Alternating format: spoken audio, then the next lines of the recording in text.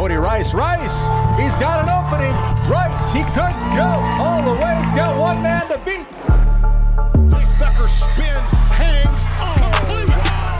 Broughton breaks through. It's a race to the end zone. Touchdown, Sioux. The Sioux strike first. It used to be on the road. Conquers back on top as Region 8 champions. That's Ben Heenick. Heenick with a load of steam, and he bowls over. One as Blake Bergstrom looks to go. Blake Bergstrom floating in midair for two.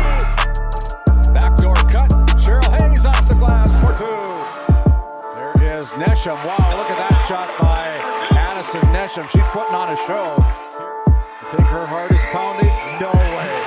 The Lucid Park Buffalo Bombers are headed to the state. Corner, 3 seconds, Semiano, no. Putback, no. The Killdeer Cowboys survive.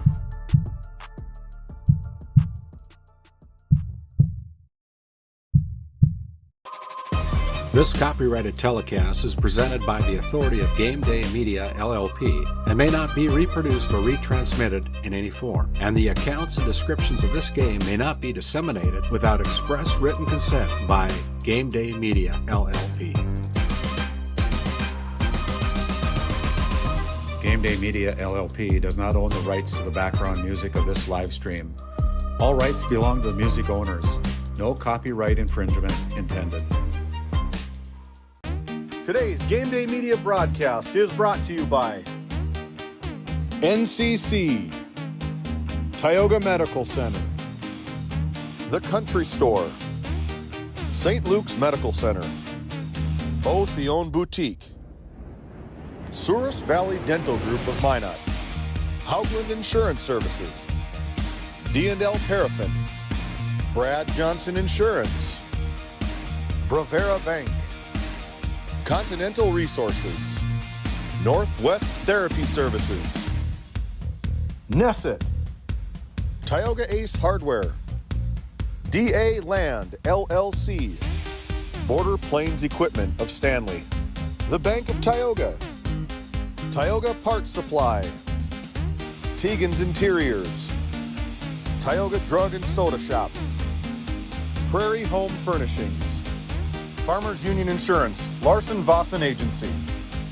Montreal County Health Center, Brandy Larson Insurance Agency, Kyle Hansen, Financial Advisor, Wham LLC and Dry Fork Supply, the City of Ray, Lindsay Grocery, Montreal Williams Electric Cooperative, Burke Divide Electric Cooperative, Powers Lake Athletic Booster Club, Faith Baptist Church of Kenmare, Ray Farmers Union Elevator, Gustafson Septic Service Incorporated, Tioga Pirates Booster Club, The Depot LLC, TNT Measurements Incorporated, Patriot Oilfield Service Incorporated, Liberty State Bank of Powers Lake, Busy Bees Hot Oil Incorporated, DeBach Harvesting, The Food Barn, Skin by Legacy,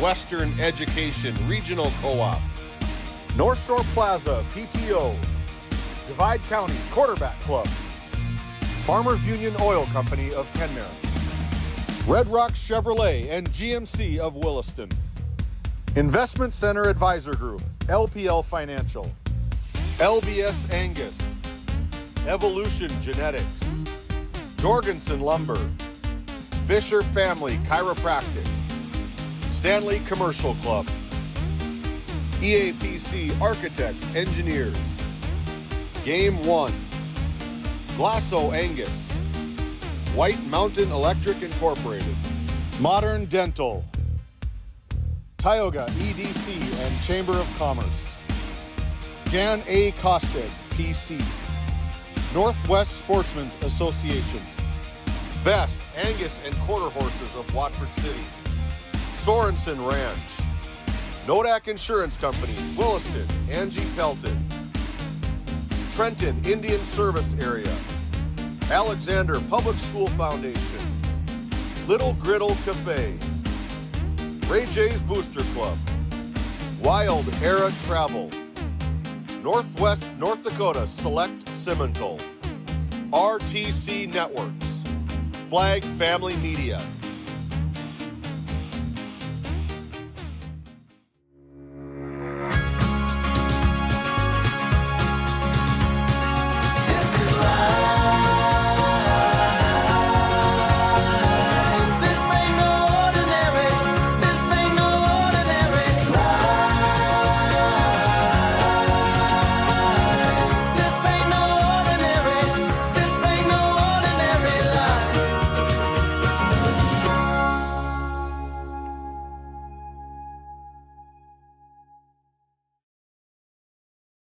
Kyle Hansen is proud to be a Thrivent financial professional, providing personalized financial guidance to people of all stages of life. Thrivent believes humanity thrives when individuals make the most of what they've been given, and Kyle is here to help you do just that. Larson Boston Agency, your Farmers Union insurance agents located at 106 Main Street North in Crosby, North Dakota, offer multiple lines of insurance, including crop, farm and ranch, home, auto, commercial, and health insurance. Give Chell or Robbie a call today at 701-965-6335. At Border Plains Equipment of Stanley, your local Case IH dealer, our vision is to be the respected and recognized leader in agricultural and equipment and the employer of choice by helping people succeed. Our mission is to serve agricultural customers and communities by partnering to meet their needs through the sales and support of farm equipment and technology. Visit borderplains.com to check local inventory or stop by at 8141 off Highway 2 in Stanley. Your local Case IH dealer.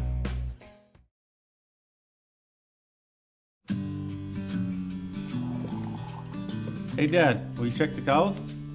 Use this instead, Grandpa.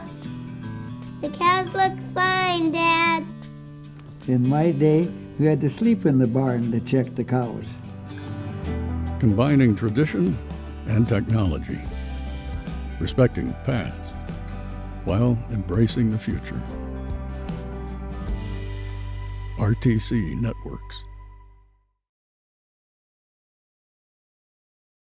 For the healthcare services you need and expertise you can trust, it's right here at home with Tioga Medical Center.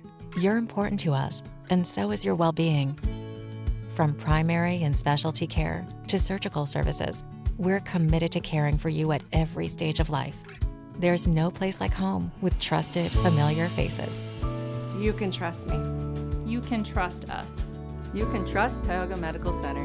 Trusted healthcare here at home. This GameDay Media broadcast is brought to you in part by At DA Land LLC, our vision is to provide for the community in which we live and operate, providing a full line of skid steer attachments, farm and ranch, equine equipment, and much more. Shop our store in Tioga, North Dakota, or visit us online at daland-llc.com. Otheon Boutique carries a wide variety of women's clothing as well as permanent jewelry. Shop in downtown Tioga or visit their website at shopotheon.com.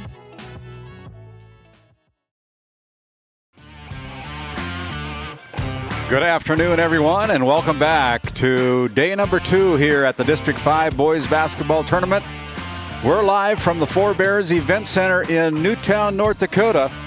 And if you enjoyed the broadcast on Friday, today's games are going to be that much better today, as we have 4 games in store for you. 0 margin for error in the first 2 games, as we have 2 loser-out matches tonight, this afternoon, where the season is quite literally on the line. Survive and advance, lose and the jerseys go back in the locker room for one more final time. Expect desperation, expect urgency, expect everything left on the floor.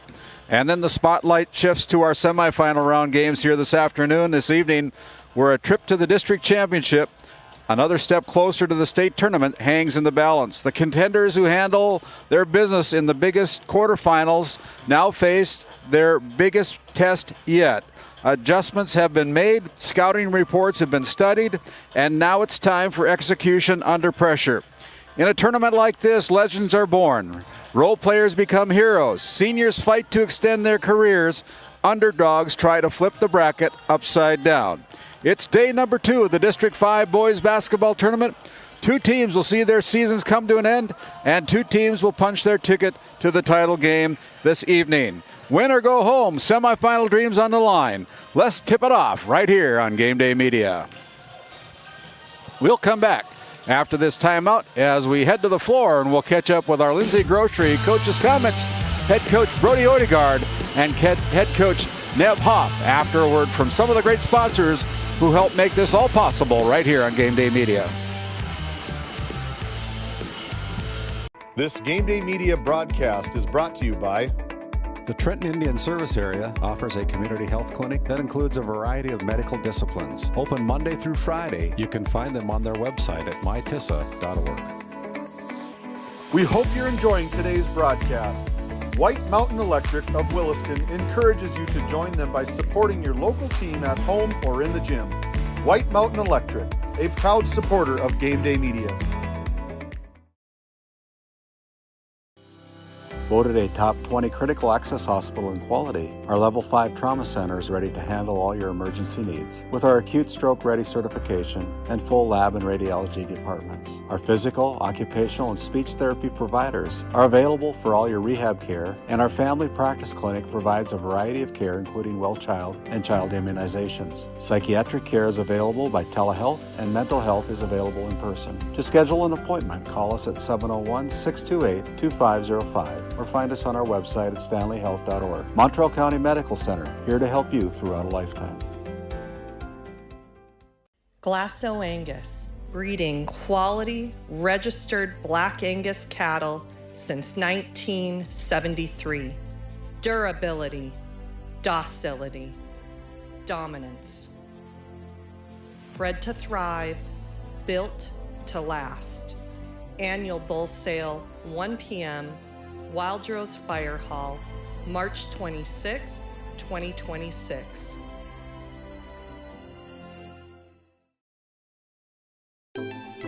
Lindsay Grocery is proud to be your locally owned and operated hometown store in Crosby, North Dakota. From fresh baked goods and crisp produce to our in-house smoked meats, we've got everything you need close to home. Stop in and experience the convenience and the friendly faces of shopping local again. We are open 7 days a week, and we look forward to serving you. That's Lindsay Grocery. Find us on Facebook for specials and updates. Welcome back into our Border Plains Equipment pregame show. Border Plains Equipment located right off Highway 2 in Stanley, North Dakota. Your local Case IH dealer. Visit borderplains.com for inventory and to explore job opportunities. Right now, we've got head coach of the Tioga Pirates, Brody Odegaard, standing by with Randy Peterson as part of our Lindsay Grocery Coach's Comments. Take it away. Yeah, thank you, David, and thank you, Dylan. Coach Brody Odegaard, first-year head coach here for the boys program, stepping in and taking over this program. Your guys have fought and fought and fought. Been on the short end a number of times this year. Got a big win in that District 5 play-in game against the Divide County Maroons a little more than a week ago. You see yourself here in a knockout game right now, so I like the matchup. I think you probably do too. Yeah, absolutely we do. You know, we've told our kids, and it didn't really dawn on them until last night, they have an opportunity to do something real unique, and that's knock 3 teams out in a district tournament. And even your championship teams don't have the opportunity to do that. And the matchup today, coming into it, looking at Trinity Christian, looking at Partial, I liked our chances. We competed well against both teams in spurts during the regular season, but have to learn how to win. And hopefully we're turning that page and hope to play a good game today. Yeah, you know, you got four seniors on this year's team providing a lot of leadership for your younger players. Your younger players have kind of stepped up and have played some pretty good basketball. I've been very impressed in some of the JV games that they've come in and played, and now they're having to do that and fill some minutes on the floor in these varsity games. What's it been like for this senior leadership along with the younger players that have played for your Pirates? I've been very happy with the seniors. You know, that's a tough situation to change coaches before your senior year. They've handled it very well, class and dignity.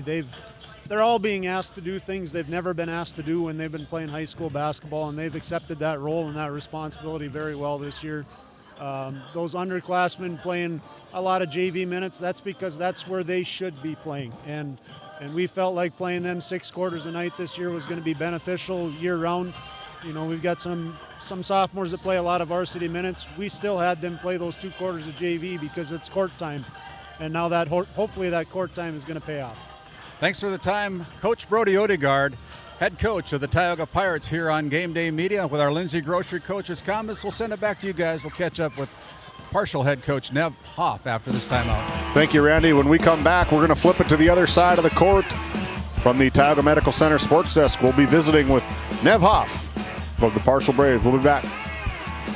Do you find yourself driving to the bank each week, writing too many checks each month, paying too many fees? As a business owner, you have a lot to worry about. Don't let banking be one of them. Contact the Bank of Tioga to explore how we can simplify your banking experience and empower your business to reach its full potential. Our team is committed to providing you with seamless banking experience tailored to your business needs. From digital banking solution to personalized support, we are here to help you thrive. The Bank of Tioga banks businesses, and we are here for you. Imagine if you had more time for what really matters. Do more with your money at the Bank of Tioga, member FDIC. Quick, somebody get Randy a step stool. He's talking to head coach of the Partial Braves, Nev Hoff, part of our Lindsay Grocery Coach's comments. Lindsay Grocery, located up in Crosby, North Dakota. You can find them on Facebook for daily and weekly specials. Lindsay Grocery, your favorite grocery store. Take it away, Randy. Yeah, I was telling Coach Hoff here, I either need a ladder or he needs to lower himself down here to get the mic level, but just kidding, Nev. Coming in, Coach, coaching up these Partial Braves, what it's been like for you as the first-year head coach for the Braves this year? Oh, it's been pretty good. We made a lot of progress. I don't think we had a whole lot of expectations going into the year, and I think we've kind of surpassed those. They've learned a lot throughout the year and just how to play together, a lot of things about how to play the game. And I know they're having a lot of fun, so that goes a long way. It's just having a good attitude and putting in a good effort every day. It's all I ask. So you have a chance to make some noise here in this knockout game, I call it, loser out game, another word for it. You have a chance here to take on the Pirates, a team that you took down earlier in the regular season. Can't overlook the Pirates. They've been playing some better basketball late in the year. What's it going to take for you guys to advance here and go to tomorrow's action? Just to play our game, to try and get on the board right away. We've kind of come out slow a few times, in the last couple of weeks, and we have played them twice already this year, and it's tough to beat anybody 3 times in a season. So hopefully we come out ready to play, and it's going to be a good game. Head coach Nev Hoff of the Partial Braves, best of luck to you from GameDay Media. We'll send it back to you guys at the Tioga Medical Center Sports Desk, and we'll continue on with our Border Plains equipment game after this timeout. So February is a short month, and that's the reason Red Rock Chevrolet GMC in Williston is trying to catch up. Yeah, and we mustered up this event, and I'll be frank, at Red Rock, we relish your business. Like $7,000 in rebates or 0% on a 26 GMC Sierra. Or rebates up to $1,750 on GMC Terrain. Yep, the deals are cooking. And don't forget to grab a free bottle of ketchup just for stopping in. Help us catch up, and we relish your business at Red Rock Chevrolet GMC in Williston. Based in Williston, North Dakota, Busy Bees Hot Oil Incorporated is a veteran-owned and managed company. Busy Bees services include water hauling, hot oil services, capstring flushes, and much more. Busy Bees will approach any job, no matter how large or small, with 100% safety and commitment. We pride ourselves on giving back to the community that has given so much to us. Looking for the perfect career? Consider Busy Bees Hot Oil Incorporated. Find them at busybbeeshotoilinc.com or give them a call at 701-572-9303 today. This GameDay Media broadcast is brought to you by... Established in 1938, Ray Farmers Union Elevator is now your full-service grain and agronomy service facility in northwest North Dakota. Based in Ray, North Dakota, we can assist you with everything from buying the seed in the spring to burn down in the fall. Get more done in a day with Ray Farmers Union Elevator. Our paths are rarely clear-cut. You may step out of bounds or even out on your own. No matter what it looks like, your path is personal, and that's what makes it powerful. Brevera Bank, Insurance and Wealth. At Souris Valley Dental Group, we've been using modern treatment techniques and products to help families smile since 1968. Voted as the #1 dentist in Minot, our team of expert dentists combine their unique areas of expertise and their experiences to create treatment plans that help each individual patient meet their goals. Contact our dental office at 701-419-8900 or visit surrisvalleydental.com to schedule an appointment today. You can count on us to keep your family grinning from ear to ear for many years to come. And as we continue on here, we have 2 loser-out games. Our first game this afternoon will feature the number 9 seeded team coming out of the regular season, the Tioga Pirates, who upset the Divide County Maroons in a knockout game to get into this tournament. They're up against the number 4 seeded team coming out of the district standings. The Braves with a 9-11 overall record. The Pirates with a 2-19 record, and the Pirates have a chance, like Brody Odegaard, head coach for the Tioga Pirates, explained. They've got a chance to make some noise here, and he likes the lineup. I want to introduce myself. My name's Randy Peterson, and I want to welcome in our color commentator for game number 1, Dylan Loper. Dylan, thanks for coming on board and making the trip down here for Bears. Yeah, thanks for having me. I'm excited. Full couple days of basketball ahead of us. It's go time. Yeah, and so the Pirates coming in, losing in the regular season by a score of 76-47. The Braves, under first-year head coach Nevitz Hoff, have got 9 wins under their belt, kind of a 500 team, but Brody Odegaard likes the matchup because I think he thinks he can play with them, and I think the players do too, having a little bit of success kind of to a similar team like Divide County, and if they can put together 32 minutes, you never know what might happen here. Yeah, we got to see them earlier in Divide County in that knockout game. So they've already had this experience of win or go home. They got second life winning that game. I was really impressed with the Tioga Pirates. That's the most full team game that I've seen, whether it be 32 full minutes, whether that be guys like Lane Lenzen coming off the bench, Graham Schaefer. They came in and had big minutes, and that's what they're going to need tonight is another just full 32 minutes from whether it be the first guy or the 8th guy coming off the bench. Everyone's going to need to step up for the Pirates. It's time now for our Red Rock Auto GMC Chevrolet Player Spotlight, and for the Tioga Pirates, it is going to be number 5, Jaron Ron, for the partial Braves, it'll be number 11, Memphis Walking Elk. And Walking Elk holds a 17-point per game average, 3 rebounds on the year, 3 assists, and 2 steals for the 6-foot senior. And he's kind of been the gas in this motor for the partial Braves, a senior. Yeah, he's a fun one to watch. He can get hot in a hurry, and I believe he had a game that he scored 30 earlier in the year. He puts up points in a hurry, and that's what Tioga has to limit, is allowing the partial Braves and Memphis Walking Elk to get warm. Yeah, the Red Rock Auto, you can find them at redrockchevygmc.com. They're in Williston, North Dakota, for fast and reliable service and car shopping made easy. You can check out their website at redrockchevygmc.com for specials on new and pre-owned inventory. Stop by and say hi to Baron Perizic, the general manager over there in Williston, North Dakota. And as we wait for the Tioga Pirates to come up, we'll take a look at our polls that are underway, kind of coming down to the season end here for the Division B rankings. These polls are brought to you by Prairie Home Furnishings over in Stanley, North Dakota. Everything your home deserves can be found at Prairie Home Furnishings in Stanley. They're 1 block east of Main Street. You can find them on Facebook and browse their local inventory. And as we take a look at still Central McLean Cougars with all 14 first-place oats remaining at number 1 with still a perfect record at 19-0.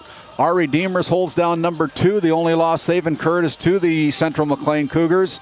The Ray Jays are also 18-1, I guess it is. 19-1 probably after the district tournament play. But the Ray Jays holding down number 3, and they've been at that number 3 slot. They're a fun team to watch. You'll see them at about the 6 o'clock mark here tonight on GameDay Media, taking on the Williston Trinity Christian Crusaders. Hankinson Pirates moving up from number 5 to number 4 in this week's poll. And moving down from number 4 to number 5 is Midway Minto. Others receiving votes are Oaks and New Roxford Cheyenne, Rockets. And that's your Prairie Home Furnishings Division B state rankings as the Pirates have come back out on the floor. We'll continue on with our Red Rock Auto GMC Chevrolet player spotlight, and we got to look at number 5, Jaron Ron, for the Tioga Pirates. Ron, only a sophomore, but he's the one that has provided a lot of the offensive spark for the Tioga Pirates, averaging 10.3 points a game, 7 rebounds a game. He shoots 62% from the free throw line. He stands 6'2" and only a sophomore, and we've seen him a few times this year, Dylan. What's your overall synopsis of Jaron Ron? Yeah, you mentioned the word overall, and that's going to be Jaron Ron tonight. He has to do a lot for this Tioga Pirates teams.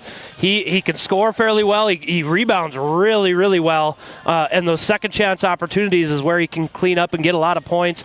Also in transition, this Tioga Pirates team has a lot of speed, and part of that being Jaron Ron. He's a quick one. He's going to be, as you mentioned earlier, he's going to be the motor to this engine, or to this car. Pardon. Yeah, and as we continue on, we'll look at our Country Store starting lineups here for the first game between the Tioga Pirates and the Partial Braves, as we have the Pirates in their white uniforms warming up on the right side of your screen. The Partial Braves wearing their visiting uniforms, their purple uniforms. And as we look at the Country Store starting lineups, located over in Powers Lake, North Dakota, you can find them on their Facebook page or online at www.countrystore.doitbest.com. If they don't have it, you probably don't need it over there at the Country Store with Jarrett and Brenda Van Berkom welcoming you in to the Country Store. And as we take a look at the starting lineup for the Tioga Pirates, they're going to go the same way that they've gone all season long for the most part. It's number 2, Rylan Hollingshead, a senior.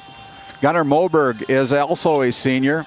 And Jaron Ron is a sophomore. Weston Lallam wears number 10. He's a sophomore. And rounding out their starting lineup for the Tioga Pirates is Diego Garcia, another senior, wearing number 34. So it's Hollingshead, Moberg, Ron, Lallam, and Garcia for head coach Brody Odegaard. And we take a look on the other side of the floor.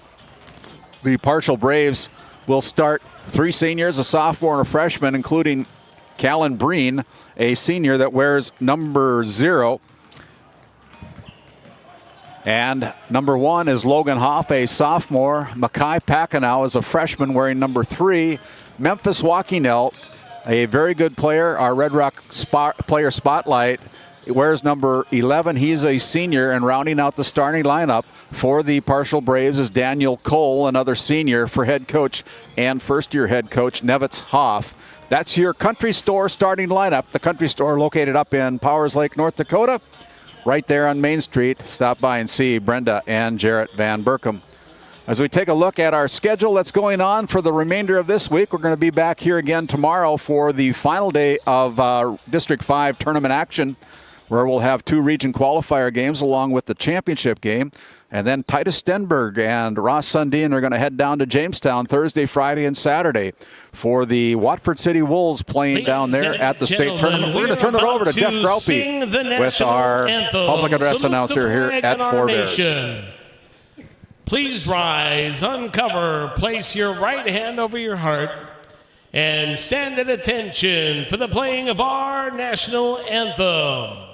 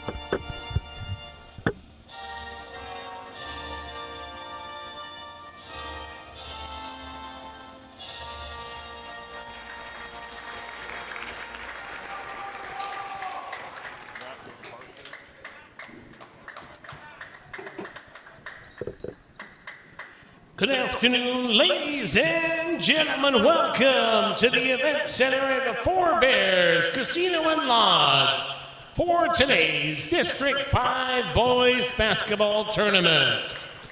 Today's first matchup features the Braves from Parshall and the Pirates from Tioga.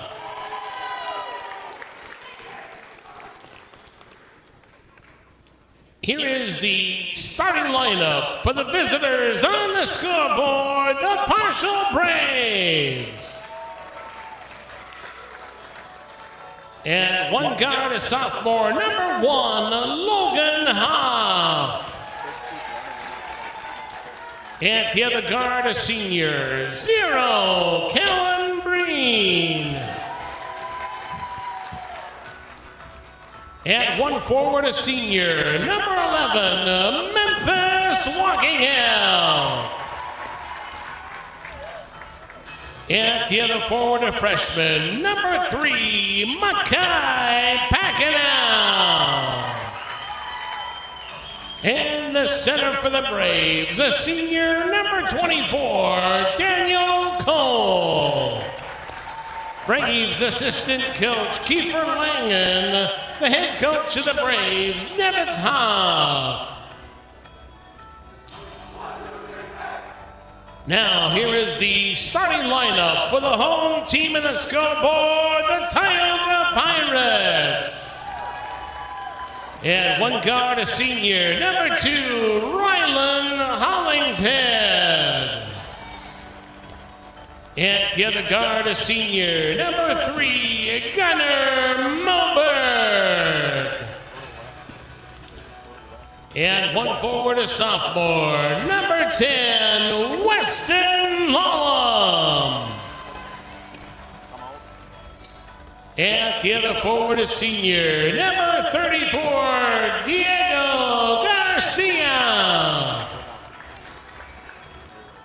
And at the other forward, a sophomore, number 5, Jaron Ron. Pirates assistant coach, Tim Schaefer.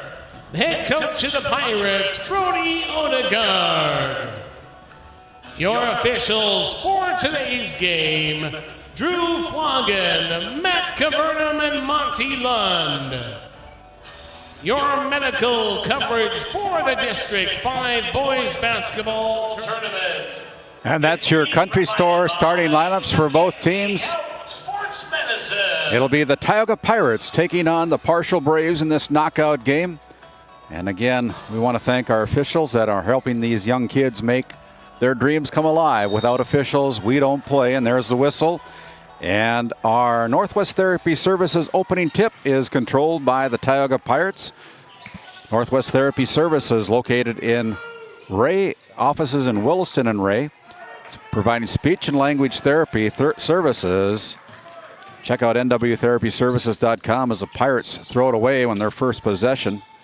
And here come the Parshall Braves. It's Hoff giving it up to Walking Elk. He casts from 3. That's no good.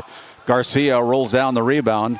And we're underway here with Ron on the second possession for Tioga. Garcia, little hitch and go, gets to the lane, no good. Lawlum with the rebound, now in paint, in trouble, and now throws it away. Turnover number 2 against the Pirates. Well, that's something they can't live with, is multiple turnovers.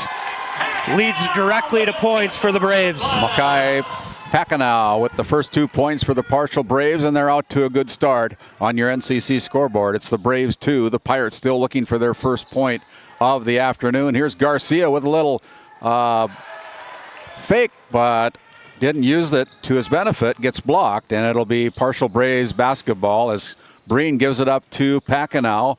Packenau in the paint with the dish out to Walking Elk. Walking Elk goes to number 1, that is Logan Hoff.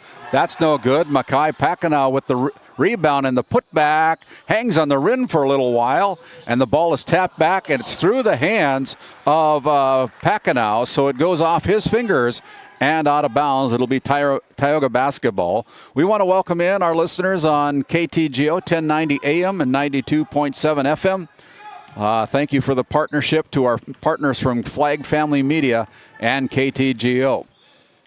Left side to Ryland Hollingshead on the left wing. Pirates still looking for their first point of the afternoon, down 2-0 here at the Four Bears Event Center. Here's Lallam with a bounce pass into Garcia. Now a nice pass down low, and Hollingshead connects.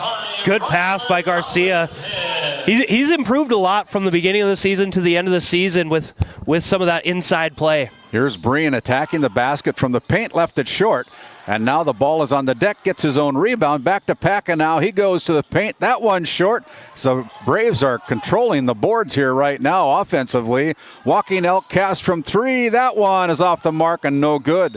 And then the ball is going to be off the fingertips of Jaron Ron. And so it'll stay with the Braves as the Braves offensive rebounds name of the game here in that possession. Yeah, the Braves have been the more physical team here early in the first 2+ minutes.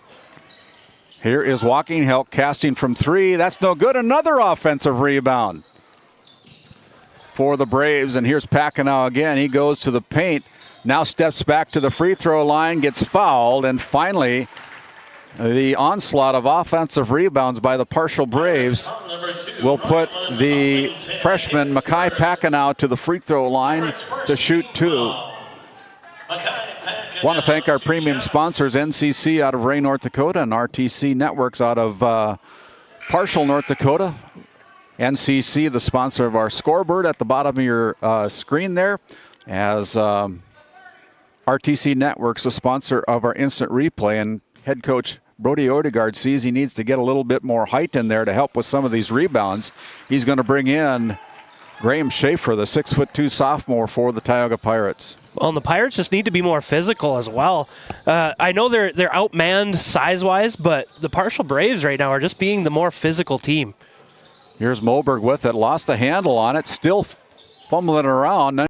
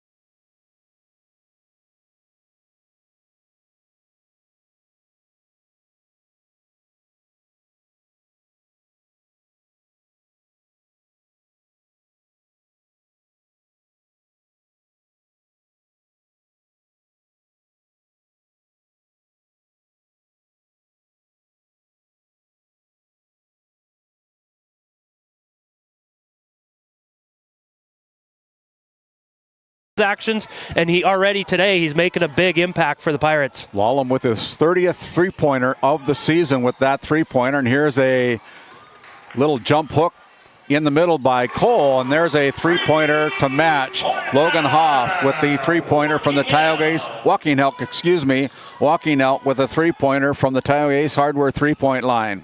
Well, and that's the dangers for the Pirates. They have to rebound. Can't give this Braves that many opportunities.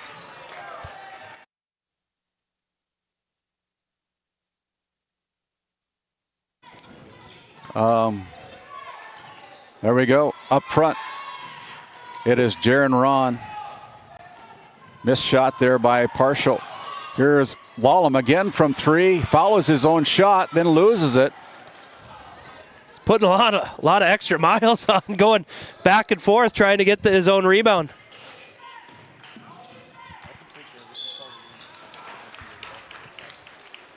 Seven to 6, 3:31 remaining. Pirates foul number 5, Jaron Ron. First personal, second team foul. Mackay Packenow will go to the free throw line and puts in the first of two free throws. Packenow, a really good looking athlete for the Braves. Hard to believe that he's just a freshman. 7-7 with 3:31 remaining. Packenow again at the Souris Valley Dental Group free throw line. That one is up and no good, as Grimes goes high for the rebound and pulls it down. And here comes Michael Grimes into the front court. 7-7, and then they throw it away. Unforced turnover for the Pirates, the third of the night, as Pirates have brought in Lane Lenzen and Michael Grimes, along with Graham Schaefer, Moberg, and Gunnar Moberg and Rylan Hollingshead on the floor for head coach Brody Odegaard. Grimes had some really nice passes in that game against Divide County. Looking for another one there, just a little too aggressive. Kick out here to number 2. Shot put up. That's no good. Pirates are fighting for the basketball. Pulled down by Rylan Hollingshead on that missed shot. He comes into the front court. Much more physical in the last couple minutes by the Pirates, and it's shown on the defensive side. Lane Lenzen tacks the basket. He's going to go to the free throw line for Tioga, as a foul is going to be blown against Nate Baca, his first personal foul. And Baca, the 5'6" sophomore, fouls Lane Lenzen, who heads to the Souris Valley Dental Group free throw line. First one's up and good for Lane Lenzen. He's on the board with his first point here this afternoon. And the Pirates hold a 1-point lead, 8-7, as Garcia checks back in for Graham Schaefer.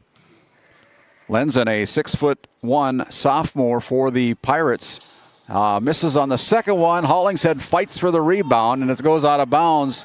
Last touched by the Tioga Pirates, Hollingshead, and so it'll be partial basketball with a lead for Tioga at 8-7, 2:49 remaining.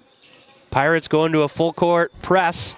Almost thrown away, and now the ball is going to go out of bounds. It's going to be last touch. Yeah. Let's take a look at that RTC Network instant replay. That press getting them agitated, and then, right off of the knee. Possession to the Pirates. 8-7 with 2:43 remaining. Moberg will trigger the inbounds pass for the Tioga Pirates underneath, right side, underneath his own basket. He gets the ball, and we're looking for an inbound pass to Lane Lenzen from the right elbow. Can't connect. Ball's on the floor, picked up there by Michael Grimes. He lost the handle on it, and now we're going to have a foul that's going to be whistled against the Tioga Pirates. Foul number 1, Michael Grimes. First personal, third team foul. Grimes with his first personal foul.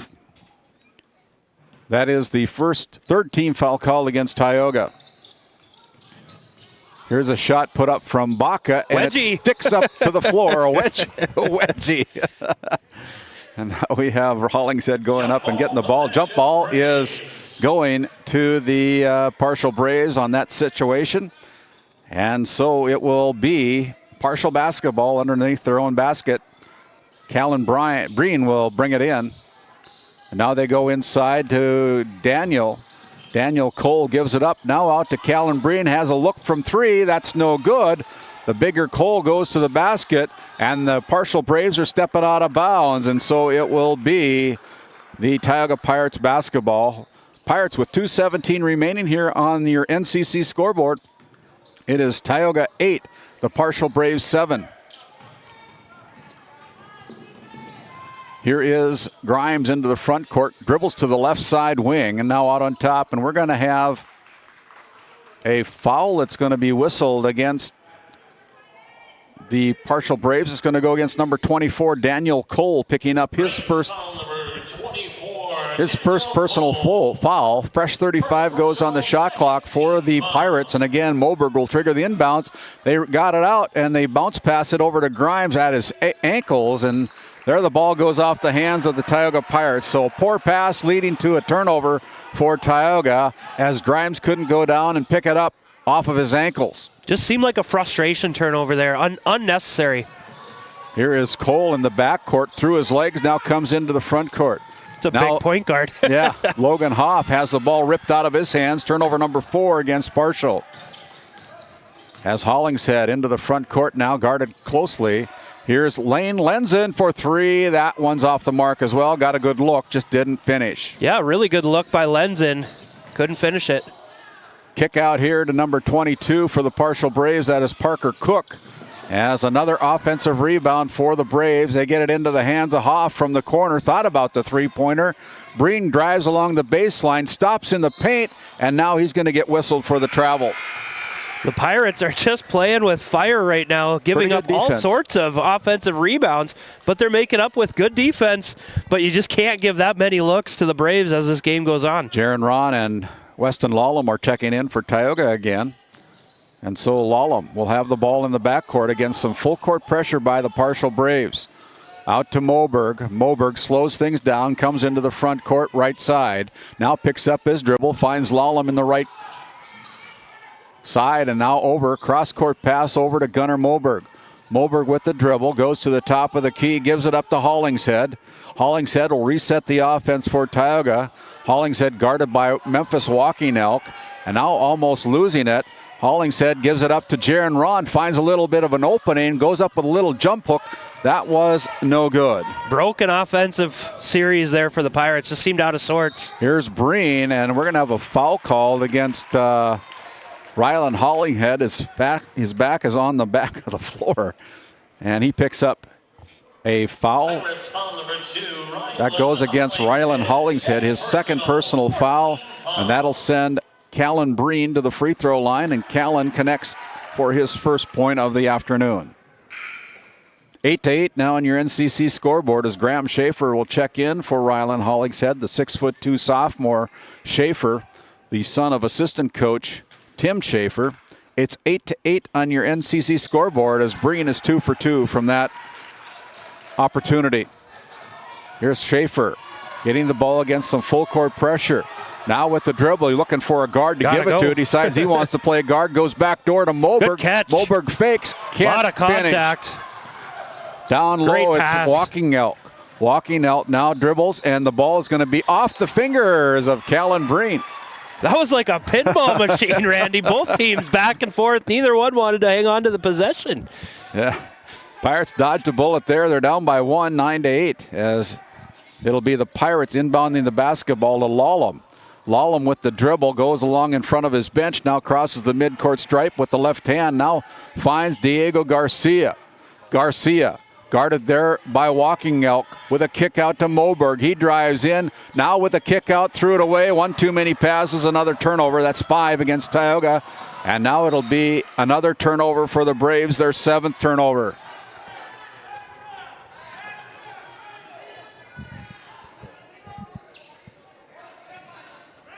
Exactly 1 second remaining. They give it up to Lallam, and he runs out of time, but that won't count. But a steal with 1 second to go by the Braves comes up short. Your first quarter score, it's the partial Braves 9 and the Tioga Pirates 8. We'll be back after this timeout. We'll come back with our Northwest Therapy Services second quarter after a word from our sponsors. Founded in 2019, Northwest Therapy Services, located in Ray and Williston, North Dakota, provides speech therapy in our clinics as well as partnering with local schools and nursing facilities to provide on-site therapeutic services. Our therapists offer language therapy as well as therapy for social, cognitive, communication, swallowing, feeding, and voice disorders. We are dedicated to providing the highest level of quality services.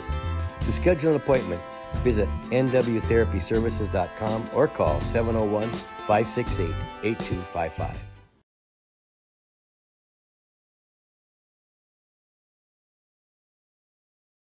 As we bring it back here for the start of our second quarter, a good one by the partial Braves as they held a 1-point lead, 9-8 on your NCC scoreboard against the Tioga Pirates. The partial Braves are the number 4 seed of this tournament coming into the regular season, and the Tioga Pirates are the number 9 seed, having upset the Divide County Maroons a little over a week ago, and they punched their ticket to the district tournament.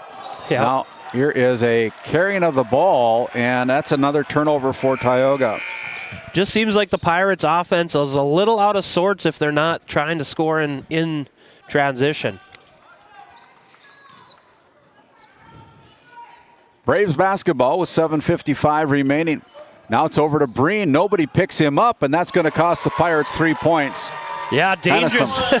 Pirates switched to a 2-3 zone and didn't guard anyone. Well, if you're going to switch to a zone, you better put a hand in somebody's face as they hustle down and get 2 of those 3 points back with Moberg getting the bucket off the left side. And now here's the ball going out of bounds. It's going to be last touch by the Braves, and so it will go over to the Tioga Pirates as the Braves continue their full court pressure. I'd like to see the Pirates try to push the tempo against this full court press. That's the only way they've been able to score, has been out of second chance opportunities or transition. Here's Moberg with a little shot that's no good. The Pirates get the offensive rebound. Ron goes up, rattles the rim, can't connect. Kind of a missed opportunity there for the Pirates. Golden opportunity. Packenow comes into the front court. Over, it's going to be Mackay Packenow from 3. That's off the mark, and the rebound taken away by Michael Grimes as he hustles into the front court left side. Now Tough is in corner. trouble. Look out. Now we have a turnover. Another turnover for Tioga as Callan Breen has his 5th point in the quarter off the Tioga turnover. Tough spot to pick up the balls. Another turnover. Yeah, Pirates kind of imploding here as Packenow picks up another one. We'll send it back to our Tioga Medical Center sports desk. We have a timeout on the floor sponsored by Nesset Consulting. It'll be a short timeout. We'll be back. Cattlemen, the Northwest Select Simmental Sale would like to invite you to our annual sale Saturday, March 14th at 1 o'clock p.m. with a free lunch starting at 11 o'clock featuring 80 Simmental and Sim Angus bulls and heifers. If you can't make it, the sale will be broadcast on DV Auction. Juniors all open heifers will be eligible for the Northwest Select Junior Futurity Show this summer. For more information, call Bob Grant at 701-340-8082 or Gary Cease at 701-509-1154.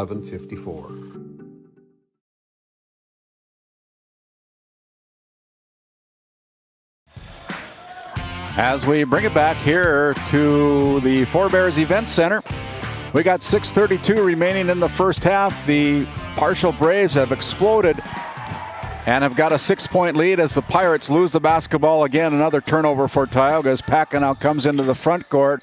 Here is Mackay with a little spin move, puts it in for 2. Good move by the freshman, spinning into the lane and finishing. Excellent move. So an 8-point lead, 18-10 for the Braves as here is Lane Lenzen going in. He missed a bunny. Graham Schaefer goes in, gets blocked from behind. Really nice block. Partial Braves flexing their muscles right now. Walking Elk, nobody picks him up. Pirates lazy on defense, getting back, and it cost them 3 points. Might want to defend him. He's the Red Rock player spotlight for a reason, and Coach Odegaard's going to take another Nesset timeout. We'll take one as well. So what once was a 1-point lead for the Braves at the end of the first quarter has exploded to an 11-point lead with 5:46 remaining in the second quarter. We'll be back. Looking for top quality groceries and ready to go meals? Visit The Depot, owned by Julie and Josh Bummer in Crosby, North Dakota. This specialty grocery store offers a wide selection of premium meats, including 100% ranch source beef from the Nelson Livestock Company, essential grocery items, and delicious pre-made meals perfect for any occasion.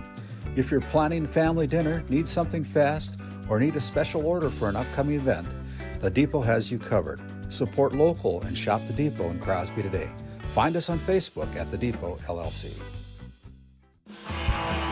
As we bring it back here to live action from the Forebears Event Center, we want to thank the Divide County Quarterback Club, established in 1971. Nate Nelson, the leader of the Divide County Quarterback Club. Also want to thank our third-year sponsor, the Tioga Pirates Booster Club, supporting these Pirates, and the Williams County Firestorm and the Northwest Stars Gymnastics Program. Also want to thank the Faith Baptist Church up in Kenmare, North Dakota. Pastor Mike Frontfelter inviting you to worship each and every Sunday. Worship service at 11 o'clock. And there is a travel right off the timeout. Another situation where the Tioga Pirates got themselves in the wrong place on the floor. You're exactly right. Just picked up the dribble right in the coffin corner right after half court. Nowhere to go. Just hoping a prayer, and it wasn't answered. And there you go. It's going to be stolen away. And here Rylan Hollingshead's got it. Now he's getting double teamed, and we're going to have a reach foul called against the Partial Braves. It is going to go against number 11, I believe, Memphis Walking Elk. His first personal foul. Right now, either team just trying not to turn the ball over. Yeah, we've had a bunch of them. On the turnover line of my scorebook, Pirates have got 9, and the Braves have got 8. Here's Lallam into the front court, gets away from defenders, then loses the basketball. Didn't handle it. And now here is Packenow, and we're going to have a foul called against Jaron Ron. Ron picks up his second personal foul. The Pirates don't need that. He averages 10 points a game. The leading scorer for the Tioga Pirates now has 2 personal fouls, and looks like he may come out of the game at the next opportunity as Packenow continues his hot shooting from the free throw line. He's 2 for 3 right now. He had 3 points in the first quarter. He's got 5 now here in the second quarter. A chance to bump it up to 6 with a made free throw here. That one is up and good as well. Smooth free throw out of Packenow. He's a fun freshman to watch. 23-10. A 14-2 run for the Partial Braves coming out of the first quarter as Gunnar Moberg had checked in. Lane Lenzen now with the basketball. No movement by the Pirates. Yeah, Pirates are just standing around. And, nobody's moving. Yeah, it's just stagnant right now. Rylan Hollingshead driving to the basket, gets underneath the basket, gets in trouble, and then the ball goes off the fingers of the Tioga Pirates. That's a turnover against Tioga. As number 15, Brendan Hawkinson, a 5'11" sophomore, has checked into the game for head coach Nev Hoff. Seeing his first minutes here tonight. As Walking Elk comes into the front court. They go right side to Breen in the corner. Breen can't connect, and there the ball hits the floor before the Pirates come up with the rebound. And now we're going to have another foul called against Tioga. It looks like it's going to be going against Callan Breen. Yeah, just a little too physical, trying to ride him out in that back court, trying to force another turnover. Got a little too aggressive. His first personal foul against Callan, the 6'1" senior for the Braves, with 4:42 remaining. NCC score is 23-10. The Braves on top of the Pirates here in game number 1 of day number 2. Here is Moberg going in, puts up the shot, draws a foul. He heads to the Souris Valley Dental Group free throw line to shoot 2. That was all just him putting his head down and forcing the action. Probably best case scenario for the Pirates, still not a lot of movement. Callan Breen just picked up his second personal foul. And Gunnar Moberg, the senior for Tioga, goes to the Souris Valley Dental Group free throw line and knocks down the first one for his 5th point of the night here. A 5'10" senior averaging 5.3 points a game on the regular season. Has matched his 5-point average and can knock down his second free throw, and he's got 6. He's perfect from the line on that opportunity. And now here is a foul called against Gunnar Moberg. I was just going to say, that allows them to set up that press and try for a turnover. They were close, but just caught a little wrist rather than the ball. Second team foul call against Tioga with 4:25 remaining here in this second quarter. They go back door to Packenow. Here's Hawkinson with a southpaw shot, no good. Callan Breen with the long rebound and a reverse layup. As we take a look at that RTC Network's instant replay, Callan Breen with the 2-point deuce. Nice job getting the offensive rebound, second chance opportunities looming large as there's another turnover by the Pirates, followed by turnover by for the Braves. Good pass. Here is Moberg with another bucket, having a nice second quarter here. He's got 6 in the quarter, 8 in the game now. The lead is 11 for the Braves. How about that pass by Lane Lenzen? Down low, it's Baca giving it up to Walking Elk. He pulls the trigger from 3, no good. Pirates can't get the offensive rebound again, and we're going to have another foul on the floor before the shot against the Tioga Pirates. According to my very unofficial rebounding numbers, it's 17-8 right now with the Braves with a monster lead. 25-14, that foul call against Weston Lallam, his first personal. They get the ball inbounded to Packenow. Nice move by Packenow. He's working hard. Yeah, he's having a good quarter as well. He's got 8 points as well. Well, and the freshman just has the size advantage on the senior. Don't see that very often. Lallam comes into the front court, finds Gunnar Moberg on the drive with a kick out now. They go over to Lane Lenzen, kind of left all alone. Gunnar Moberg goes up and puts it off the glass right side for 2 more. Nice touch. Breen just stayed straight up. Said, shoot over me. Said, thank you very much. Moberg has exploded for 8 points here in the second quarter. He's got 10 in the game as the ball.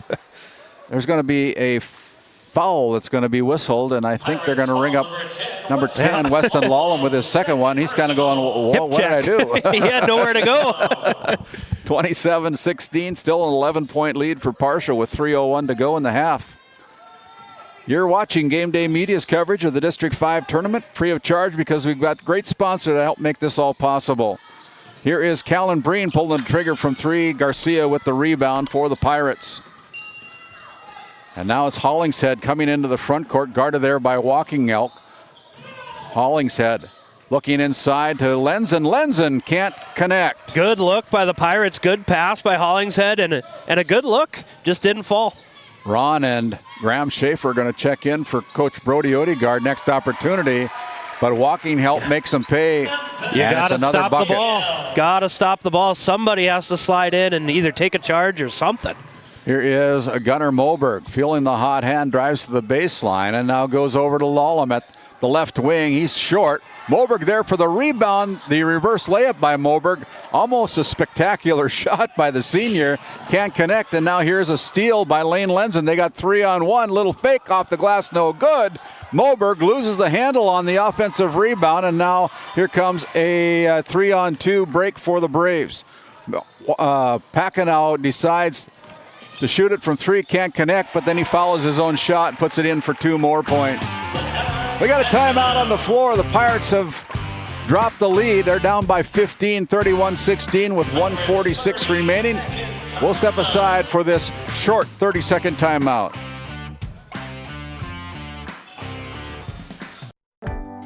Located in Crosby, North Dakota, Brad Johnson Insurance has been helping clients find insurance coverage since 1986.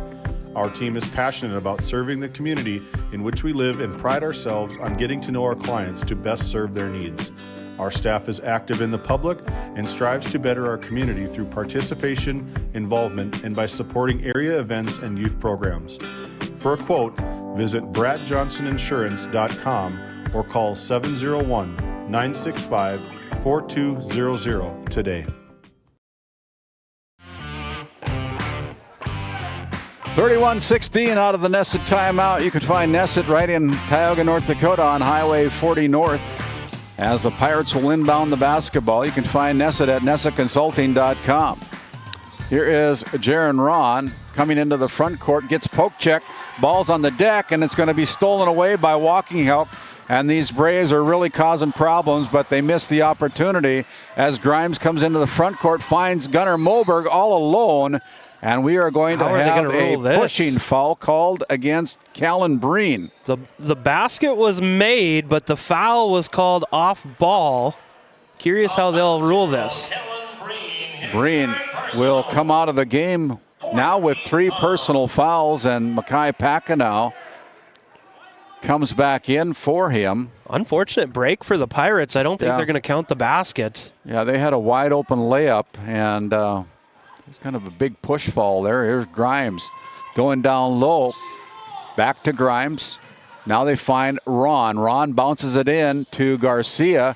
Garcia in a little bit of trouble. Now the ball goes out of bounds. Last touch by the Braves. Yeah, he was working hard down there, but Cole, just a mountain inside, rejected him. It'll be Jaron Ron triggering the inbounds pass right side for the Tioga Pirates. They get it into Garcia. He missed a little bunny, kind of short-armed it. Here's Grimes pulling the trigger from 3. That's no good as well. Kind of a missed opportunity there for Tioga. Yeah, that's been kind of the case this whole first half, is missed opportunities for the Pirates. Here's Packenow with the turnover. 31-16, 1:01 remaining. As Jaron Ron will inbound the basketball for the Tioga Pirates. They get it into Grimes. Michael with the dribble. Picked up there by Logan Hoff, now comes into the front court. Grimes with the bounce pass down to Garcia off the glass. I think Cole altered that.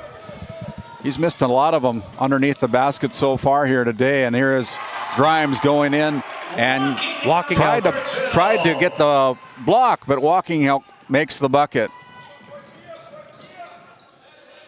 It's Grimes giving the ball up to Graham Schaefer. Graham with it, looking for somebody. The Not a Pirates whole lot standing of, around. Yeah, they're just standing around, and it's causing problems. And here's Ron. Ron goes off the legs of the Partial Braves, last touch by the Braves. And so it'll stay with Tioga with 23.8 seconds to go. Your NCC scoreboard, the Partial Braves 33, the Tioga Pirates 16. It'll be Schaefer going down underneath. Good find by Graham Schaefer. Diego Garcia, the recipient of a great assist by Schaefer. Really good pass by Schaefer.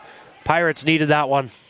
10 seconds remaining here in the first half as Walking Elk drives in off the glass, no good. Another offensive rebound. Packenau's got a good look from the top of the key. They let the ball land in the hands of Cole, and that allows the time to run out with no shot. We'll be back. We'll do some scoreboard accounting here. We'll come back with our Bank of Tioga halftime show with all of our individual and team stats after this timeout. You're watching District 5 Boys Basketball Tournament coverage here on GameDay Media. Welcome to Stanley. Our local businesses have the home field advantage, a community where tradition meets progress. Discover the charm of our past and the promise of our future, a winning combination. Support local, shop local, and be a part of something special. Take the home field advantage at visitstanley.org and follow us on Facebook. Be sure to like, subscribe, and share.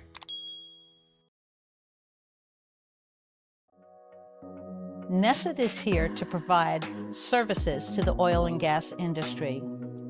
We have a fabulous, fabulous geologic jackpot right here in North Dakota.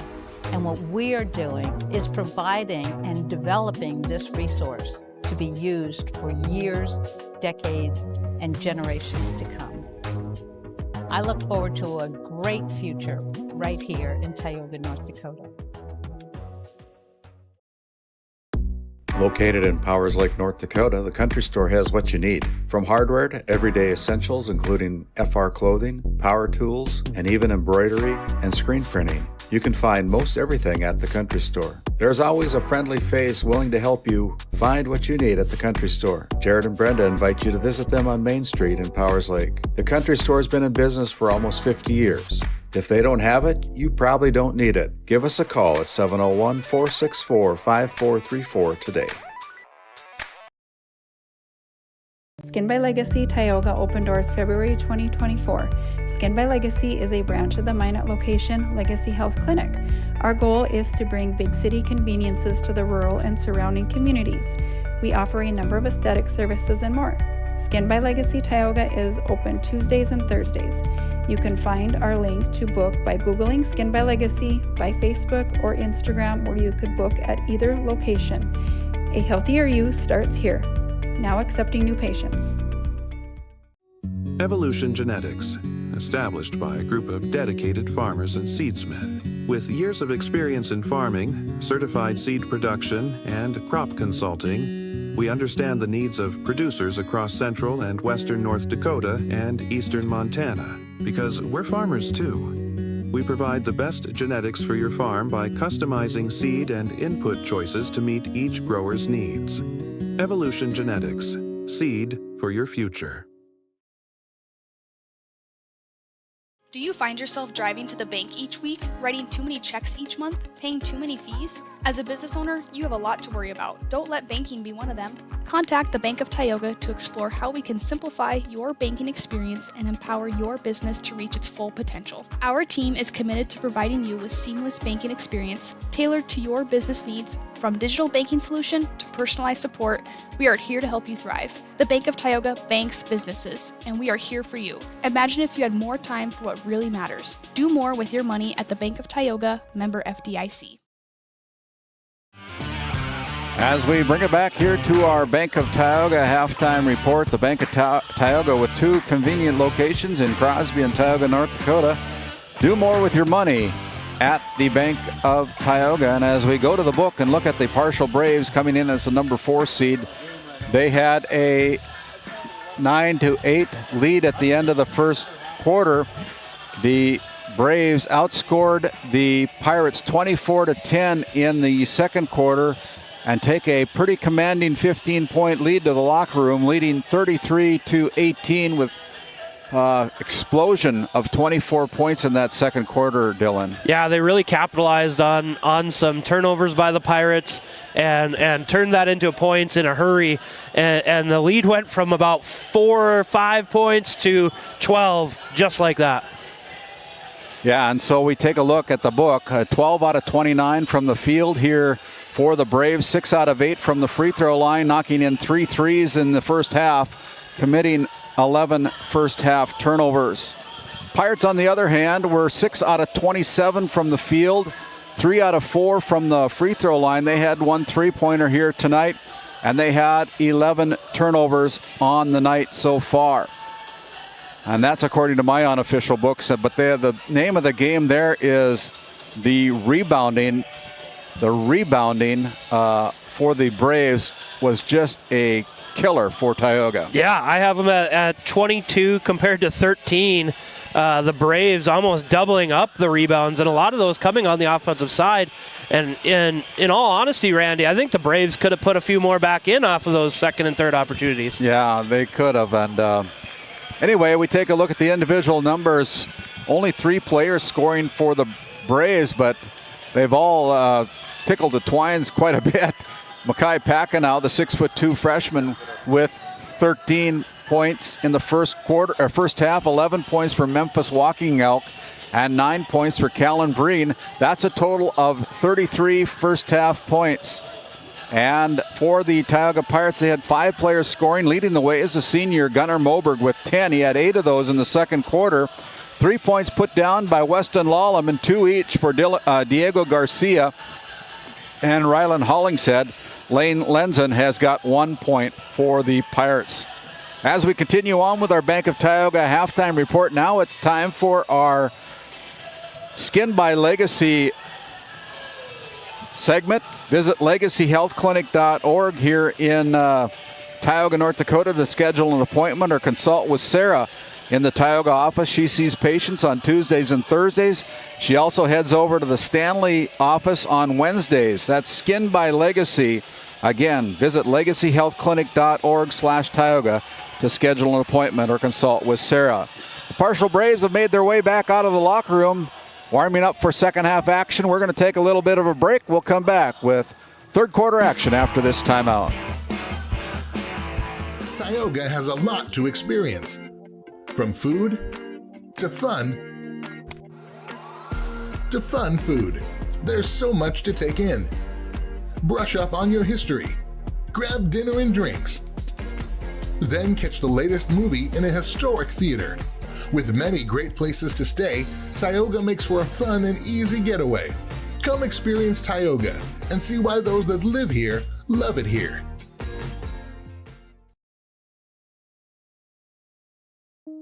This GameDay Media broadcast is brought to you by... Since 1952, Liberty State Bank of Powers Lake serves Burt County and the surrounding areas with a full suite of financial services. We are committed to being your bank of friendly service. Liberty State Bank, FDIC insured. Tioga Drug and Soda Shop, located at 106 North Main Street in Tioga. Visit tiogadrug.com.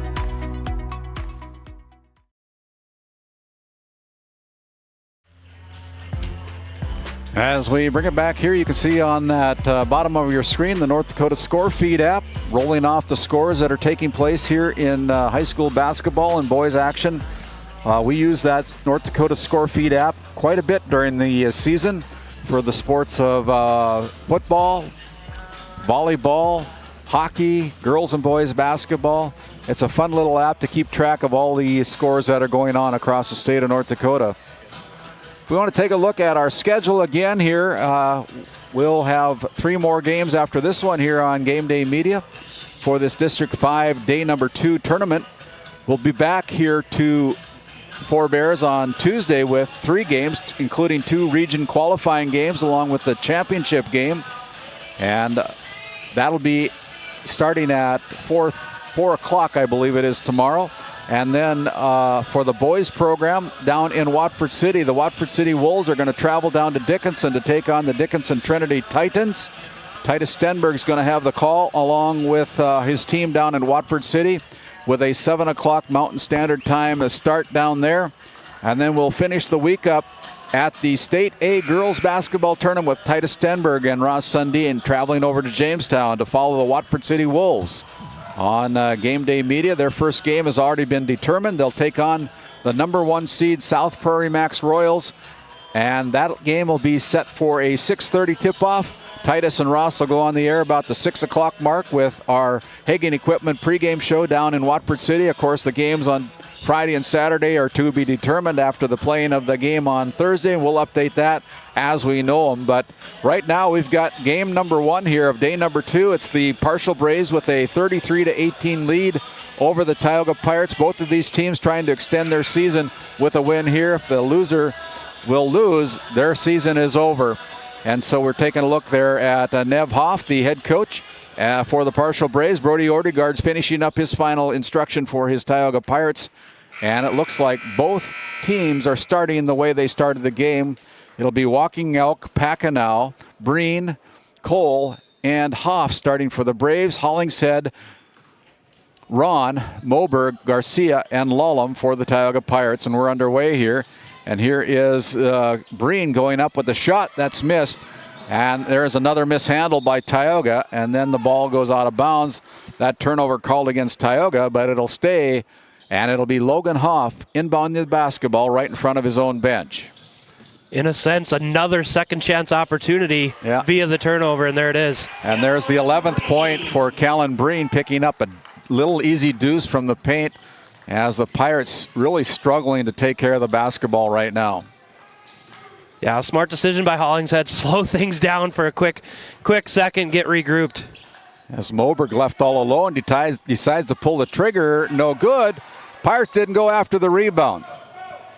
That's kind of been the standard so far today as Partial gets another rebound. And the Partial gets it, yeah. Callan Breen throws it up from 3, no good. Hoff with the rebound. His last touch is going to be off of Tioga. It'll stay with the Partial Braves. Well, and a good job done by Daniel Cole just tracking down that rebound. Seems like they just wanted a little bit more. Yeah.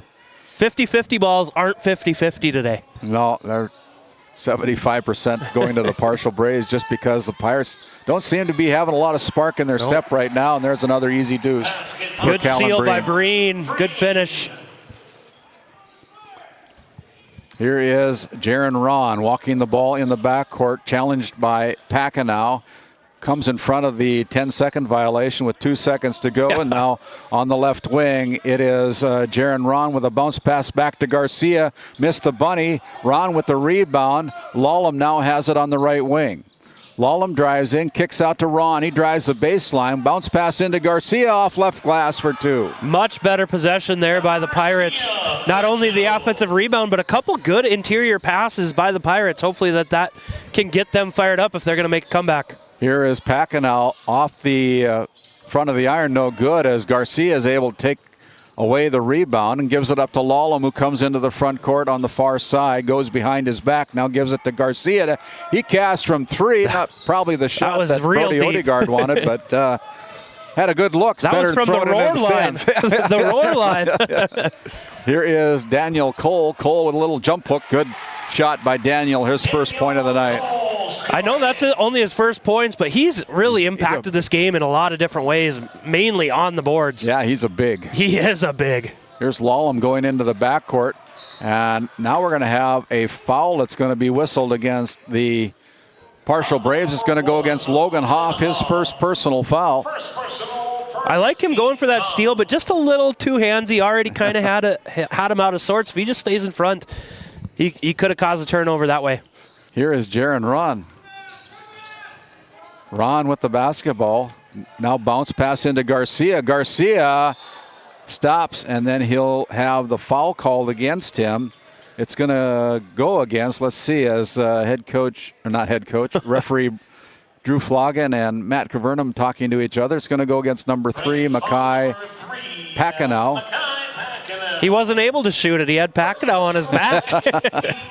First foul against Packenow as Lallam tries to do what Cheryl Hayes has taught him, and now here is Diego Garcia. Lallam puts it off the back of the defender for partial Braves, comes back in bounds, then gives it up to Garcia. Garcia with the deuce. Couple good possessions by the Pirates, starting to string them together. Packenow from the free throw line, no good. And here's Garcia with another rebound for Tioga. Garcia playing a little bit more confidently here in the second quarter as the Pirates got to go. They come into the front court. Hoff doing a good job on defense. Over to Hollingshead, and Hollingshead can't handle the pass. It goes out of bounds, less touch by the Pirates. Hoff just disrupting everything that Lallam wanted to do. Graham Schaefer will check in for Diego Garcia and the Tioga Pirates, the number 30. He is a 6'2" sophomore for Tioga. And now the Braves have numbers as Breen attacks the basket, can't finish, and the ball will go off of partial. So the Pirates dodge a bullet, and they'll have the basketball. Yeah, I think Breen just wanted to score so bad there. He didn't realize he didn't have the numbers and just wasn't able to put it in. Hollingshead now goes around, walking out, drives in off the glass, undershot it. Cole affecting that shot again. Walking out with a nice dish to Packenow, and Packenow puts in his 15th point. Pirates have to get back better than that. Just too easy for the Braves. 41-22, 4:20 to go here in the third quarter. The Braves with the lead, and now here's Moberg with it. Moberg drives in, gets blocked by Cole, comes back into play, lands in the hands of Lallam. Bounce pass down to Lallam, or down to Ron, and Jaron Ron picks up his first point of the night. Well, just like that, Walking Elk had a great look at 3, wasn't able to ring it up, but both teams kind of trying to just cherry pick, it seems like. Here's Moberg from the paint, kicking it out to Lallam. He casts from 3, good. From Big the shot. Locker room, Weston Lallam with the three-pointer. And now we've got a timeout on the floor. A little bit of life in the step of the Tioga Pirates on that made Tioga Ace Hardware three-pointer by Lallam. 3:47 to go. It's 41-27. The Braves with the lead over the Pirates. We'll be back. D&L Paraffin Incorporated is a local family-owned hot oil company that has been in operation since 1981. We work hard to develop good business relationships with the oilfield companies in the Tioga area. While offering services north of Lake Sakakawea, we focus on integrity, hard work, and safety. For all hot oil services, call dispatch at 701-641-3065 or 701-641-6310. And for hiring information, be sure to follow us on Facebook at DL Paraffin. This Game Day Media broadcast is brought to you in part by Tegan's Interiors, located on Main Street in Crosby, North Dakota. Follow them on Facebook or find them online at tegansinteriors.com. Gustafson Septic Service Incorporated, family owned and operated since 1986. Offering septic service, portable restrooms and hand wash, sewer jet and camera services. Located in Stanley, North Dakota, call for a free quote at 701-628-2960. As we bring it out of that Nesset Consulting timeout, the Braves with the basketball, leading by 14, 41-27 as Packenow gives the ball up to Hoff. Got a wide open look from the base. Doesn't get the roll here as Ron able to stretch his arms out and get that rebound, and now the ball's in the back court. And it is the turnover by Tioga as... just seemed like no one was home there. They didn't have... the pass was just to open floor. Braves inbounding the basketball right in front of their own teammates. Now it's Packenow getting left wide open. They go inside to Breen. He challenges, goes up, and one. Breen with the opportunity to go to the free throw line, just attacks the basket as he puts it up, swishes it in, and Callan Breen heads to the Souris Valley Dental Group free throw line for the traditional three-point play. Just too easy. If you're the Tioga Pirates, the entry pass was easy and not a whole lot of resistance. Breen converts. He's got 7 points in the third quarter, 16 points on the game. And Hollingshead will come out of the game for Tioga as Lane Lenzen will check in, a sophomore coming in. And so we've got one senior and 4 sophomores on the floor for Tioga right now. Here is Logan Hoff. Hoff guarding Lallam very closely. Now he gives it up to Moberg. Moberg with the dribble, goes to the right side. Pass into Lenzen. Lenzen left all alone, and Lenzen converts his first field goal of the night. Well, and that was set up by that cut to the basket, allowed him to get open for the turnaround. Here is Breen left all alone again, no good, as Jaron Ron picks up the rebound on the missed shot by Breen. Had a good look from 3, now up front to a cutting Lenzen. Lenzen slows down, gets it out to Schaefer. He pulls the trigger from 3 off the glass, no good. Ron with the rebound. Bounce pass into Schaefer. Now dump pass down to Moberg. Good passing. And Moberg on the great assist by Graham Schaefer gets 2 more points. He's got 12 on the night. The Pirates close the lead to 13 for the Braves, but they leave Breen alone for another 3. Well, that's been the Pirates all night. They do some nice things on the offensive side or one side or the other, and then just a complete lapse on the other side, it seems like. Like Jeff Graupie, our public address announcer, said from the locker or from the water cooler. He was right in front of the water cooler, and now here is another easy basket for Memphis walking out. Yeah, they went so fast they weren't able to undo the net on the other side. Gunnar Moberg. So the lead back up, and the ball is going to go out of bounds. Last touched by the Braves. 49-31 with 1:47 to go in the third. The Braves are going to bring in Nate Baca as well as Parker Cook and Brendan Hawkinson, as they're going to give the hot shooting Callan Breen a little bit of a breather. He has 10 points in the quarter, 19 in the game. And now here's a steal. The Pirates threw it right into the hands, but then the Pirates steal it right back. How many times has that happened already, Randy, where both teams have just traded turnovers? At least 3 or 4. Here's Lallam picking up his dribble, goes out to Jaron Ron. Almost another Ron one. over to Lallam. Lallam pulls the trigger from 3. The sharpshooter, no good. Rebound by Lenzen. Little jump hook from the paint, no good. Falls in the hands, blocked by Cole.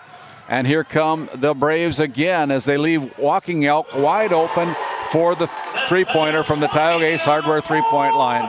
Well, you can't leave him that open. He's going to make that 9 times out of 10. And now we're going to have a foul, going to whistle against the partial Braves on the bump. It's going to go against number 24, I believe, or 22. Daniel Cole, yeah, his second personal foul with 1:02 remaining. It'll be Michael Grimes triggering the inbounds pass right in front of his teammates on the Tioga bench. They get it into Lenzen. Lenzen with a reverse hook, no good. Kind of run out of real estate. And now here comes a wide open partial Braves. Walking Elk fakes, puts up the shot, doesn't get the roll. Rebounded by Cole. The reverse hook shot is good by Cole. Second chance opportunities. I've really been impressed with Cole. He doesn't have that many points today. 4 points, I believe. But man, he has blocked a lot of shots, altered quite a few others, and been huge on the rebounding. Jaron Ron with the basketball going up. Rebound by Schaefer. Schaefer, the putback, can't convert it, but he's going to head to the Souris Valley Dental Group free throw line. Another foul called against the Braves.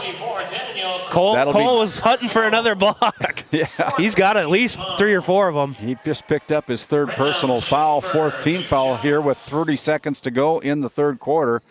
Graham Schaefer toes the Souris Valley Dental Group free throw line and misses the first free throw attempt. He's looking for his first point of the night. As Moberg will check out, Hollingshead will check back in for Gunnar Moberg. And it is Graham Schaefer with the rebound or the free throw. So his first point comes with 30 seconds to go in the third quarter. Pirates are going to try to put on a little bit of pressure. It'll be Baca in the backcourt. Now it's Cook. Parker with it. And going up front to Nate Baca. And then we're going to have a foul called against number 1, Michael Grimes. That'll be Grimes' first personal foul. His second. Pirates only the second team foul with 24 seconds remaining here in the third quarter. Here's going to be a steal. Hollingshead all alone gets the bucket. His 4th point of the night. And here is the Braves. Now leading by 20 with 10 seconds remaining in the third. Here's a block from behind. It lands in the hands of the Braves. Another block as the buzzer sounds to end the third quarter of play. With the score being the partial Braves 54, the Tioga Pirates 34. We'll be back with fourth quarter action after a few words from our sponsors. This GameDay Media broadcast is brought to you in part by Brian and Eric Johnson with Investors Advisor Group at LPL Financial are here to ensure the success of our clients. We can help you meet your financial goals. Give us a call at 572-3246 to arrange an appointment today.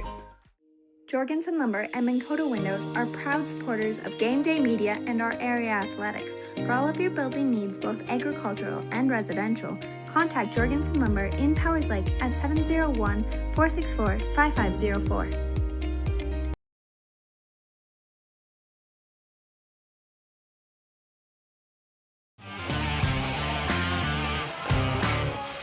As we come back, I know we've got sponsors or listeners down in Arizona. I want to wish good friend Jeff Moberg a happy birthday, watching his grandson here tonight on GameDay Media.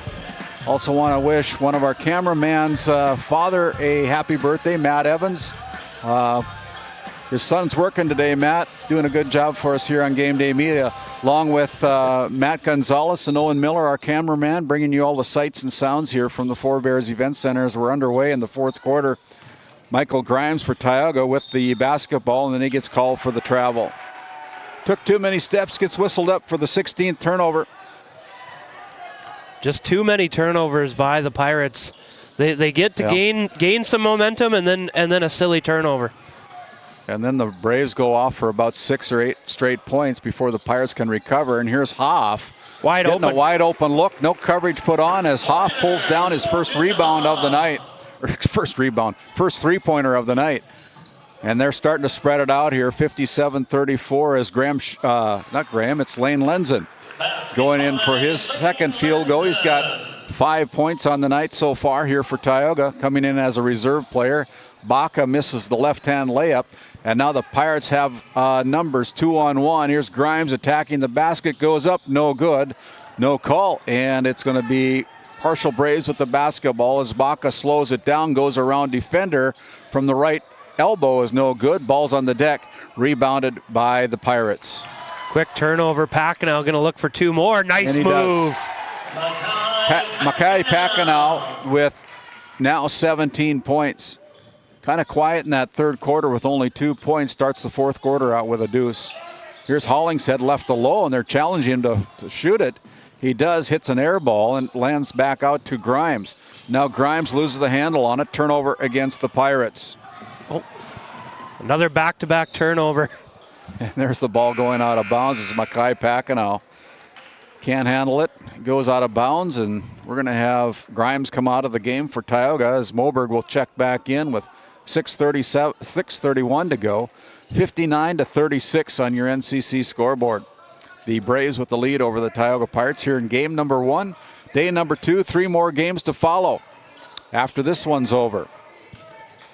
Next, it is Jaron Ron with a little mid-range jumper along the baseline, putting in his 4th point of the night. Oh, here's Baca throwing it up from 3. Breen puts up the putback, and Breen having a heck of a second half here this afternoon. He's got 21 points for the Braves right now as Hollingshead shoots it no good. Rebound off the fingertips of Diego Garcia, and that's another turnover for the Pirates. As Wyatt Rice will check in for the Pirates, a 6'5" sophomore is going to be replacing Lane Lenzen. And it's 5:53 remaining, 61-38. The Braves on top.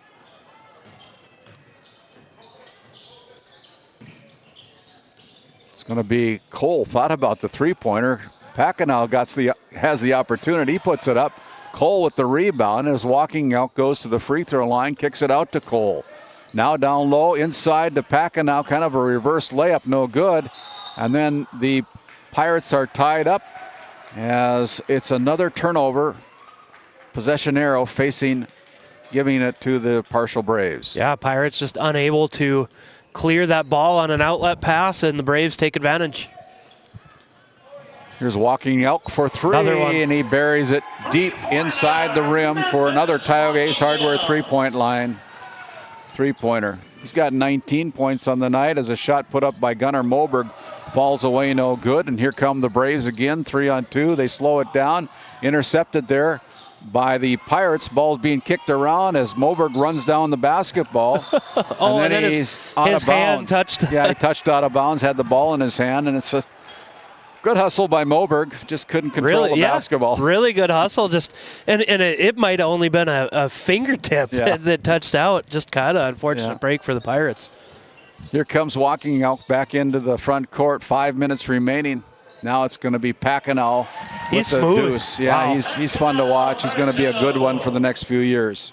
And takes it away. Another turnover, and then we're going to have a foul call. He would have gotten that one, but he took off like he was going to slam this one, but he just rips this ball away, and then he took off. I don't know if he quite had the elevation, but he went up strong, got the call nonetheless. He was feeling it. First team foul. Packenow toes the stripe. First one is put up and good for the freshman. Makai Packenow now with 5 points. Total of 20 points in the game so far for the youngster. Stands 6'2". Probably a little taller than that. Second one is up. That one's no good. And here come the... He missed that on purpose. I think he was going to be a sub. Yeah, I think our producer, David Peterson, coming in with a hot take that he wanted to stay in the game, missed it on purpose. I think you're right. Yeah, there he goes. He wanted to stay in. Yeah, he wanted to stay again. So he didn't put a whole lot of thought into that last free throw that he put in there. Could have gotten one more. Good for him. He wants to be competitive and still stay in. 4:25 remaining here in the fourth quarter. It's been all partial since the second quarter. Good eyes on that one, David. Cole goes out. And now it's going to be Hawkinson with the basketball, giving it up to Walking Out. Walking Out, ball between his fingers and through his legs and up, and the shot's no good. Now here's the rebound for Tioga. Now pass down low to Jaron Ron, can't convert. Put back is no good. Ball lands in the hands of Schaefer. He'll throw from three. That one's no good. And now the Braves have a breakaway by Breen, and Breen's going to get two more. Easiest two of the night for Breen. Yeah, Pirates just seem like they're kind of running out of steam here with now a 31-point lead, 69-38. It'll be a running clock from here on out. And it'll be Gunnar Moberg putting in another bucket. He's got 14 points here tonight. Most likely playing his last game of his high school career in a Pirate uniform. If things stand the way it is right now, here's Hawkinson giving it up to Breen. Breen with a kick out to Cole. He casts from three. No good, but there's another rebound by the Braves. That's no good. An offensive rebound. Kind of running out of ink on the offensive rebound thing for that we're keeping here tonight. Been a lot of offensive rebounds for the Braves. Here is Schaefer giving it up to Moberg. Moberg kick out to Ron. Ron sets from three, no good. Good offensive rebound by the Pirates. Results in 2 points from Gunnar Moberg. There you go. Moberg with two more. 69-42.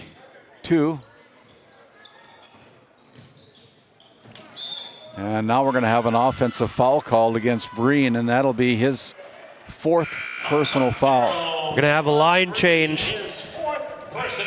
So I believe the seniors wearing their uniform for the last time here for Tioga exit the game, getting some high fives from their coaches, some pats on the back, as we have a bunch of youngsters, including one of our cameramen, Colton Lenzen, on the floor here tonight, the junior. And now here is Caden Holte coming into the front court. Holte, in a hurry, tries to pass the ball down, and they get it into Walsh, but he stepped out of bounds. It'll be the Braves basketball as we have more subs coming in. It'll be Baca checking in along with Jesse Dwarf. And Dwarf comes in, seeing his first action here tonight as Nate Baca comes into the front court. They go over to Hawkinson. Hawkinson looks inside. Ball lands in the hands of the Braves. They try to go inside to Koch. It's tied up, but the ball belongs to the Tioga Pirates on the jump ball. Pirates. So it'll be Caden Holte with 1:10 go, running clock right now.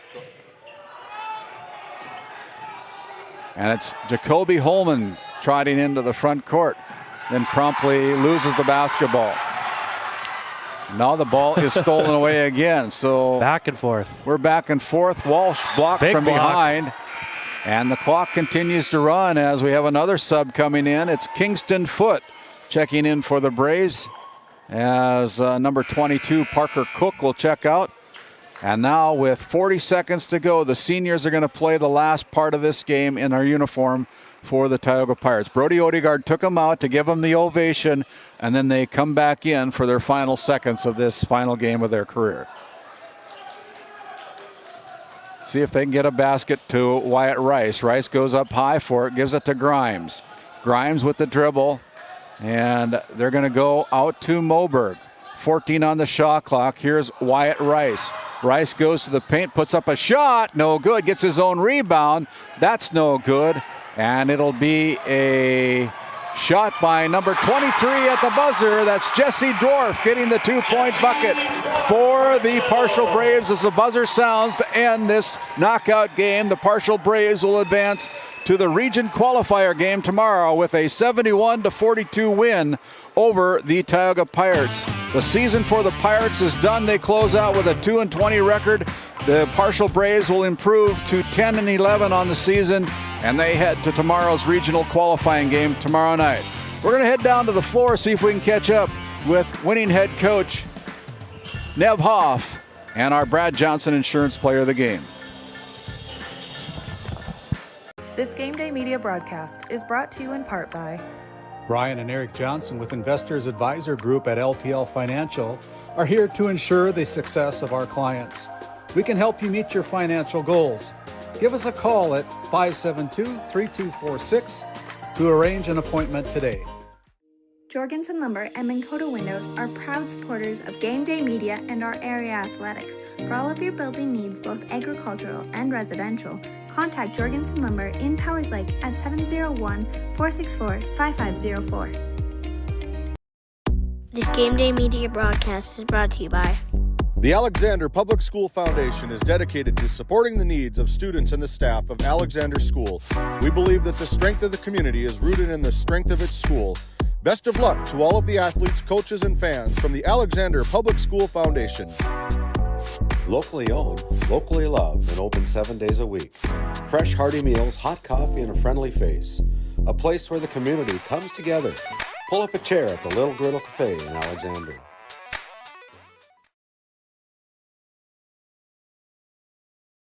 The 26th Annual LBS Angus Production Sale, March 11th, 2 p.m. Central Time, Sydney Livestock Auction. Offering 70 yearling bulls, 12 age-advantage coming 2-year-olds, and 80 fancy replacement heifers. Sires include Styles Ambassador, Styles Jumbo, and BSF Resilient, along with others. Over 90% repeat buyers for the past 11 years, with bulls developed for the cattle producer on high roughage for their health and longevity. Contact Ryan or Butch Sorensen for more information or go to DV Auction. LBS Annual Production Sale, March 11th, 2 p.m. Central, Sydney Livestock. Growing family? The City of Ray has shovel-ready lots available, 12,000 to 20,000 square feet. The lots are free of any special assessments. Right on Highway 2, we offer convenient travel and connections, as well as access to our amazing education system. Your family's future is important to us. Let us help you with that first big step. Contact Rhonda at 701-568-2204 or stop by City Hall at 101 Main Street in Ray. Think of Ray when planning your future.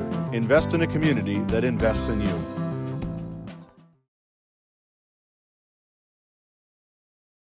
Play your cards right and shop the savings and selection at Prairie Home Furnishings in Stanley. Browse a wide selection of furnishings for every room in your home. The latest styles and trends and comfortable quality furniture. And it's all at reasonable prices. Plus, they have a great selection of flooring and bedding as well. High quality and reasonable prices make Prairie Home Furnishings the place to make your house a home. Make sure to shop at Prairie Home Furnishings. We deliver everything your home deserves. Welcome in to the D&L Paraffin Postgame Show. Randy Peterson is caught up with our Brad Johnson Insurance Player of the Game, Mackay Packenow. Down to you, Randy. Yeah, I've got a very talented freshman for the Partial Braves, Mackay Packenow, down here. Very good game for you guys here tonight as you continue your season tomorrow. Great game for the Braves. What do you feel was the key to success here tonight? I feel like we played really good defense. I mean, last time on Friday, we didn't play very good defense, and this game we just executed on defense, and we played really good offense as well, and we just all played good as a team, shared the ball well, did really good all around. Yeah, and so one of the things that I like about your game is you're kind of all over the floor. I mean, you can score the ball inside, you can score the ball outside. I probably played against some of your older brothers a long time, huh? Yeah, they were pretty decent. Yeah, so now you get to see to live another day, and you're going to be playing in that regional knockout game and try to advance your season to go to that region. What's it going to take for you guys tomorrow to come away with a win? It's going to take all that we got. We got to leave it out on the floor for this game. Yeah. We just got to play our hearts out. Hey, thanks for the time. We'll let you get back and celebrate with your team as we bring in head coach Nev Hoff. Nev, that's got to be very satisfying for you to win this game here tonight against Tioga and now continue your season tomorrow. Yeah, it was a good win for us. We got a lot of work to do tomorrow now. It's going to be tough no matter who we play, so we'll kind of reset and regroup and be ready to go again tomorrow and try and do some damage. Yeah, you guys will play the loser of Alexander and Powers Lake, so that'll be a tough test to you. But in today's game, we at the booth up there, we thought you guys really controlled the offensive boards here tonight. Yeah, that's kind of been one of our keys. We've struggled from now and then to actually rebound, so we've been making emphasis on rebound defense and been improving it, and that's what it's going to take tomorrow no matter who we play. Okay, the next time I talk to him, I got to bring a stepladder to get up closer to him. Head coach Nev Hoff back after this timeout. All right, thank you, Randy, and thank you, Nev, and Mackay Packenow, who was our Brad Johnson Insurance Player of the Game. Brad Johnson Insurance has been helping Northwest North Dakota residents and families with insurance coverage since 1986. Don't go anywhere. We have more D&L Paraffin post-game show coming to you after this. Farmers Union Oil of Kenmare has it all. The Cenex C-Store Plus Automotive Service and quality Napa parts. And they deliver bulk fuel and propane. Now is the time to contract your rate and save on fall and winter propane. Find complete agronomy services with chemical, seed, and dry fertilizer, along with custom application services available from their fleet. And our Green Ag location in Mohall handles Forgo implements. That's Farmers Union Oil of Kenmare.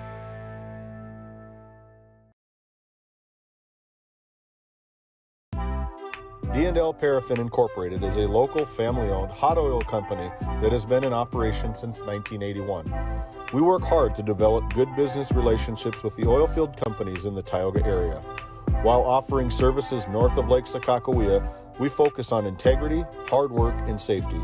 For all hot oil services, call dispatch at 701-641-3065 or 701-641-6310.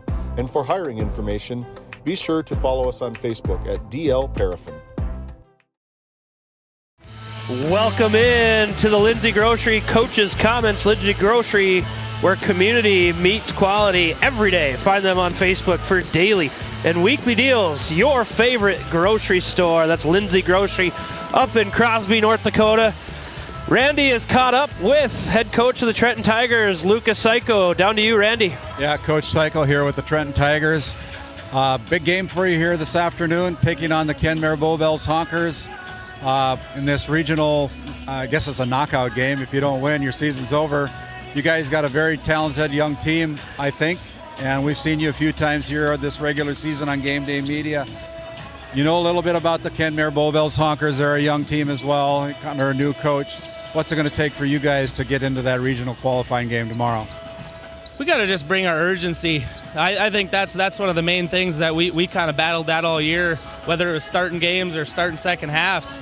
Just not having that urgency. First and third quarters have hurt us all season long, so I told the guys tonight, it's win or go home. We didn't have a heck of a pregame speech. I mean, if you're not ready to go tonight, there's something wrong, So, yeah, I think that's really it, urgency and energy. I know you were talking a little bit off air that you're not feeling, a couple of your players not feeling so good right now, but at least the fever's gone away.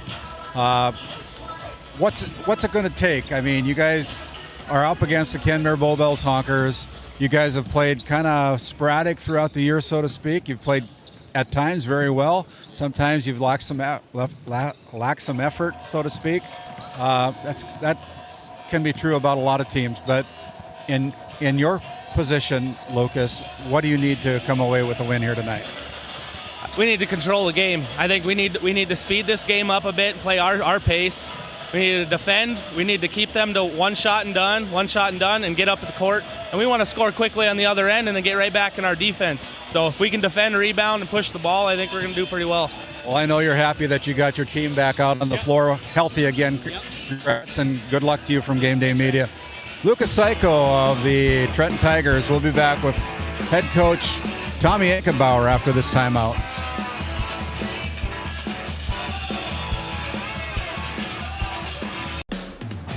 Game 1 powers your team, business, and community with athletic apparel, uniforms, company gear, and event apparel. Featuring screen printing, embroidery, and the brands you trust. Game 1, the brand behind your brand. EAPC Architects Engineers is shaping the future of K-12 schools, healthcare, civic spaces, and higher education across North Dakota. Proud to support our athletes and proud to serve our communities. EAPC, designing solutions, impacting communities. Welcome back as we have more of your Lindsay Grocery Coaches comments. Randy Peterson is caught up with Tommy Eichenbauer. Down to you. As we bring it back here, thank you, Dylan. Tommy Eichenbauer, the first-year head coach for the Kenmare Bowbells Honkers, and making a little different starting lineup here today. Yeah, I don't need to talk about it. Okay. Well, anyway, Tommy is the first-year head coach, and I know you've got Tegan Makalenko back in your squad after being out for quite a good portion of the games this year. You know a lot about the. So what's it going to take for you guys to come away with a win and advance your season tomorrow? Well, it'll be a lot different than last game. I think we just got to be firing. All 5 guys have to be scorers on the court and do it by committee. All 5 guys playing defense, all 5 guys hustling, and all 5 guys scoring. Okay, you're Tommy Eichenbauer, the head coach for the Kenmare Bowbells Honkers. We'll send it back to you guys. Thanks, Tommy. All right, thank you, Randy. As we will take a quick look at the stats from the last game between the Parshall Braves and Tioga Pirates, which saw the Parshall Braves come out victorious with a 71-42 victory. First for the victorious Parshall Braves, they had a big 3 going on. Kalen Breen, 23 total points, 19 coming into that fourth quarter. He had an excellent third quarter with 10 points in that quarter alone. 20 points from Mackay Packnow, 19 from Memphis Walking Elk. Those were the big 3-point scorers for the Parshall Braves. 4 from Daniel Cole. He was a force on the boards and defensively. 2 for Jesse Dwarf and 3 for Logan Hoff rounds out their scoring for the victorious Parshall Braves. On the other side of the scorebook, for the Tioga Pirates, unfortunately for them, the season is over. A great game from Gunnar Moberg. He had 16 total points, leading the Pirates. 6 from Diego Garcia, 5 from Lane Lenzen, 4 from Jaron Ron, and 4 from Rylan Hollingshead, and 1 with that coming from a free throw from Graham Schaefer. That rounds out the Tioga Pirates season. as we are going to take a look at the updated bracket. The Parcel Braves will await the loser of the Alexander Comets and the Powers Lake Burke Central Ranchers. As we look forward to this game in another loser-out match, the Kenmare Bowbells Honkers will take on the Trenton Tigers. We're going to take a quick break and hear from our great sponsors. We'll be back. How it's always been done isn't good enough. When it comes to your farm, your family, and your future, you deserve better. At Howland Insurance Services, we specialize in how insurance should be done. We creatively customize farm and ranch insurance to meet your marketing goals and minimize risk, providing the protection that you need. We help lessen your dependence on the bank and set you up for long-term success. Contact us today to build a brighter, more secure tomorrow. Mark your calendars. Best Angus and Quarter Horses annual production sale will be taking place on Monday, March 2nd. We've been raising registered Black Angus and Quarter Horses in some of North Dakota's most rugged badlands for almost 20 years. This year's offering will include 11 top-cut 2-year-olds and 85 yearling bulls. We'll have 3 fancy ranch geldings and 2 excellent prospects from our new stallion, Classy Red Favors. Lunch at noon, sales at 2. Hope to see you there.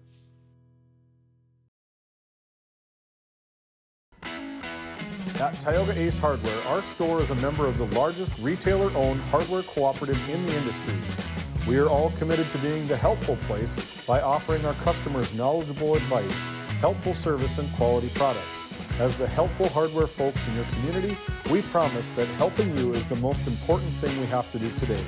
Shop the biggest brands all under one roof at 119 North Main Street in Tioga, or shop online at acehardware.com. This Game Day Media broadcast is brought to you by Brandy Larson Insurance of Stanley offers home, auto, business, and farm insurance. For a quote, call 701-628-1414. Your local Farmers Union Insurance agent. Located in Tioga, North Dakota, WHAM LLC and Dry Fork Supply are companies that specialize in gas flow measurement and equipment, along with a fully stocked oil field parts and supply warehouse in the Bakken. Give them a call at 701-664-9425 or stop by today.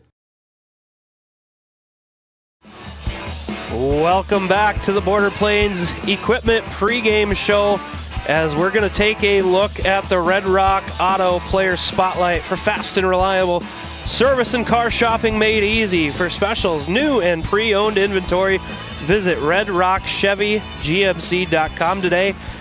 And we're going to do something new here on Game Day Media. We're going to spotlight 2 families, essentially. We're going to on the Trenton side right now, we're going to take a look at 2 identical twins in Chayton and Chase Sage, both 6'3" freshmen for the Trenton Tigers, and they can fill it up in a hurry. In games we've covered, they both go off together. It seems like they can score inside, they can score outside, they get in passing lanes, and they are really, really good players for head coach Lucas Seiko. We're going to let you, the fans at home, decipher who is who. There's one number 13.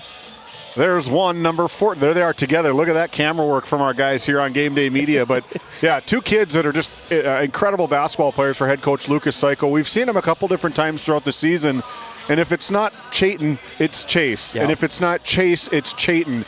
And they've literally been together since their whole life. I believe Chayton is 20 minutes older, if I remember correctly from our broadcast in Trenton. He is the older brother, but they have done everything. They go everywhere. They do everything together as twins and identical twins do. Same haircut, same everything. Same haircut. There's a cross court of them. They walk in sync together, and it's so fun following these kids because, 1, they're really good kids. 2 is that they're really good basketball players as well. Their basketball IQ is far beyond what a freshman's age's basketball IQ is. And I think these 2, along with Chapman, these 2, if they can get it going, if they can somehow sync up in this game and both contribute equally or, to the point, is I think the Tigers have a very good chance, better than any, a good chance to knock out and get into that semifinal region qualifier game. Yeah, they do an excellent job. Their highs and lows, Coach Psycho talked about at pregame, of which Trenton Tigers team are we going to see. Now, as we flip to the other side, trying to find this pair of brothers might be a little tougher as they have their warm-ups on, but we're going to highlight Zach and Jacob Zorn, pair of juniors for Coach Thomas Ankenbauer. And they're kind of an inside-outside tandem, a little bit different, not as identical in stature for sure. But as we look at Zach Zorn comes in, an excellent three-point shooter. He's more of the outside threat. I know earlier in the year, I don't know if we have the updated stats, but earlier in the year he was averaging about 45% from three-point line, which is just insane. And then his brother Jacob Zorn is a strong inside presence. You have to box him out. He is a tough kid on the inside. I mean, he can hit it from the outside too, but he is a strong inside presence for this Kenmare Honkers team.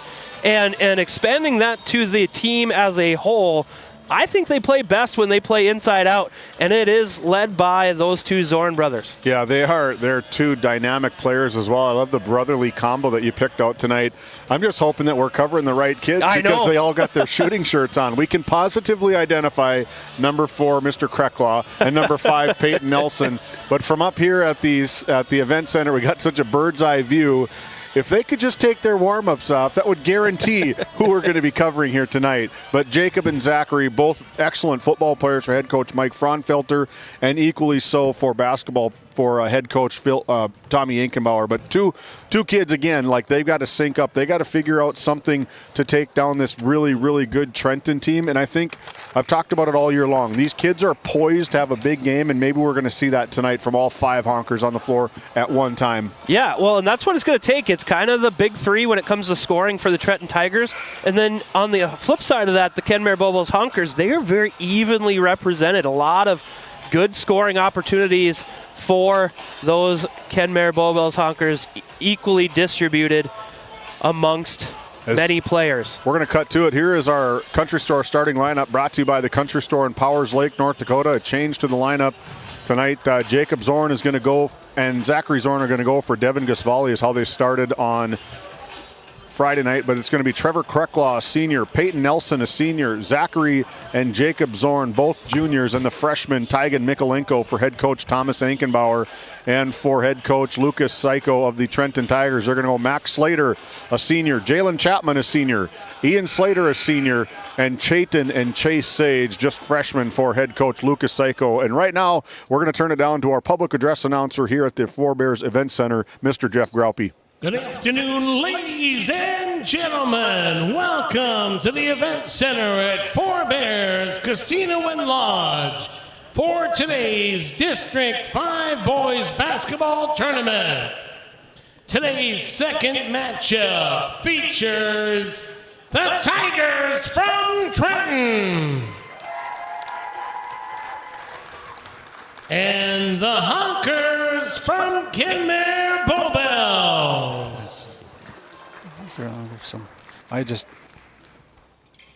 Here is the starting lineup for the visiting team on the scoreboard, the Trenton Tigers. At one guard, a senior, number 4, Max Slater. At the other guard, a senior, number 10, Jalen Chapman. At one forward, a senior, number 11, Ian Slater. And another forward, a freshman, number 13, Chayton Sage. And at the other forward, a freshman, number 14, Chase Sage. Tigers assistant coach Nick Donovan. Head coach of the Tigers, Lucas Psycho. Now, here is the starting lineup for the home team in the scoreboard, the Kenmare Bobels Honkers. And one guard, a senior, number 4, Trevor Cracklow. At the other guard, a senior, number 5, Peyton Nelson. And one forward, a freshman, number 22, Tygan Mikolenko. At the other forward, a junior, number 11, Zachary Zorn. And at the other forward for the Honkers, a junior, number 25, Jacob Zorn. Honkers assistant coach, Luke Fraunfelter. Head coach of the Honkers, Thomas Ankenbauer. Your officials for today's game, Drew Floggen, Matt Cavernum, and Monty Lund. Medical coverage for the District 5 Boys Basketball Tournament. And there you have it. There was our Country Store starting lineups presented by the Country Store in Powers Lake, North Dakota. And we are off for game number 2 today in a winner-go-home matchup between the Trenton Tigers and the Kenmare Bowbells Honkers. The Honkers take the ball early as Zorn drives it in, looks for Jacob. Cross over to Nelson. Into Mikolenko, ball's tipped, and it will go to the Trenton Tigers. Turnover number 1 on the Honkers.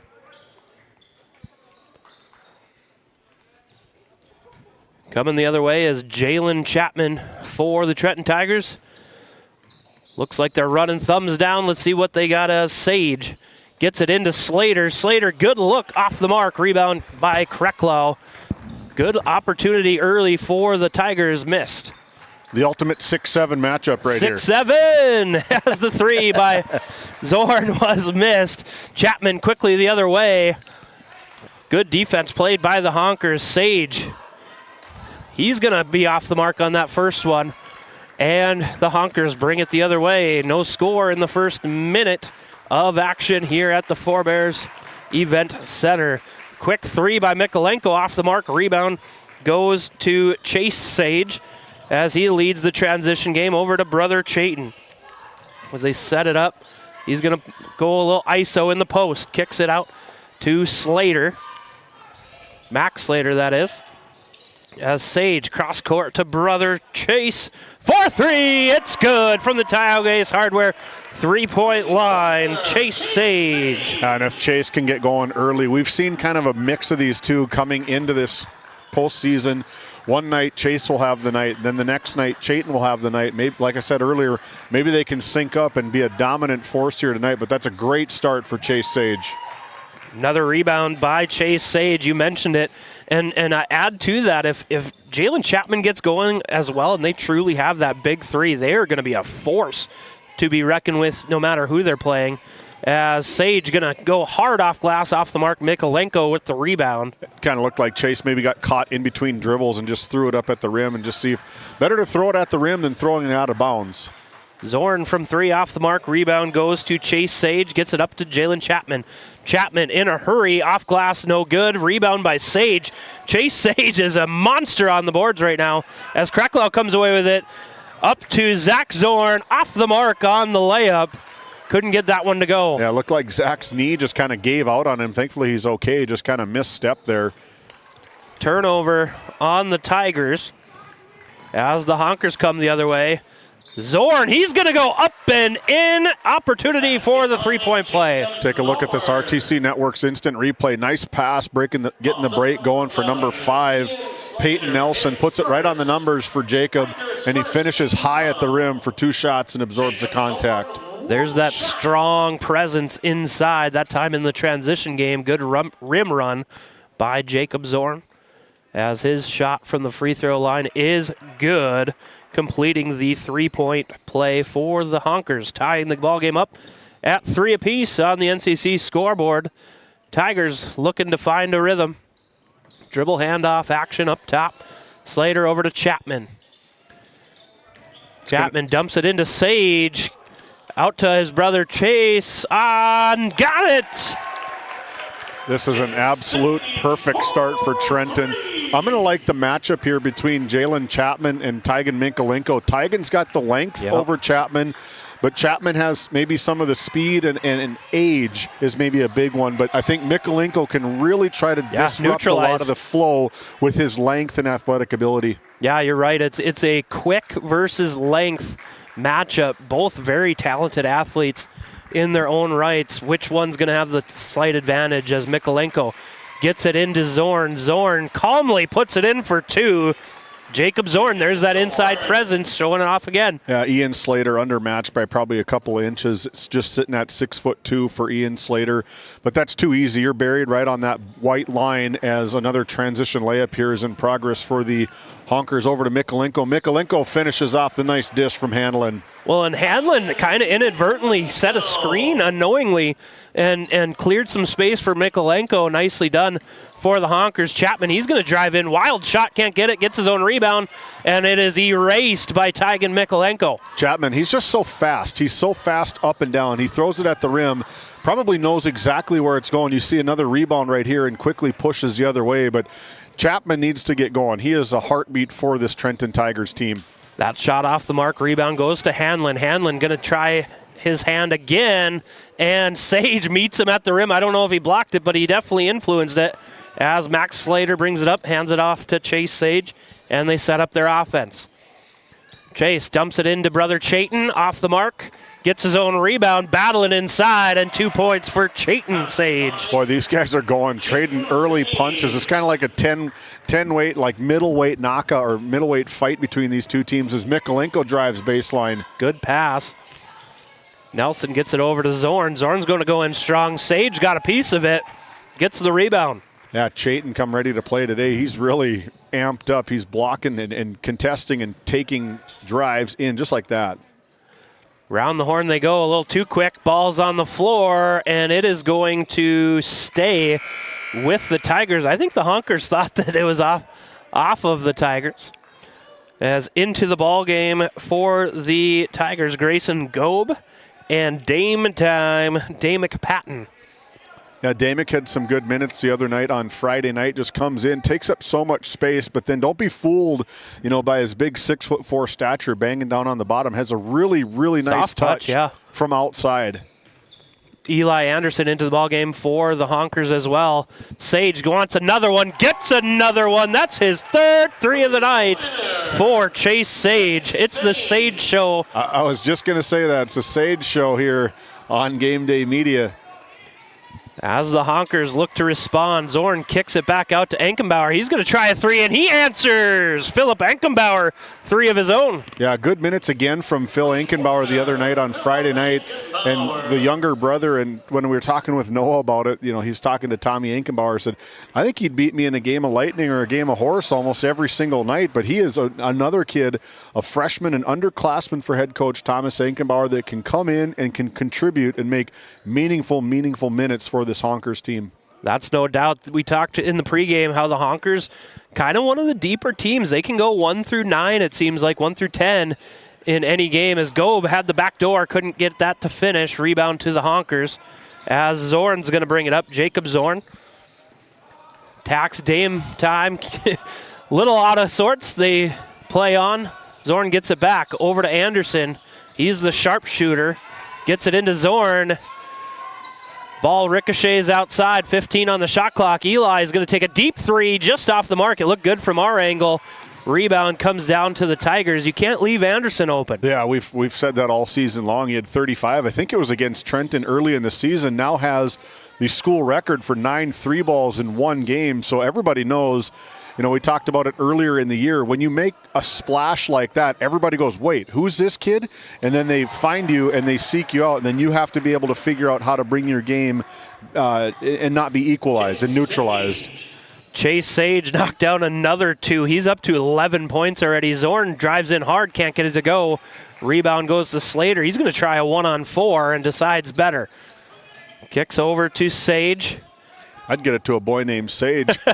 Slater Off the mark, rebound Cricklow. They're going to run. Hanlon, if he can track it down, has the layup. Off the mark, rebound Anderson. Can't get it to go. That's when you got to use the glass right there. Come down if you're not confident getting off your feet like that, but as a big block attempt from Hanlon. I love the pace of this game. Just back and forth. Down. No one foul to Trenton already, and we're already a nice takeaway from Gobe. Steal and put back. Grayson Gobe, 4 quick points.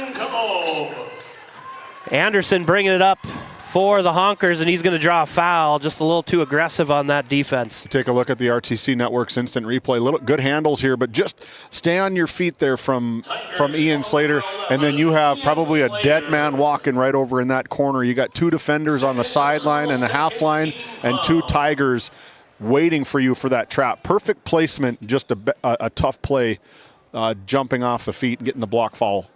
Yeah, a good blitz idea, just a little too strong as the Honkers look to get some action. Mikolenko dumps it into Zorn. Zorn over to Zorn. The Zorn connection off the mark. Rebound Enkenbauer. Up and in, Philip Enkenbauer with his 5th point of the night. And Phil, again, he has proved that he belongs out on the varsity floor. Really has a lot of good, meaningful JV minutes and is ready to go for this big district tournament matchup. Sage behind the back. He's going to pull up. Can't get that one to go. Rebound goes to Jacob Zorn.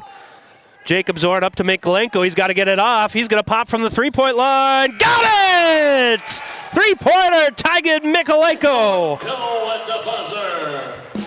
And that will bring us to a 17-15 ball game after the end of the quarter number 1 as we take a look at that last second shot by Mikolenko. Don't go anywhere. We got a good one.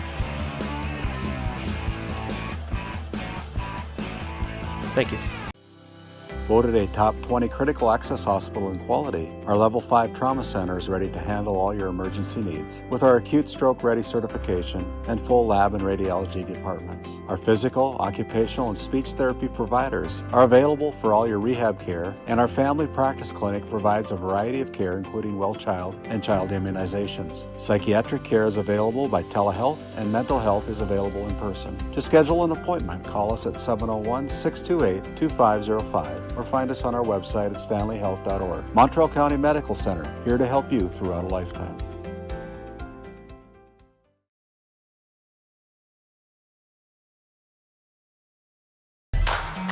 Welcome back to the Forebears Event Center in Newtown, North Dakota.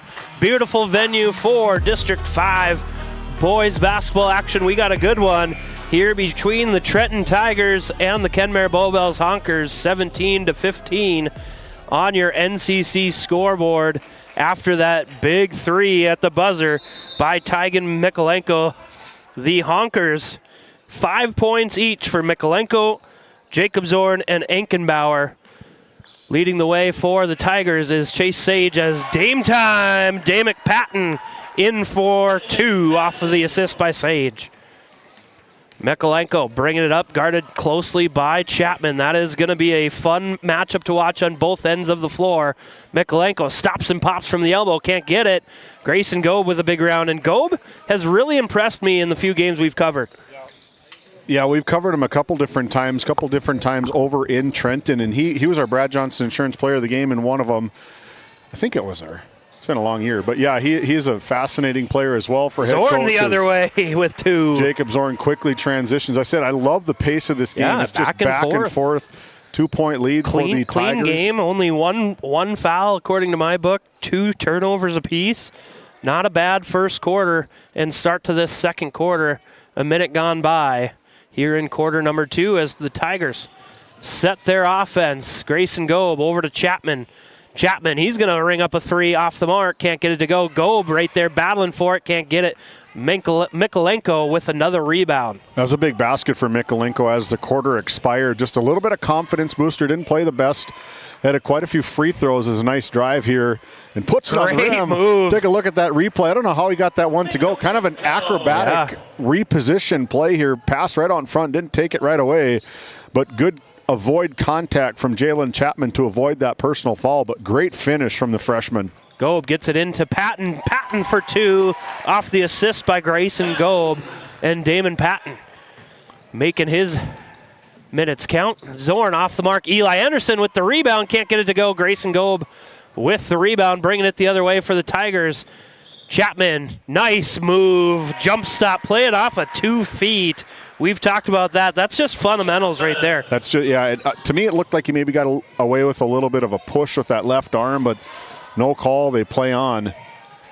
That pass just a little too hot to handle inside for the Kenmare Bowbells Honkers.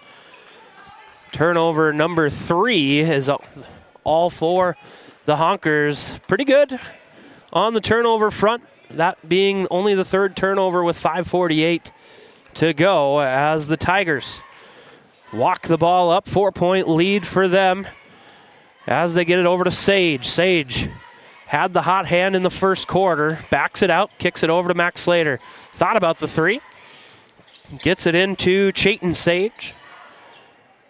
He kicks it back to Max Slater into Gobe. Gobe, the turnaround, can't get it to go. Rebound Sage, fade away off the mark. And there's going to be a foul on Chayton Sage, just a little too aggressive on that rebound. I was just going to say that, just a little bit too aggressive, maybe a frustration foul, just going after the ball. Tigers foul number 3. Personal foul, so not a big one. No, I like that. It's just one of those, maybe you understand the positioning, maybe just a little bit, but full court press put on by the Tigers trying to speed up this Honker team. Handled by Mikolenko. He's going to attack Chapman. Handlin drives into the paint, throws one up, off the mark, rebound Gobe. And Gobe, he's got to have about 5 rebounds by now. Chapman, wow, up and under. Jalen Chapman starting to get it going. He's just so controlled as he goes up and under. Almost gets a steal. Mikolenko gets it back, kicks it over to Handlin. Good recovery by the Tigers defensively. Mikolenko going to go at Chapman. Here's that size versus speed advantage. That time, Chapman comes away with the steal. Coming the other way, Chapman's going to throw it off the glass, off the mark. Sage, rebound up and in. That's Chayton Sage. Chayton Sage.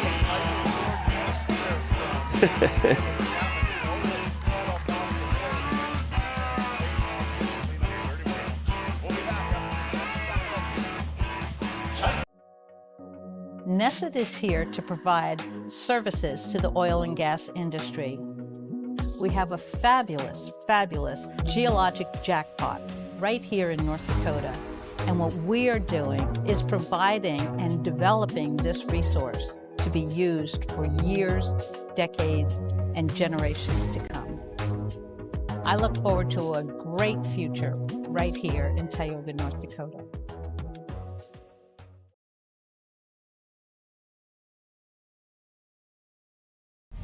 Welcome back to the Four Bears Event Center. Trent the Tiger. We have a Trent the Tiger sighting, folks. One of the best mascots in Northwest North Dakota right there. Showing off his boxing skills. He's ready to knock out a honker, I think. He's ready to go. It's open season maybe on the honkers of the Tigers trying to get him. There's another pickpocket from Sage in the finish from the left side for Chayton Sage. Chase Sage. And a quick timeout by Coach Ankenbauer. Wants to talk over the press break. We'll be back after another word from our great sponsors. 30-second timeout. Farmers Union Oil of Kenmare has it all. The Cenex C-Store Plus Automotive Service and quality Napa parts. And they deliver bulk fuel and propane. Now is the time to contract your rate and save on fall and winter propane. Find complete agronomy services with chemical, seed, and dry fertilizer, along with custom application services available from their fleet. And our Green Ag location in Mohall handles Forgo implements. That's Farmers Union Oil of Kenmare. As we are back to live action, the Tigers putting on their press again on the honkers and cause another turnover. That time, foot was on the line trying to get by, just ran out of room. Turnover number 6 on the Kenmare Bowbells Honkers as the Tigers have extended this lead to 10 using those turnovers. I like messages from Lucas Psycho to his team of good play, give Chapman, and go. Wow. I like the message from Coach Psycho. That's old school basketball there. He's been there. He's done that. I don't need to say anything. If you guys don't have it in you to get up for a game like this, we don't deserve to be here. And these boys are definitely answering the call right now. Sage shot was blocked, but I think they're going to ring up a foul. So take a look at this RTC Network's instant replay. Just right there at the right time again is Chase Sage. A little bit too much body contact by Handlin.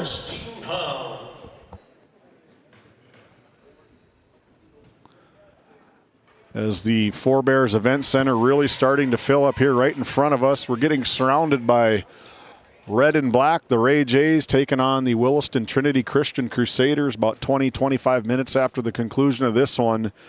I think that's going to be a good game. That might be the game of the night between the two. Last time these two teams played, Williston Trinity Christian came out ready to go and was close to about 12 that whole game and finished at a 12-point loss. But I think these Crusaders, a little bit underlooked this season. I think it's going to be a good back-and-forth game. Good defense played by the Tigers, getting back out of that full court press, recovered nicely. Block sent out of bounds. Possession will stay with the Honkers. As they get it into Zorn. Zorn kicks out to Handlin. Drives in, strong take off the mark. This Trenton Tiger defense has started to put their clamps on him. Jalen Chapman can't get that one to go. Rebound to Chase Sage, and he's going to go back to the Souris Valley Dental Group free throw line. Nice rebound, good aggressive take from Chase Sage, just going right into the heart of this Honkers defense. Into the Honkers defense, just not afraid to put the shot on the rim. Well, and that's exactly how you teach it. Just go to the rim, and if somebody gets in your way, you're going to go to the free throw line. And Sage knocks this first one down. Back into the game for the Honkers is number 22, Tygan Mikolenko, about a 6'4" freshman for head coach Tommy Ankenbauer.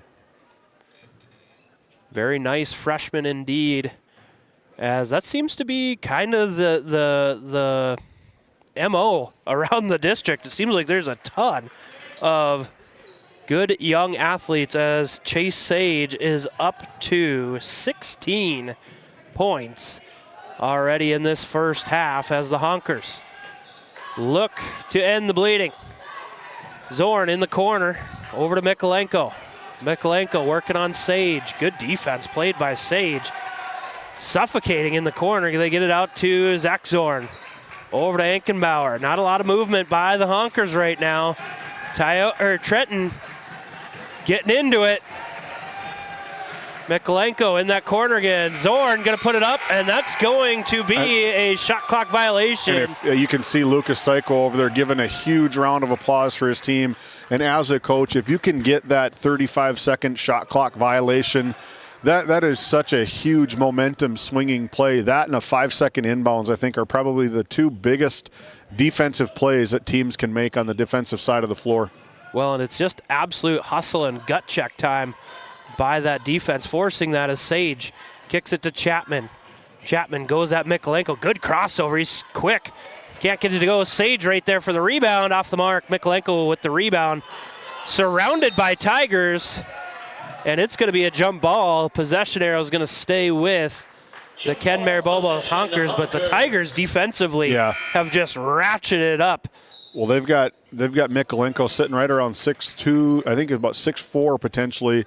And when you get that rebound and you get it up above your head and then you bring it down by the waist area, that makes Jalen Chapman, that makes Max Slater, Ian Slater, Grayson Golub, all these guys that aren't as big and long as you, it gives them an easy ability to get that ball back, and that's exactly what happened. A tied up jump ball. And a double dribble call on the Honkers. That's turnover number 9. Right now, the Trenton Tigers are on a 17-4 run in quarter number 2 and have extended their lead. As they look for more, Grayson Golub on the wing. Gets it over to Max Slater. Thought about the 3. Gonna drive in, kicks out to Ian Slater. He's gonna put up the 3 off the mark. Rebound Mikolenko. Gets it to Zorn. The Honkers have numbers if they want it. Kreklau puts it up off the front iron, no good, and one and done for the Kenmare Bowbells Honkers as the Tigers have just suffocated them defensively.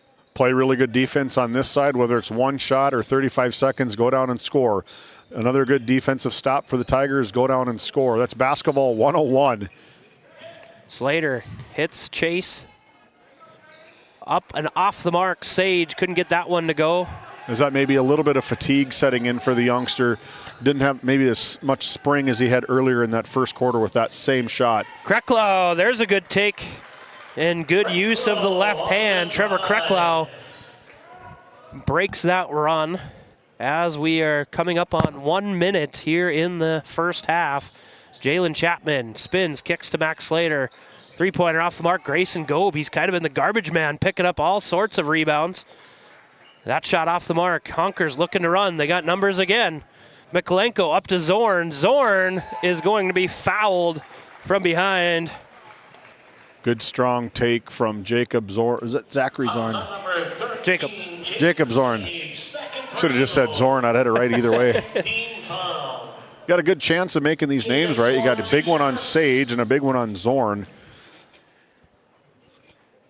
Jacob Zorn, good on his first attempt from the Service Valley Dental Group free throw line. Into the ballgame for the Trenton Tigers is Chase Sage and Damick Patton. As Zorn toes the stripe for attempt number 2, up and good for him. He's up to 11 points. As Sage attacks, kicks to Patton. Around the horn they go as they reset. About 8-second differential between shot and game clock. As they look to get it into Patton, that's going to be a turnover. Honkers looking to run. Great pass up to Kreklau, over to Zorn, and Zorn puts it in for 2. Nice little run here from Kenmare Bowbells, now down by 11. If they can maybe somehow sneak a stop and get a basket. Get a basket. 9, excuse me, yeah. If they can get a basket here again, it was just 15 earlier. Chapman kicks out to Sage. Sage, he's going to stop and pop from the free throw line, and that's good for 2. Second straight quarter with a buzzer beater. That brings our score to 36-25 on the NCC scoreboard. Don't go anywhere. Bank of Tioga halftime show coming out after this. This GameDay Media broadcast is brought to you by... With 40 years of service to Northwest North Dakota, Jan Costin CPA in Kenmare provides trusted accounting and tax services for individuals, corporations, estates, and partnerships. Call 385-4263 today. Your numbers are in good hands with Costin CPA. The Northwest Sportsmen's Association of Tioga, a proud supporter of youth and outdoor recreation in our local community. We're aiming high, keeping it local, and building the future for outdoor events. Join us in making a difference. The Northwest Sportsmen Association, where the outdoors brings us together. Continental Resources is proudly independent and fiercely pro-American energy. American-produced oil and natural gas will play a critical role in America's and the world's energy future. So will we. We are deeply invested in our communities in North and South Dakota, Montana, Oklahoma, Wyoming, and Texas. Visit CLR.com for job opportunities. We are Continental Resources, America's energy champion. This GameDay Media broadcast is brought to you by... Located in Tioga, North Dakota, Patriot Oilfield Service Incorporated is a proud supporter of the Tioga Pirates, supporting the Bakken with hot oil and water hauling services.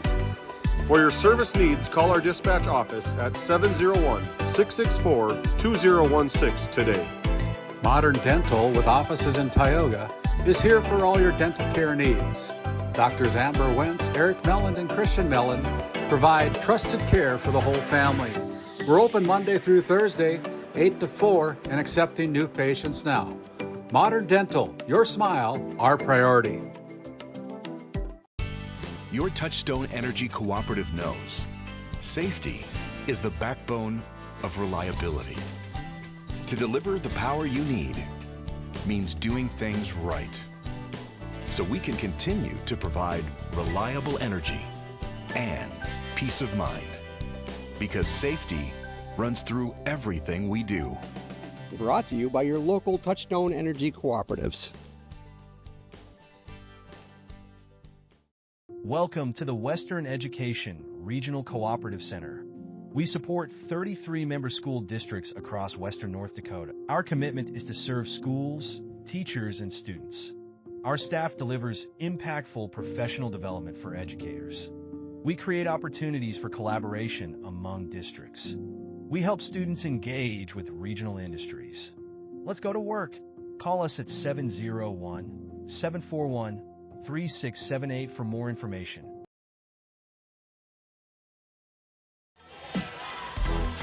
Welcome back as we take a look at our Faces in the Crowd presented by Skin by Legacy. Visit legacyhealthclinic.org/Tioga to schedule an appointment or consult with Sarah today in Tioga, or now serving Stanley on Wednesdays. That's our Faces in the Crowd. As we look across the beautiful Four Bears Event Center here in Newtown, North Dakota, starting to fill in a little bit more on our side as the Ray J's crowd has infiltrated the middle part of our sidelines here. As we will take a look at some of the numbers as we start our halftime show, our Bank of Tioga halftime show, presented to you by the Bank of Tioga with two convenient locations in Crosby and Tioga, North Dakota. Do more with your money at the Bank of Tioga. Let's look first at the Trenton Tigers. They took the 36-25 lead with that two-pointer from Chase Sage at the buzzer of the second quarter. Scoring went like this. Chase Sage having a monster first half with 18 points, 11 in the first quarter, 7 in the second, leading the way for the Trenton Tigers. 6 points from Jalen Chapman, all coming in the second quarter. He started to warm up, and boy, he was getting to the rim at will. Yeah, he really was. He was able to get downhill. Really, they're utilizing him more on the defensive side, kind of the pesky, quick hands that we've been accustomed to seeing over the past 3 or 4 seasons for these Trenton Tigers. But he's just such a nuisance to the defense, for the defense of this Trenton Tigers team. He can pick, and then he becomes a facilitator on offense, getting down and getting the balls to the guys that can score. Yeah, he's had a really nice half as well. Maybe not as much of his scoring output, but like you mentioned, that defense. And then 4 apiece. Grayson Gobe coming up big with some big rebounds and 4 points on the inside for him. Chayton Sage with 4, and 4 from Dame Patton. On the other side of the book, for the Kenmare Bowbells Honkers, they were led in scoring by Jacob Zorn. He's having a really nice game with 13 points. He's been the steady force on the inside for Coach Enkenbauer. As we look at the rest of the scoring, Tygan Mikolenko had 5, all in the first quarter. Same could be said with Philip Enkenbauer. 1 for Zach Zorn and 2 for Trevor Kreklau. And I just think of it, there's about a 6-minute stretch that the Tigers went on a 17-4 run, and a lot of that was the turnovers. As we look at the turnovers, 9 for the Honkers, only 3 for the Trenton Tigers unofficially. And to me, that's the difference in this ballgame, David, is that stretch. I believe it was about 5 or 6 minutes that the Tigers just clamped down defensively, and there's a lid on the basket for the Honkers, and that led to the 11-point lead for the Tigers. Yeah, really good defense from Trenton, and then offensively, I was talking to my oldest boy Julian at home on Sunday after their tournament, and they had too many turnovers, even at 5th grade level basketball. I told him, buddy, the team with the least amount of turnovers has a greater percentage chance of winning, and that holds true from elementary basketball all the way into the NBA and world basketball. And Charles Barkley says it all the time on Inside the NBA.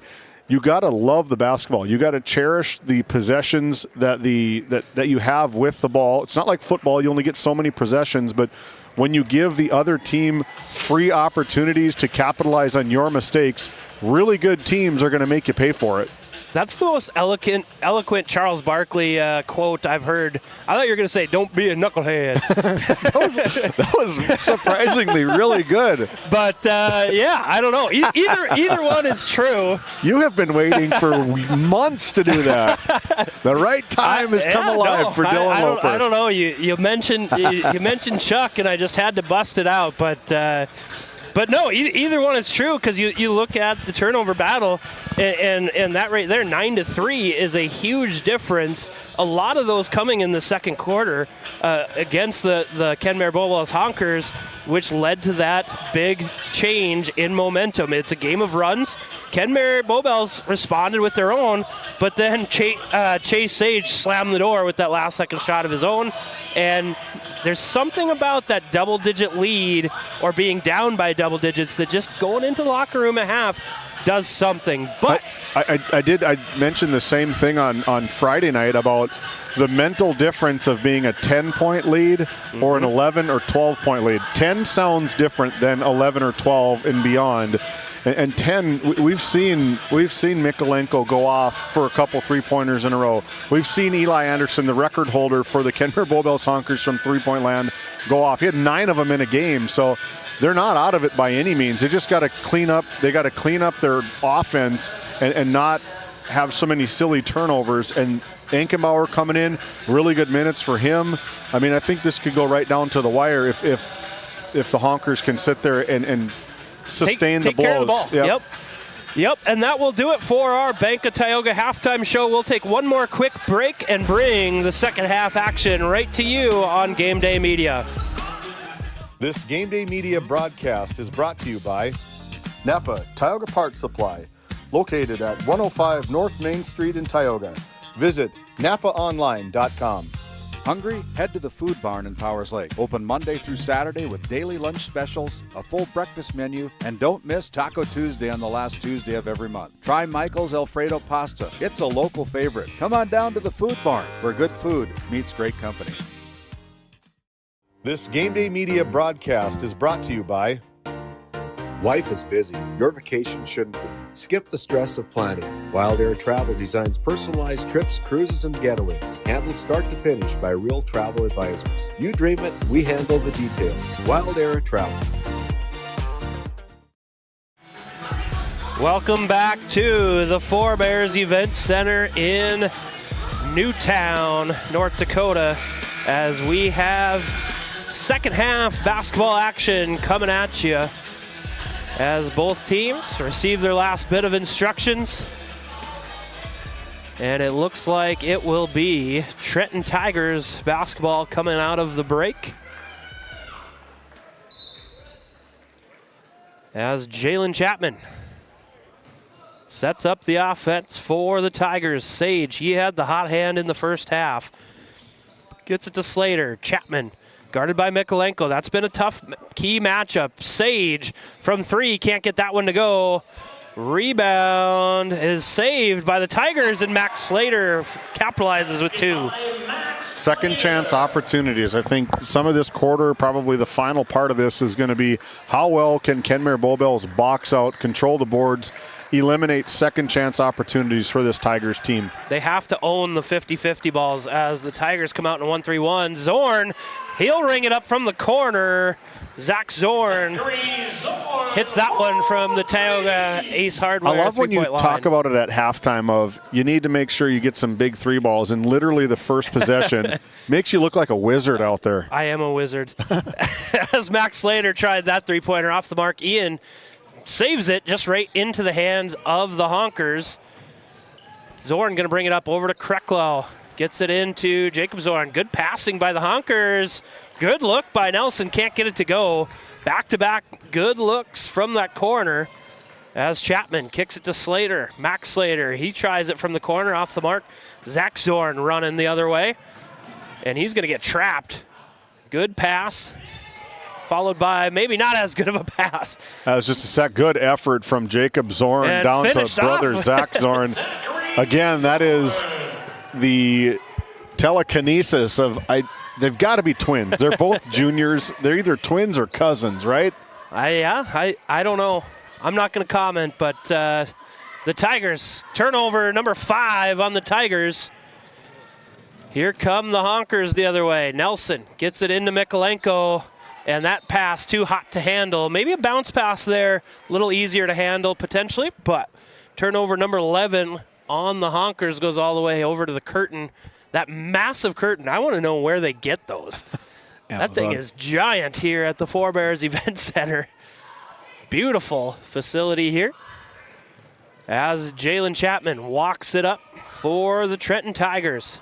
Gets an ISO side. Good defense by Mikolenko. Even better offense by Chapman. That was a teacher versus student move right there. The senior kind of showing the freshman this is what district basketball is all about. Well, and the speed control. Mikolenko, he's going to take it himself. Gets it back. Gets it to Zorn. Good pass to the cutting Peyton Nelson for 2. That's got to be a good feel. Now it's down to 8 versus that 11, kind of hanging around that 10 to 8 point here this opening 3 minutes of the game. Chapman tries the pull-up 3 off the mark. Ball is tipped and will go the Honkers' way. And this is going to be key here for the Honkers, is putting back-to-back possessions, going 2 possessions, 3 possessions at a time, cutting into this lead. Let's see if they can cut in even more. Zach Zorn bringing it up on the right wing. Over to Nelson, to the cutting Kreklau. Kreklau, backspin over to Zorn in the corner. He wants another one. Got it! 3-ball, corner pocket for Zach Zorn. Zach Zorn, again, exactly. Now it's down to 5. It's just that mental thing of being able to know we can play and keeping that sizable lead at bay. Turnover number 6 on the Tigers. And Coach Psycho talked about it pregame. First and third quarters have been an Achilles heel. Honkers trying to take advantage. Nelson, he's going to try one. In and out and back in. Another 3 from the Tailgates Hardware 3-point line. Just like that. And we have a ball game. 2-point ball game. We're going to take a nested timeout. Don't go anywhere. This GameDay Media broadcast is brought to you by Ranchers, circle March 4th on your calendar. Sorensen Ranch of Granora will hold their annual bull sale at the Sydney Livestock Market Center in Sydney, Montana. Your source for composite Simmental bulls that are bred for docility, longevity, and fertility. Find them on Facebook at Sorensen Ranch and DV Auction. The way we live and work has changed, but our service and commitment remain. We're evolving to meet your insurance needs with answers where and when you need them most. Nodak Insurance Company. Give Angie or Candace a call for all your insurance needs.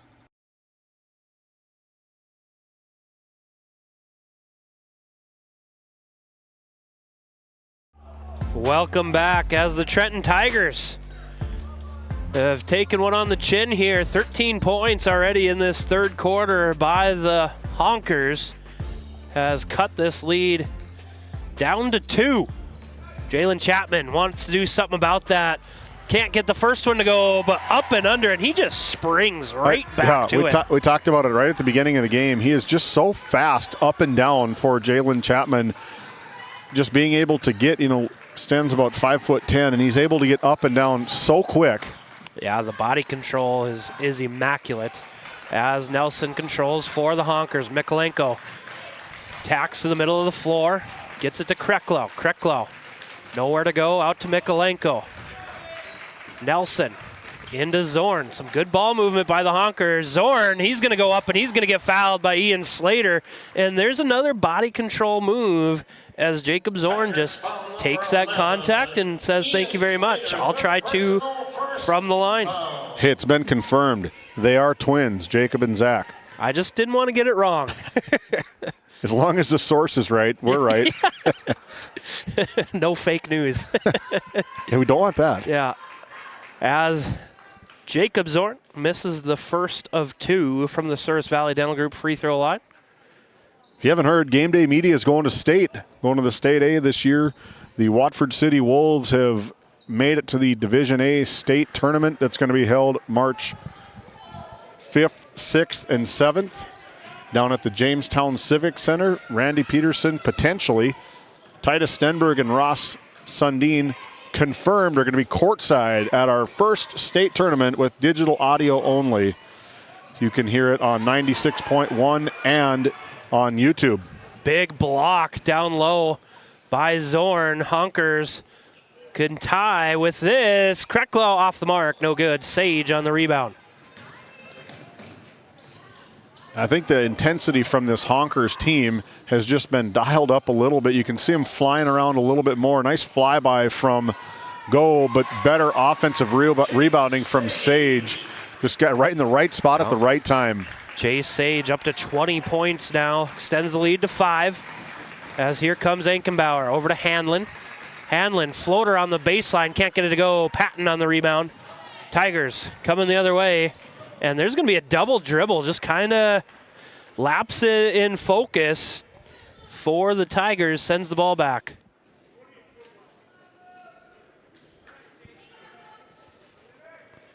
As Ankenbauer going to take the sideline out of bounds for the Honkers.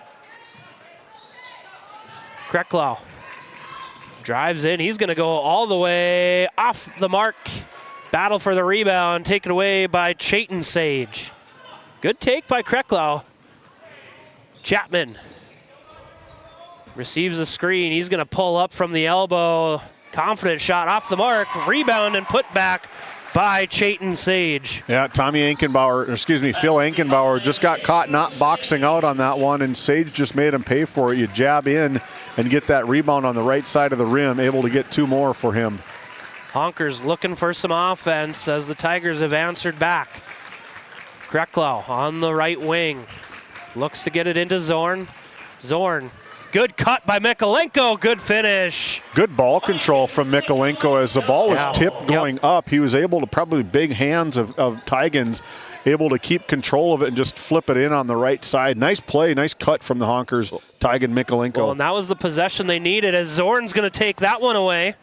3-on-3 action, gets it into Mikolenko. Mikolenko into Zorn, nice little give and go. Finished by Jacob Zorn. And just like that, we're back to 3. Sage, he's going to drive baseline, up and in. Chase Sage. That's a really good answer. Really strong move from the freshman. Just able to drive baseline, stop, and step through for a good 2-point basket. Well, and great answer. Mikolenko, good crossover into Zorn. There's contact. Up and in, and one opportunity for Jacob Zorn. To take a look at the RTC Network's instant replay, Mikolenko draws the defender and the roll. That's first grade basketball right there. High pick and roll, and Zorn to Mikolenko is something that I think we're going to hear for at least one more season after this year. And 3 talented kids between Mikolenko and the Zorn twins. Well, and a nice job passing in the tight quarters by the Honkers. As Zorn can't get the free throw to fall. Battle for the rebound will go the way of the Trenton Tigers. So Ray Jays, you can see them over in their corner getting ready to go. They're going to take on a very hungry, very talented Williston Trinity Christian team coming up next about 25 minutes after the conclusion of this one. We're just getting started. We're just barely over the halfway point of today. Oh, look at that move by Jalen Chapman, up and under, dipsy-do. Eli Anderson bringing it up for the Honkers. You mentioned it earlier in this game. Really nice pace. Back and forth they go as that foul is going to be whistled on Grayson Gold. That and really clean. I mean, no fouls for the Honkers in the second quarter yet. 3 for the Tigers at 50.2 seconds to go. I think what's going to maybe have to happen is that these teams might want to foul going into that 4th and final quarter in case it does come down to a game of free throws. Phil Ankenbauer with the 3, rings it up. And these Honkers, they just answer. Every time the Tigers throw a punch, the Honkers answer back as back and forth they go. Chase Sage with 2 more. He's up to 24. Have a night. Yeah, he's playing out of his mind tonight, taking that message from head coach Lucas Psycho of like, if you can't get up for this one, don't bother getting on the bus. Turnover number 13 on the Honkers, as that allows the Tigers to have the last shot if they want. Nelson going to force a count. Chapman receives the pick and roll from Patton. As now they start their action, 7 on the clock. Chapman has the ball on a string. Spin moves, and that's blocked by Zorn will stay with the Tigers. 0.7 to go. Our clock is unofficial. Unofficial. It is delayed. So when they hit start here, they might gonna go look at it. Drew Floggin's down there on the side, gonna maybe look at putting a couple more seconds. 1.1. They put 0.4 seconds on the shot clock. Now it becomes more than just a touch. I don't think Trenton was quite ready for that inbounds play. Well, that'll do it for the third quarter.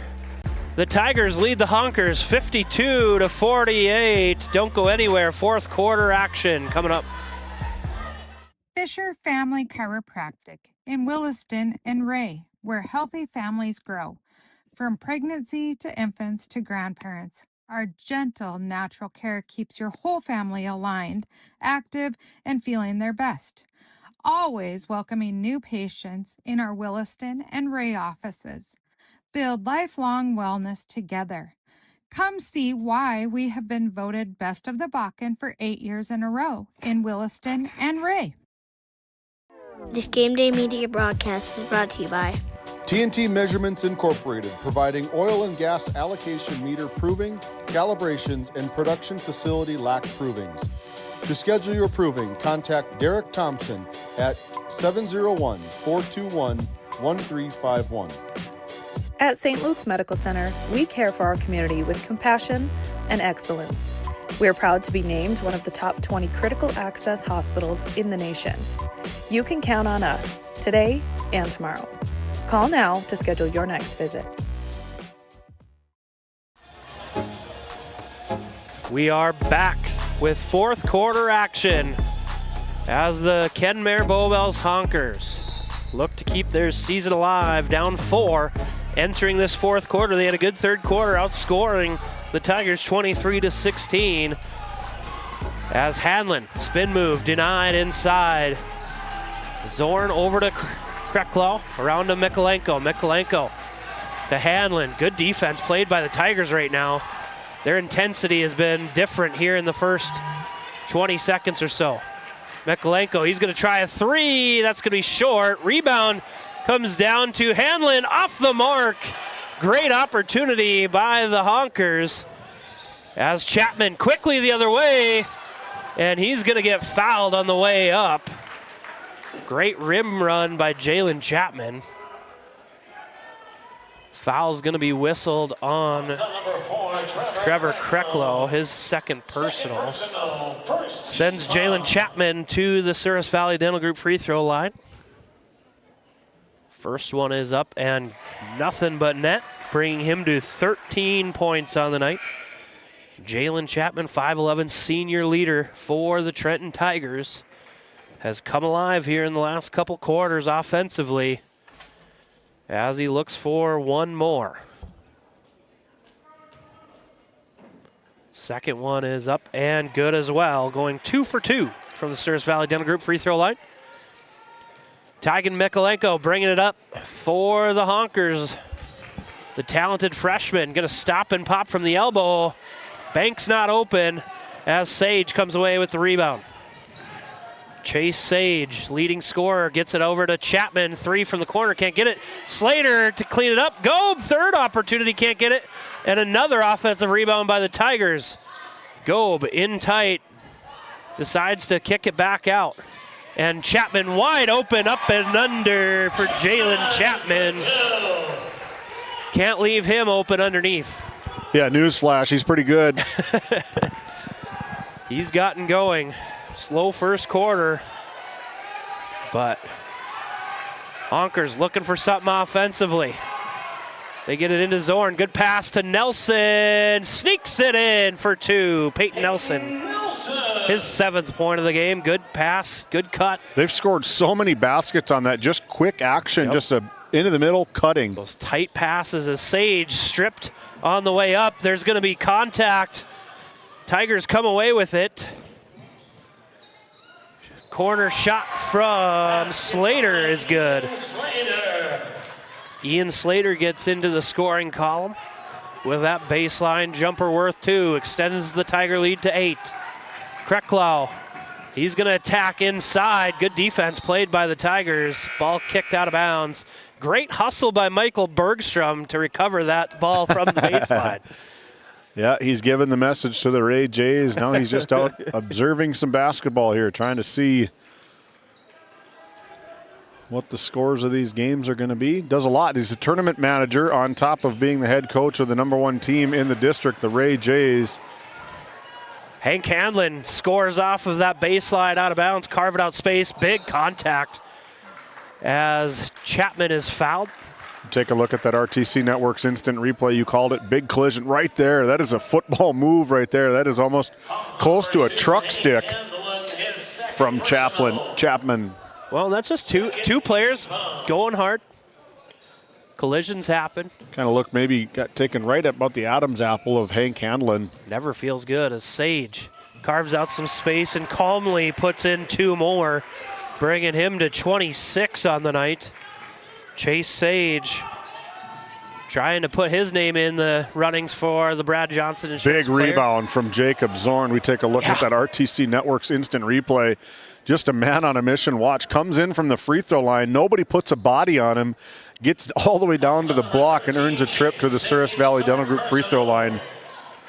Souris Valley Dental, located in Minot, North Dakota. Voted as the #1 dental office in Minot, North Dakota, according to the Minot Daily News. Visit Dr. Jarek Henson, Dr. Kevin Broderson, and Dr. Grant Neal. You can find them at SourisValleyDental.com. Second free throw is up and good. 2 for 2 from Jacob Zorn brings him to 20 on the night. The Honkers just can't get it tied. They can get right down to about 2 or 3, but just have a hard time getting it tied. There's a big three-pointer from Chayton Sage from the corner. Coach Psycho going to take a timeout, a Nesset timeout. We'll take one as well. DeBach Harvesting has been in business for more than 20 years. We are a family-run operation that operates 2 gleaner combines with all the supporting equipment needed to take your crop off efficiently. This year, we will be offering in-field bagging to help with the efficiency and storage if needed. In addition, we are offering trucking in the wintertime to help get your crop to market. We would love to have your business. Look us up on Facebook or call us at 405-612-7990. This GameDay Media broadcast is brought to you by Life is busy. Your vacation shouldn't be. Skip the stress of planning. Wild Air Travel designs personalized trips, cruises, and getaways. Handled start to finish by real travel advisors. You dream it, we handle the details. Wild Air Travel. The way we live and work has changed, but our service and commitment remain. We're evolving to meet your insurance needs with answers where and when you need them most. Nodak Insurance Company. Give Angie or Candace a call for all your insurance needs. Welcome back. As we come out of that nested timeout, the Trenton Tigers have a 9-point lead, 5:07 to go here in the fourth quarter. We want to thank the Tioga Pirates Booster Club, 3-year sponsors here on GameDay Media. Big thanks to them as the Honkers look to cut into this lead. Tigers going to a 2-3, 2-on-2 defense. Either way you look at it, Enkenbauer thought about the deep three as they work around the horn. Krecklau, good up fake. He's going to carve into the middle, out to Enkenbauer. And just great rotation by the Tigers. Sage goes in for another 2. Chase Sage, have yourself a night. The Tigers are getting the nails out to try put this one away here, and defensive plays like that from Sage is going to make it very tough for this Honkers team to come back 11 now, 65-54 on the NCC scoreboard. That 3 off the mark. Chapman out and running. He's going to decide to pull it out and set up the offense. Gets it over to go. Wide open baseline jumper. Can't get it to go. Mikolenko with the rebound. Honkers bringing it the other way. Nelson gets it to Mikolenko. Over to Zorn. Back to Mikolenko. Honkers got to go as 4 minutes and counting in this fourth quarter. Skip pass to Krecklau. Good look from 3. Can't get it to go. Rebound Enkenbauer. Up and in. Philip Enkenbauer just carving space down low. Gets his 10th point of the night. Getting that Trenton Tiger lead down to single digits. Slater, he's going to ring one up from 3. Just short rebound. Grayson Gobe off the mark, gets his own rebound. Second chance, no good. Mikolenko with the defensive rebound, bringing it up the other way. This is where Kenmare, the Honkers have to make a move right here. They have to get it under 10, see if Mikolenko can answer right there. Good look, rebounded by Nelson. As Nelson gets it over to Krecklau. Not a whole lot of spacing as that ball tipped out of bounds by Chapman. With this 2-3 zone from the Tigers, they really got to attack that middle. Mikolenko flashed into the middle, but dropped down just a little bit too low. That makes it too easy for Trenton's defense. You can guard 2 guys with 1 person. If you space that out, the guy's sitting at the free throw line, all you got to do is turn and face. If they're playing defense down by the middle guy in the bottom, you turn and shoot a free throw. If they come on to you, dump it over the top. Krecklau. Double teamed inside, kicks to Ankenbauer. Honkers don't have to change anything about their offense. They've been hitting those inside cutters as Ankenbauer's baseline floater is good. Philip Ankenbauer, a nice player. Yeah, he's coming in. What's he sitting at? About 12 right now. Points off the bench for brother head coach Tommy Ankenbauer. Sage goes baseline, kicks it over to Max Slater. 3-ball, corner pocket, off the mark. Jalen Chapman is there with his rebound. He's going to try one. Day McPatton can't get that one to go, but he's fouled on the way up. So we take a look at the RTC Network's instant replay right here. Just over the minute, you saw Montiel on point right there. Now he kept his foot on the ground, did Day McPatton, and the second effort from the big man earns him a trip to the free throw line. First attempt by Patton is up and good from the Service Valley Dental Group free throw line. Into the game for the Honkers is Anderson and Zach Zorn, and Coach Ankenbauer is going to take a timeout. We'll take one as well. Honkers full timeout.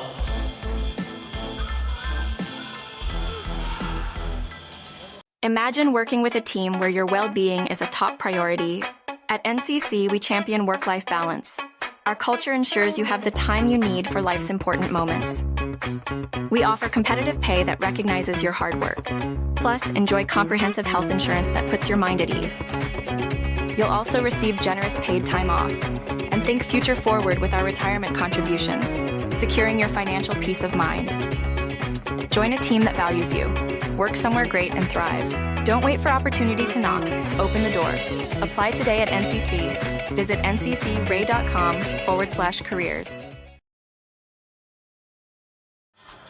Welcome back into the Forebears Event Center high atop midcourt here at the Tioga Medical Center Sports Desk. I'd like to welcome in our listeners on Flag Family Media, 92.7 FM and AM 1090 AM.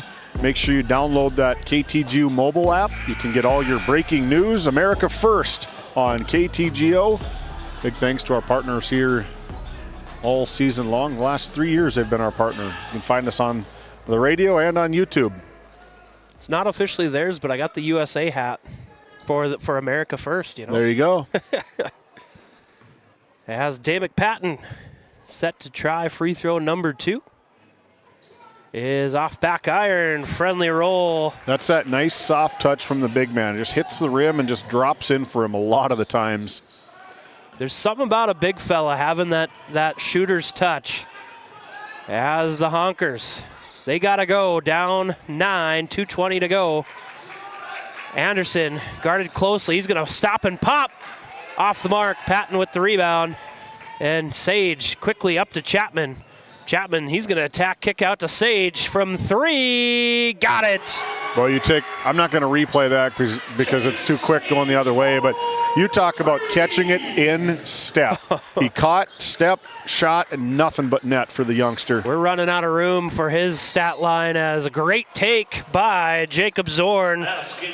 Chance for the 3-point opportunity. Nice take from the big man, just extending Day McPatton out, probably outside of comfort zone for him, and taking advantage of what's in his favor is that speed and the size for the big man. As we can see a sub here, that's probably going to be a substitution for the remaining part of the game, is somebody maybe a little bit quicker, a little bit longer that can handle Jacob Zorn. Well, and you mentioned it, that length, maybe a little bit of quickness, ability to switch on things can be crucial in these. where you're protecting a lead. You know, sometimes being able to switch 1 through 5 or 2 through 5, however Coach Psycho decides to do it. But it gives a little bit more flexibility defensively as the Tigers. It's a 3-possession ball game, 3 fouls for the Honkers, just 2 for the Tigers. And the Honkers maybe want to look at starting to foul right now to be able to stop the clock and see if they can. Next possession, as it's under 10 seconds on the shot clock. Sage into Chapman, and that's no change of possession. No. Chapman finishes, and it don't matter. Chapman with a cool, calm 18 tonight, as that might be the nail, as Mikolenko has something to say off the mark. Chapman wants the touchdown pass up to Sage, up fake, can't get it to go, second chance opportunity. Fade away, can't get that one to go as Max Slater gets the rebound. And I think Coach Psycho says, let's take some time, fellas. That's kind of how the game has gone for this Honkers game. It's just offensive rebound attempt, one after another for this Honkers team. There's going to be a timeout taken by Coach Tommy Ankenbauer. Full timeout. We'll take one as well. Presented by Nesset. Nesset is here to provide services to the oil and gas industry. We have a fabulous geologic jackpot right here in North Dakota. And what we are doing is providing and developing this resource to be used for years, decades, and generations to come. I look forward to a great future right here in Tioga, North Dakota. This GameDay Media broadcast is brought to you by The Trenton Indian Service Area offers a community health clinic that includes a variety of medical disciplines. Open Monday through Friday. You can find them on their website at mytissa.org. We hope you're enjoying today's broadcast. White Mountain Electric of Williston encourages you to join them by supporting your local team at home or in the gym. White Mountain Electric, a proud supporter of GameDay Media.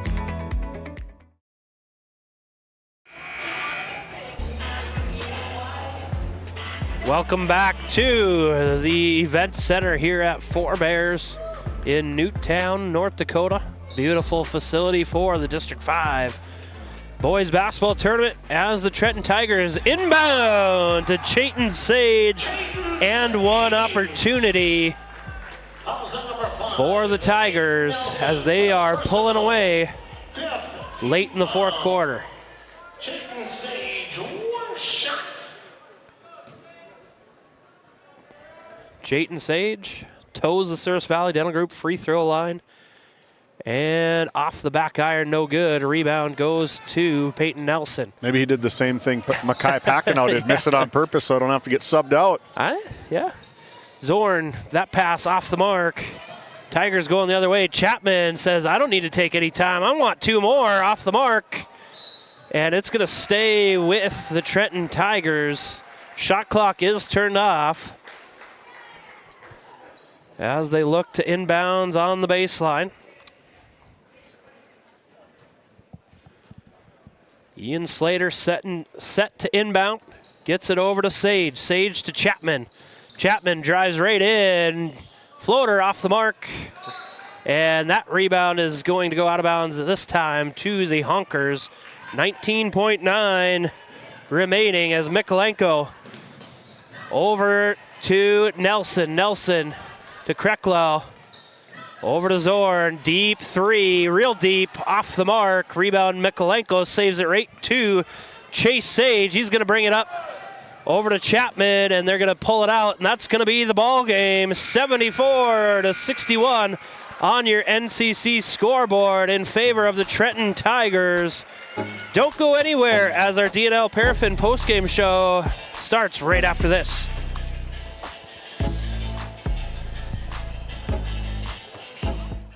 Looking for top quality groceries and ready to go meals? Visit The Depot, owned by Julie and Josh Bummer in Crosby, North Dakota. This specialty grocery store offers a wide selection of premium meats, including 100% ranch-sourced beef from the Nelson Livestock Company, essential grocery items, and delicious pre-made meals perfect for any occasion. If you're planning family dinner, need something fast, or need a special order for an upcoming event, The Depot has you covered. Support local and shop The Depot in Crosby today. Find us on Facebook at The Depot LLC. This Game Day Media broadcast is brought to you in part by Brian and Eric Johnson with Investors Advisor Group at LPL Financial are here to ensure the success of our clients. We can help you meet your financial goals. Give us a call at 572-3246 to arrange an appointment today. Jorgensen Lumber and Minn Kota Windows are proud supporters of Game Day Media and our area athletics. For all of your building needs, both agricultural and residential, contact Jorgensen Lumber in Powers Lake at 701-464-5504. The 26th Annual LBS Angus Production Sale, March 11th, 2 p.m. Central Time, Sydney Livestock Auction. Offering 70 yearling bulls, 12 age advantage coming 2-year-olds, and 80 fancy replacement heifers. Sires include Styles Ambassador, Styles Jumbo, and BSF Resilient, along with others. Over 90% repeat buyers for the past 11 years, with bulls developed for the cattle producer on high roughage for their health and longevity. Contact Ryan or Butch Sorensen for more information or go to DV Auction. LBS Annual Production Sale, March 11th, 2 p.m. Central, Sydney Livestock. At Souris Valley Dental Group, we've been using modern treatment techniques and products to help families smile since 1968. Voted as the #1 dentist in Minot, our team of expert dentists combine their unique areas of expertise and their experiences to create treatment plans that help each individual patient meet their goals. Contact our dental office at 701-419-8900 or visit sourisvalleydental.com to schedule an appointment today. You can count on us to keep your family grinning from ear to ear for many years to come. Cattlemen, the Northwest Select Simmental Sale would like to invite you to our annual sale Saturday, March 14th at 1 o'clock p.m. with a free lunch starting at 11 o'clock featuring 80 Simmental and Sim Angus bulls and heifers. If you can't make it, the sale will be broadcast on DV Auction. Juniors all open heifers will be eligible for the Northwest Select Junior Futurity Show this summer. For more information, call Bob Grant at 701-340-8082 or Gary Cease at 701-509-1154. Located in Powers Lake, North Dakota, the Country Store has what you need. From hardware to everyday essentials, including FR clothing, power tools, and even embroidery and screen printing. You can find most everything at the Country Store. There's always a friendly face willing to help you find what you need at the Country Store. Jared and Brenda invite you to visit them on Main Street in Powers Lake. The Country Store has been in business for almost 50 years.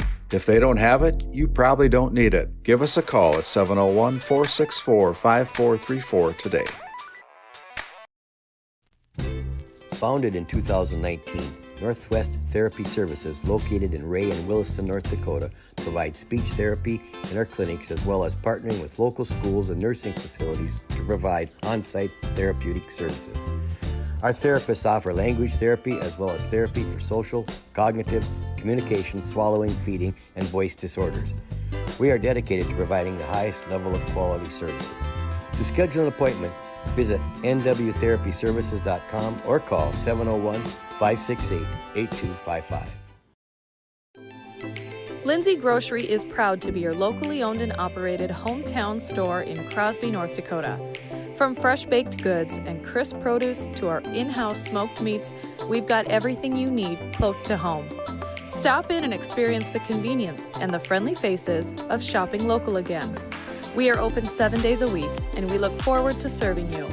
That's Lindsay Grocery. Find us on Facebook for specials and updates. Welcome back into our DNL Paraffin postgame show. DNL Paraffin, a local family-owned hot oil company that has been in operation since 1981. The big blue truck servicing all the oil wells in North Dakota. Right now we've got our Brad Johnson Insurance Player of the Game, the man of the hour, Mr. Chase Sage, 6'3" freshman, 31 points on the night on elimination night. Take it away, Dylan. Yeah, I'm down here with Chase Sage. Chase, 31 points. I know you could score, but 31, wow. It's kind of a win or go home situation, and obviously we don't want to go home, so I'll just try to give it all for our seniors. Yeah. Coach Psycho talked about that pregame that, you guys got to bring your own energy, and I think you did just that. So now moving forward, it comes down to tomorrow night. What are you expecting tomorrow? Hopefully to bring the same energy and then hopefully make the regionals. All right, thank you. That's Brad Johnson Insurance Player of the Game, Chase Sage. And right off the bat, I have Coach Psycho, that might be the sharpest dressed man in the districts. Coach, you guys came out, a lot of energy. It was kind of a game of runs. So how did you guys give your own runs and withstand theirs? Well, we just had to settle into what we were trying to do, the game plan, they got hot there a little bit, hit a few long shots on us, and I told them, they got a couple of shooters that they could get that heat going there on us, and the guys just stuck with it. They just dug in deep and kind of kept answering back with a run of our own, and then we kind of finally sealed the deal there towards the end of the fourth. All right, well, good luck tomorrow night, Coach. All right, thank you, sir. Back to you guys. Definitely. Some people call him Lucas Psycho. I call him GQ, the man of the hour. Happy coach as he takes a sprint into that locker room, going to deliver one of the best messages to his team that they're still alive and well are the Trenton Tigers. As we take a look at our scorebook here, officially the Kenmare Bowbells Honkers end their season at 4-17. Our final score was 74-61. Scoring goes this way for the Kenmare Bowbells Honkers, led in scoring by Jacob Zorn with 23 points on the night, followed by Philip Enkenbauer with 12 off the bench for head coach brother Tommy Enkenbauer, followed closely by Zach Zorn with 9, 7 apiece for Peyton Nelson and Tygan Mikolenko, 2 apiece for Trevor Krecklaw and Hank Hanlon. Mr. Krecklaw, Trevor Krecklaw, Peyton Nelson, and Devin Gisvali now playing their final games for the Kenmare Bowbells Honkers. They're probably going to wrap it up, get their baseball pads out as head coach of the baseball team, Mike Fraunfelter, is eyeballing these guys, getting them ready to make another nice push in that region baseball tournament. Right now, we're going to send it down to Dylan Loper again, standing courtside with head coach of the Trinity Christian Crusaders, Mr. Perry Shockley. Yeah, I'm down here with Coach Shockley. Big semifinal tonight. What's the game plan for the Crusaders? Well, Ray, they're number 3 in the state. They got 1 loss and pretty good challenge right there. But, we've worked on things and our defense, the way we play, and hopefully we've gotten better with execution with our offense. So we've got to take care of those things and really do a good job guarding them and try to not let them get into their scoring rhythm and just hope it goes our way. Yeah, they are number 2, number 3 for a reason. So, Coach, last time you played them tough. You hung right in there with them, gave them your best punch. What went well in that game, and what are you looking for tonight? Yeah, we got them rattled, and they turned the ball a little bit, and they just missed some shots. So, sometimes the ball goes in, it doesn't. And so it wasn't going in. We hit our shots early, and we got a lead, and then they made some runs. And I think with about 2 minutes, it's a 6-point game. But we just got to try to keep them from their runs and play our defense and don't let one thing, compound to another.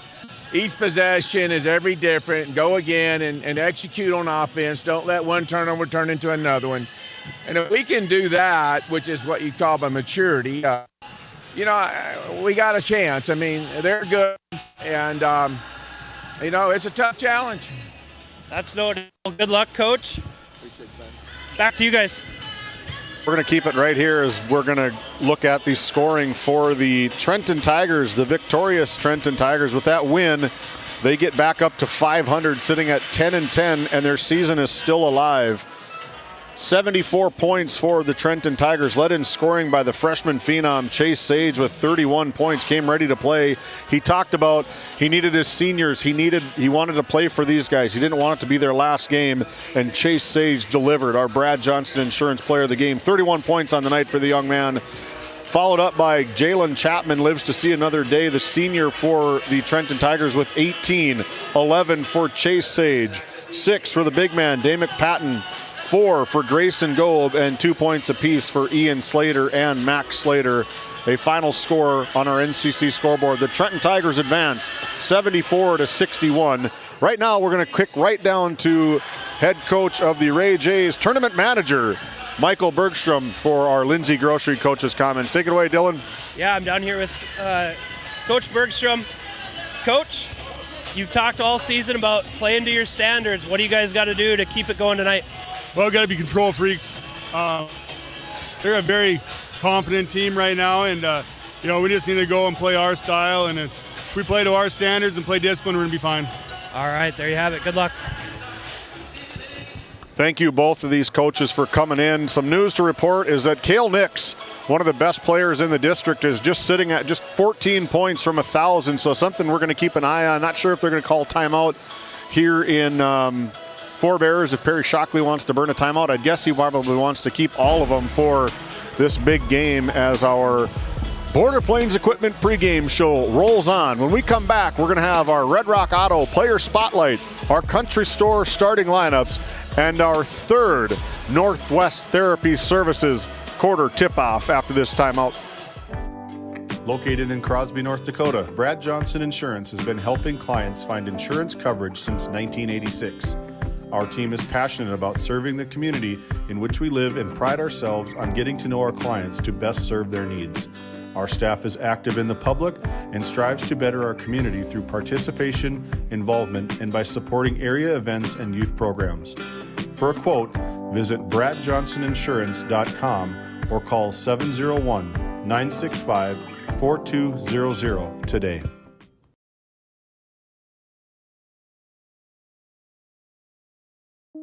This GameDay Media broadcast is brought to you by... Since 1952, Liberty State Bank of Powers Lake serves Burt County and the surrounding areas with a full suite of financial services.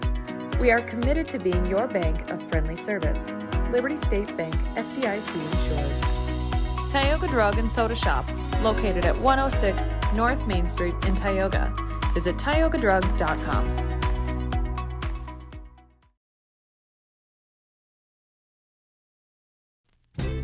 Founded in 2019, Northwest Therapy Services, located in Ray and Williston, North Dakota, provides speech therapy in our clinics as well as partnering with local schools and nursing facilities to provide on-site therapeutic services. Our therapists offer language therapy as well as therapy for social, cognitive, communication, swallowing, feeding, and voice disorders.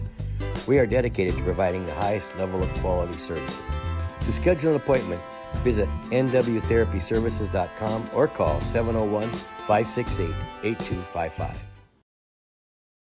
For the healthcare services you need, an expertise you can trust, it's right here at home with Tioga Medical Center. You're important to us, and so is your well-being. From primary and specialty care to surgical services, we're committed to caring for you at every stage of life. There's no place like home with trusted, familiar faces. You can trust me. You can trust us. You can trust Tioga Medical Center. Trusted healthcare here at home. At Tioga Ace Hardware, our store is a member of the largest retailer-owned hardware cooperative in the industry. We are all committed to being the helpful place by offering our customers knowledgeable advice, helpful service, and quality products. As the helpful hardware folks in your community, we promise that helping you is the most important thing we have to do today. Shop the biggest brands all under one roof at 119 North Main Street in Tioga, or shop online at acehardware.com.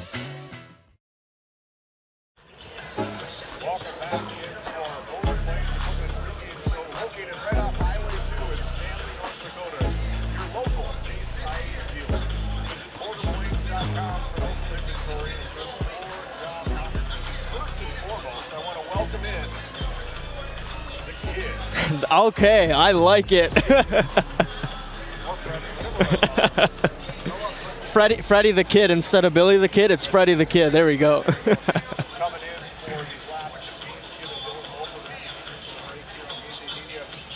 now we're going to jump right to it. Our Red Rock Auto Player Spotlight belongs to number 23 of the Williston Trinity Christian Crusaders, Amari Cotton, just a junior, and he splashed into this tournament last night. 26 points from junior. A fantastic player for head coach Terry Shockley. Yeah, he's awesome. Really making a name for himself right now. 26 points, like you said, on Friday night, but he's a 3-level scorer. He can do it. He can get to whatever spot he wants, and he'll make the defense pay. My mic was muted, so that's our Red Rock Auto Player Spotlight. Thanks for filling in, everybody, for that one. But, yeah, he is a phenomenal player, a junior. He is so mellow. I love watching him play. He doesn't get too rattled. He doesn't get rattled at all. That's why he can be in such control and get to whatever spot he wants, because he's in control at all times. He just plays and plays and plays. We talked about these 3 kids there: Brad Johnson, Insurance Player of the Game, Kale Nix, Colton Anderson, and Omari Houghton, our Brad Johnson Insurance Players of the Game. Scored 76 of the 81 team points between the 3-headed monster for the Crusaders. These 2 teams matched up earlier this season, and it was a 12-point game. It was, I believe it was 72 to 61, 73 to 61, something like that back in January, and Omari was a huge part of that. Our Red Rock Auto Player Spotlight on the other side of the court tonight is going to be the number 22, Cooper Hayes. Cooper Hayes getting the nod tonight for Grady Parizek, probably due to some matchups. Cooper Hayes, a reserve role for the youngster coming off the bench for head coach Michael Bergstrom this year. We've seen him a couple different times. We've seen him to where he has 5 points and 9 rebounds, and we saw him the other night to where he had about 20 points, I believe. He had 20 points off the bench, and then previous to that, 10 points off the bench for the Blue Jays. So if anybody's earned a starting spot in this district tournament, it's Cooper Hayes. He has proved that he belongs in that lineup. I think they're looking for maybe a little bit more offense tonight from this team. No doubt Grady Parizek's going to be in and out. They don't really care who starts. All they really care about is that final number, that win. And our Red Rock Auto GMC Chevrolet Player Spotlight tonight is Cooper Hayes for good reason. Coming in, earning a spot. He is second on the team in rebounding, just about 6 rebounds per game at just a 5'10" freshman for this Ray Jays team. A fantastic athlete for head coach Michael Bergstrom. Good part of the reason why they're the number 1 team in the district, the number 3 team in the state of North Dakota, sitting at currently 19-1, the owners of a 16-game win streak. We have to go all the way back. We have to turn the calendar page back 1 year to see their last loss against Central McLean, who's a pretty good team, if you ask me. I'd say so. Back on December 20th, and they lost to them by 9, 71 to 62. But this Williston Trinity Christian Crusaders team also has something to prove. They're coming in at 9-7 overall, owners of their own 4-game win streak, and won 5 of their last 7. So they know how to win. I think it's going to be a great matchup back and forth. And the lights are brightest, and who's going to shine through that brightness, we're going to find out here in about 3 minutes here on Game Day Media. Our Country Store starting lineup brought to you by the Country Store in Powers Lake, North Dakota. If they don't have it, you probably don't need it. You can find them on Facebook or online at www.countrystore.doitbest.com. Head coach Perry Shockley's putting this lineup together. He's going to be either number 3 or 30. Kale Nix, just a junior. Like I said earlier, he's sitting at about 14 points from 1,000. When he did set, we'll try to do our best to make sure that we mention it and recognize his achievement. Followed up by number 11, Alicio Roblero, a junior guard. Number 23, Miles Heck, just a junior. Our Red Rock Auto Player Spotlight. Number 23, Omari Houghton, a junior. And rounding out the top 5 for head coach Perry Shockley, number 35, Jaden Hernandez, just a junior. Titus talked about it on Friday night. It's a reoccurring theme for this team is they start all 5 juniors and not a senior on the roster for this Trinity Christian Crusaders team. And yeah, you can see it, kind of inexperienced, but they're starting to peak at the right time, especially on offense. We saw them on Friday night against the Partial Braves get whatever they wanted, and this is an explosive team, and it's going to be an explosion between 2 of the top offenses in the region, in the state. A lot of fireworks tonight. Michael Bergstrom puts his 5 together. We did say making a change to that starting lineup. Number 22, Cooper Hayes, getting the nod, the first one of the year for the youngster. They go this way. Number 0, Jace Becker, our Haugland Insurance Services Player of the Week. Good reason. Just scored 1,000 last game. A fantastic player, a great kid for Michael Bergstrom and the Ray Jays. Number 2, Blake Bergstrom. My opinion, top 5 guard in the state of North Dakota. Throw out Division A, Division B, Division AA. Don't care. Put them all in there. He's up there. One of the best guards in the state of North Dakota. And number 5, Ty Barman, a freshman. Probably one of the top athletes in the nation as a freshman, especially in North Dakota. Number 22, Cooper Hayes, the sharpshooter from the outside. And rounding out the top 5, the senior leader for this team, number 24, Brody Signer for head coach Michael Bergstrom. That is our unofficial Country Store starting lineups. In about 40 seconds, we're going to turn it down to our public address announcer, Jeff Graupie, for our official introduction of the players, followed by our Northwest Therapy Services tip-off. But you're head coach, you've played in these big games before. What's the message from head coach to players getting into the gates right now? You got to calm them down. Like, don't make it bigger than what it is. It's still a game, but those first 4 minutes are vital. You got to come out with energy, and that energy will take you the full 32 minutes. You can't be, there's the gray area between too nervous and nervous enough. You got to be nervous enough where it means you care, but then you got to show it out on the court. Good evening, ladies and gentlemen. Welcome to the event center at Four Bears Casino and Lodge for today's District 5 Boys Basketball Tournament. Today's first semifinal matchup features the Ray Jays and the Trinity Christian Crusaders.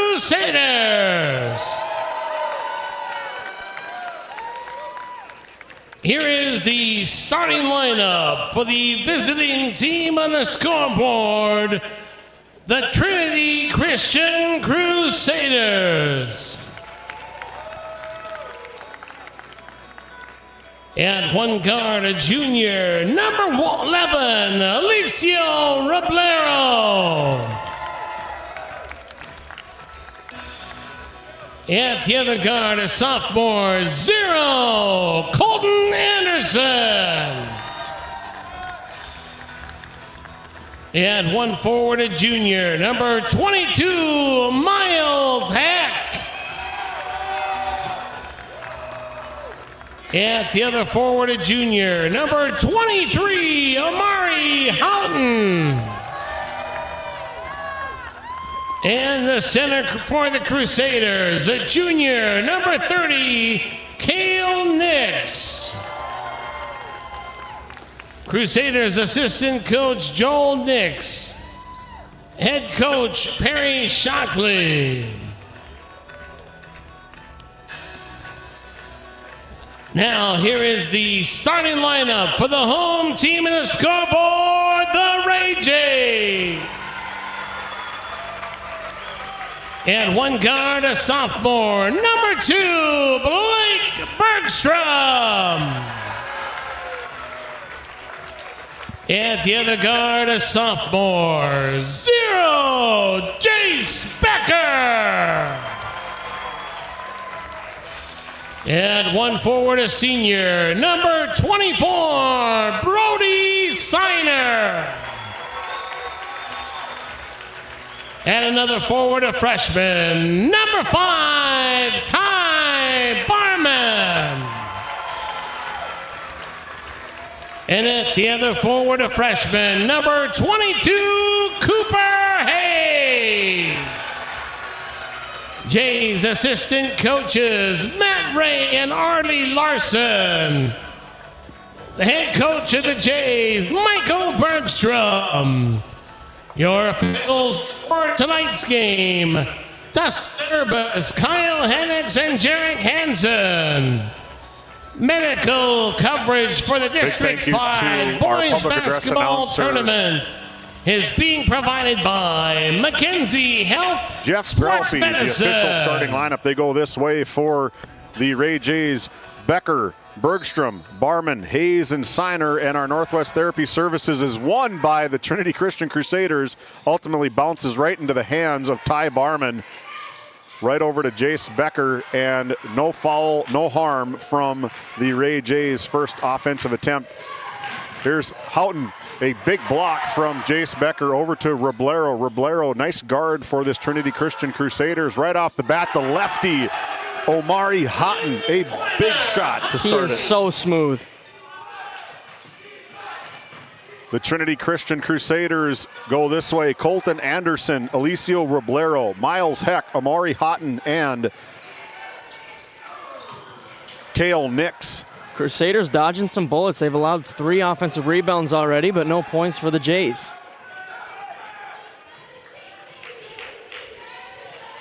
Ball over to Roblero on the right corner, right at the free throw line for number 22, Miles Heck. Miles Heck drives right at Ty Barman, kicks out to Colton Anderson off the mark. Rebound taken away by Blake Bergstrom. Quickly the other way. Ty Barman with it just on top of the key over to Brody Siner.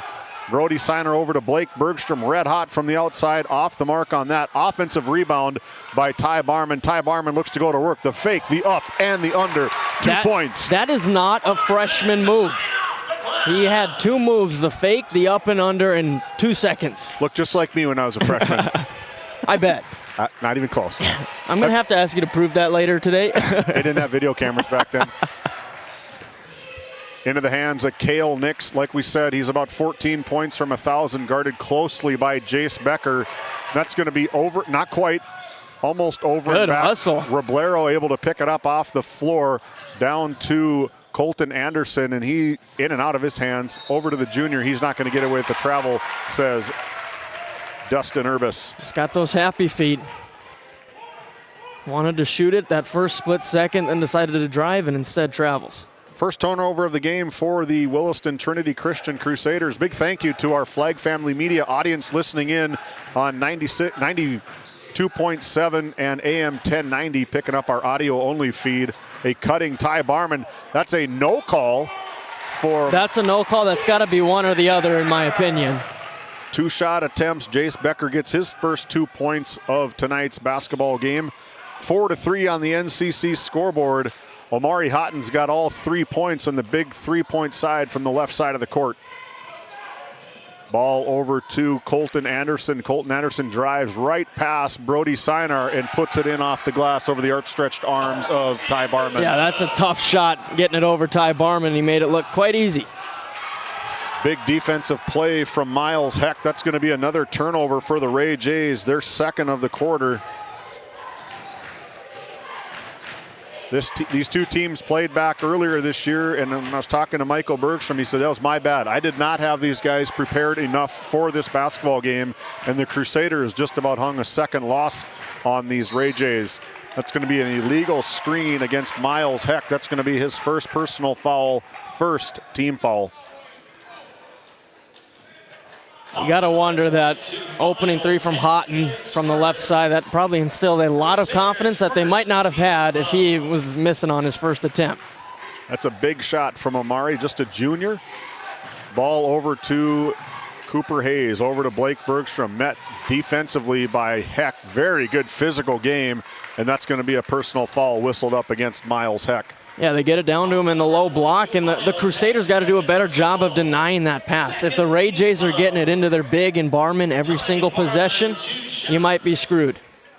No substitution here for Miles Heck. Ty Barman goes to the Souris Valley Dental Group free throw line. That's his 3rd point.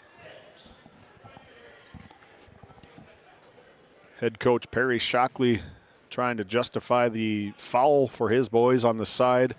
Talking to Dustin Urbis, part of the 3-man officiating crew. Kyle Hennix and Jarek Hansen, part of the Williston Basin Officials Association. That's going to be a blocking foul whistled up against Brody Siner, right side, just about the half-court line. First personal foul, first team foul for the Jays. Well, you just look at both of these teams, both very young. Like you said, the Crusaders don't have a senior. Ray Jays have Siner, Parizek, and Grove, but not a lot of others that are at that higher class level. But I'd say the Jays have a little more experience with their past runs. Nice play. Goes right at Ty Barman, does Miles Heck for 2 more for this Crusaders team. 7-6 on your NCC scoreboard. The Crusaders up by 1. Ball over to Blake Bergstrom, got caught midair, cross court to Ty Barman. Ty Barman drives into the middle, goes cross court left wing from the outside, 3-point shot, no good. Offensive rebound by Ty Barman off the mark. Cooper Hayes throws it at the rim and gets 2 for Cooper Hayes. And finally, the Ray Jays are able to capitalize off those offensive rebounds. But we've seen Bergstrom miss 3 from the same exact spot. That is a rarity. Probably won't happen. I doubt he's going to go scoreless tonight. Kind of had a slow game when they played the Bishop Ryan Lions. Nice up pass from Ty Barman all the way up to Brody Siner. Brody Siner in the scorebook for 2. The 11th shot attempt for the Ray Jays already, and we're just over the halfway point. And talking about some slow games from Bergstrom, they've still won those games by like 20-plus points. That's how good this team is. They don't need it every night. Blake Bergstrom on par. The floater drives in. Nice play from Berge. As we look at the RTC Networks instant replay, the nice hands, and then Berge just floating in midair. Just timed it just perfectly on that double team on high atop, right at the Forebears Event Center logo at midcourt. Nice backdoor cut. Didn't find him, but Houghton off the mark from 3.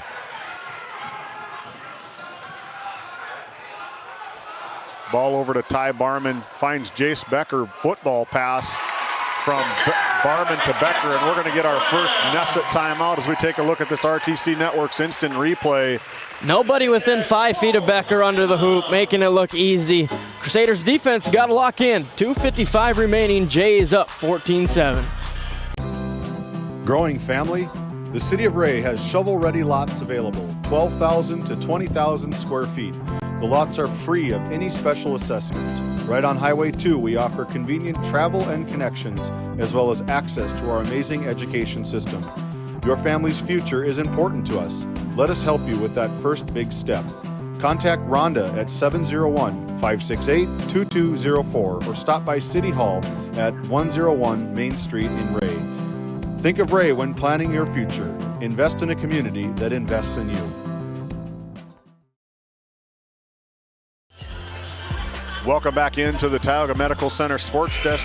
Big thank you to the Ray Jays Booster Club coming on board with us for this district tournament, supporting all things Ray Jays.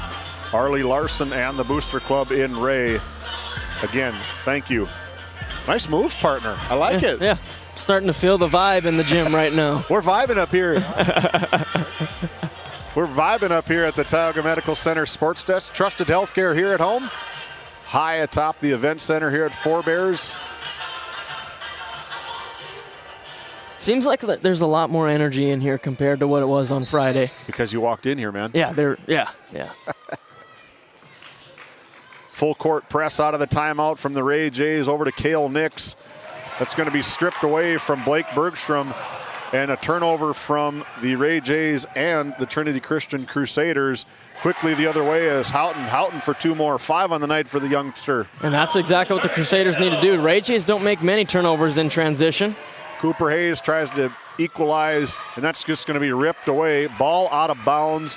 Blake Bergstrom goes in for the offensive rebound, just landed out of bounds. Already the 14th shot attempt for this Ray Jays team. See if the Crusaders can get some better touches for Cale Nix inside. He hasn't really touched the ball in the half-court offense much yet. Cale Nix, a fantastic junior, 6'4". Where's number 30 for the head coach?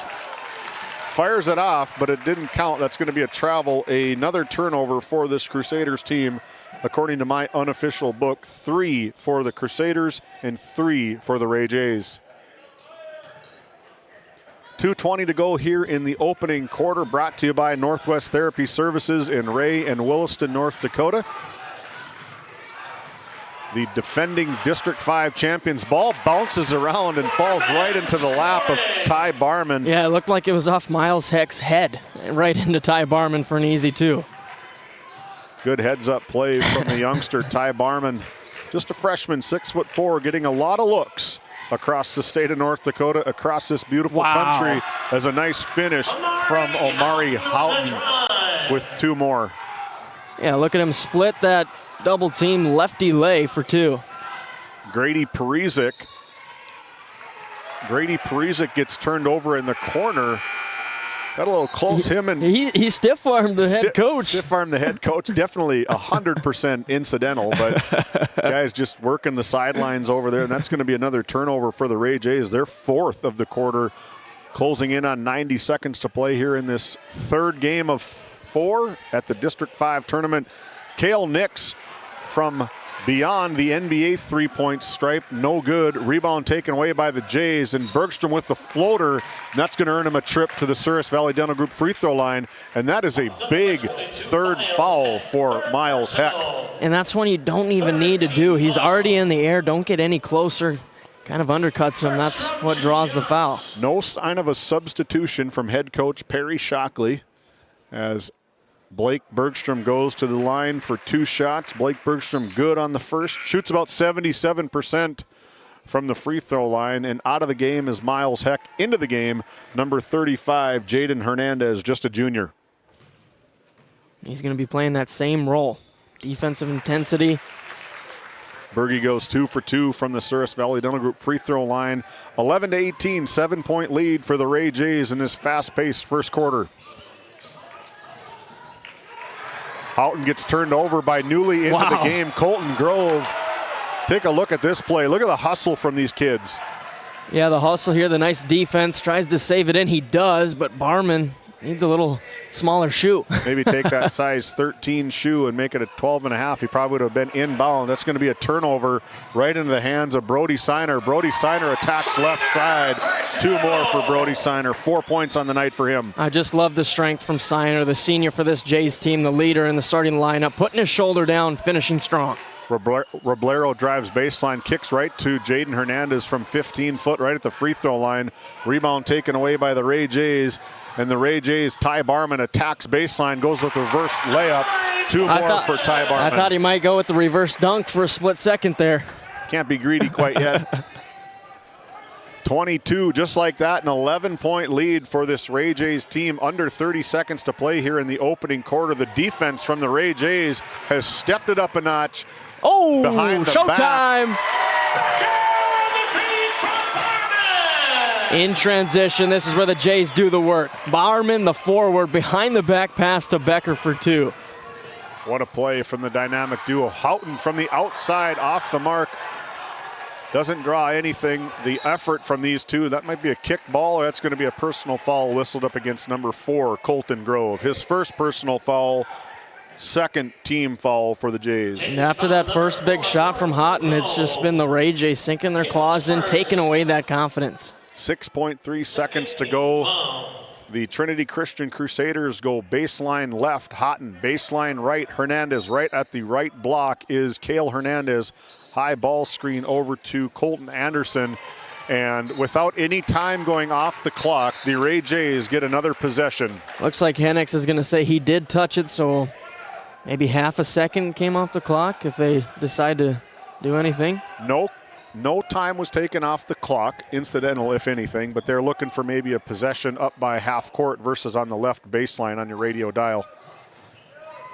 Blake Bergstrom with the runner, tries to pull the break, finds his cousin Jace Becker off the mark, and that is the way quarter number 1 ends for the Ray Jays. A 13-point lead, 24-11 on your NCC scoreboard.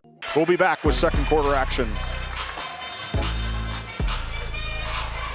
Tioga welcomes you to discover new opportunities. Here in the heart of oil country, our businesses fuel the region's oil and gas industry, and our workforce is the lifeblood of these businesses. That's why our many great companies always welcome new talent to help them sustain the industries they support. These high-paying careers, combined with the area's low cost of living, make it easy to see why so many choose a career in Tioga. This Game Day Media broadcast is brought to you by... Established in 1938, Ray Farmers Union Elevator is now your full-service grain and agronomy service facility in northwest North Dakota. Based in Ray, North Dakota, we can assist you with everything from buying the seed in the spring to burn down in the fall.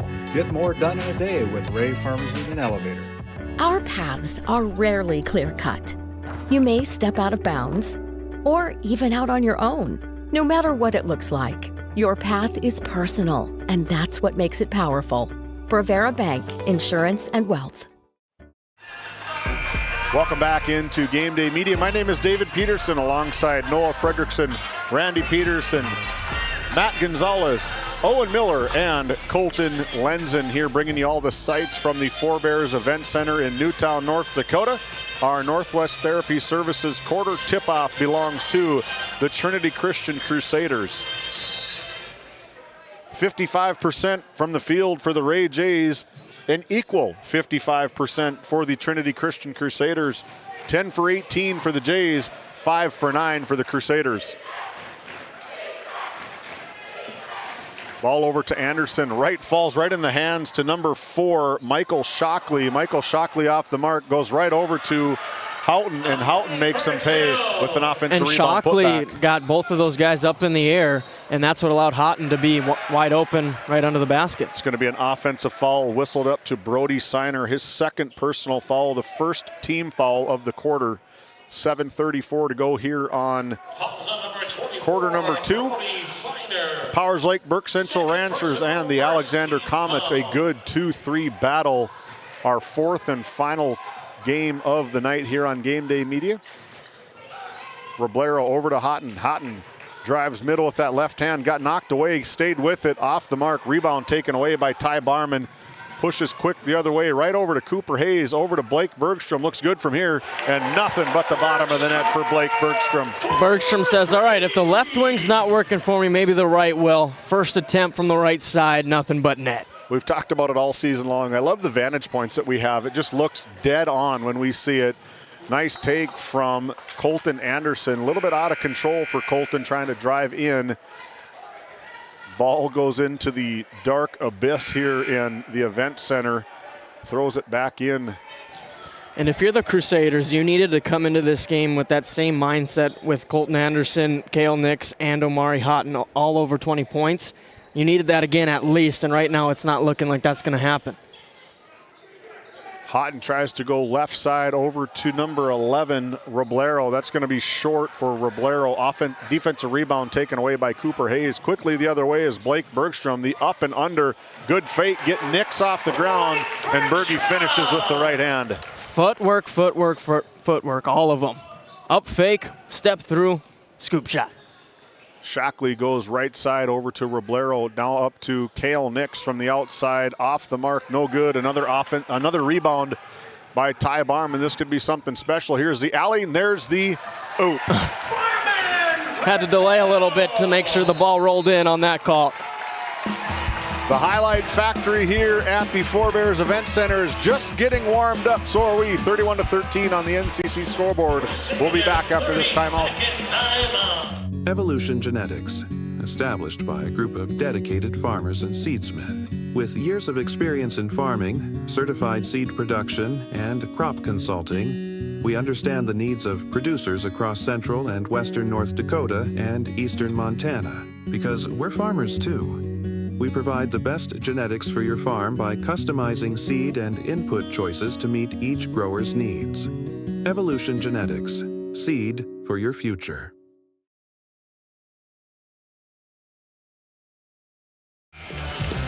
Welcome back into the Tioga Medical Center Sports Desk as we take a look at the cheer squad.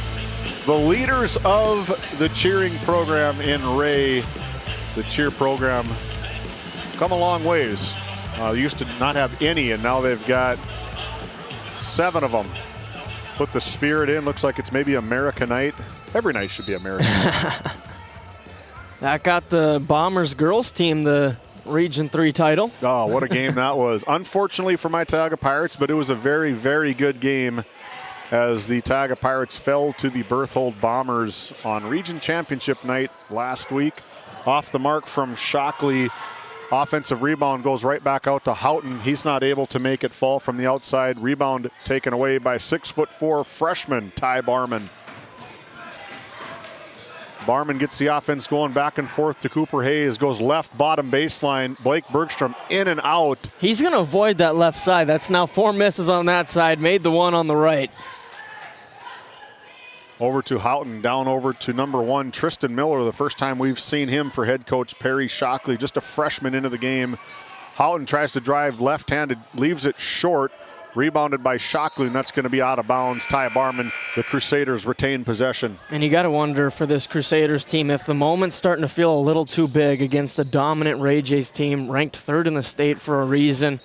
Lights are bright. Let's see if they can get back into it. Lead extended to 18, just like that in a snap of a finger. Roblero is the bottom left baseline over to cutting Colton Anderson. Left side ball hawking. Look at the defense from Grady Parizek. In your shorts defense from the youngster. That's what he creates, his fadeaway jumpers. Kale Nix off the mark on the second attempt. And then Grady Parizek off the bench, the hustle player on our RTC Networks instant replay. Racing to the corner, throws it off Houghton, out of bounds, Ray J possession. I don't care how many points you score in a game. I don't care how many points you have in a career or season. I'd take 100 of those kind of kids. Ball over to Brody Siner. Around the world they go, trying to get this 2-3 zone offense for head coach Michael Bergstrom. Brody Siner looks to pull up. Another offensive rebound by Parizek.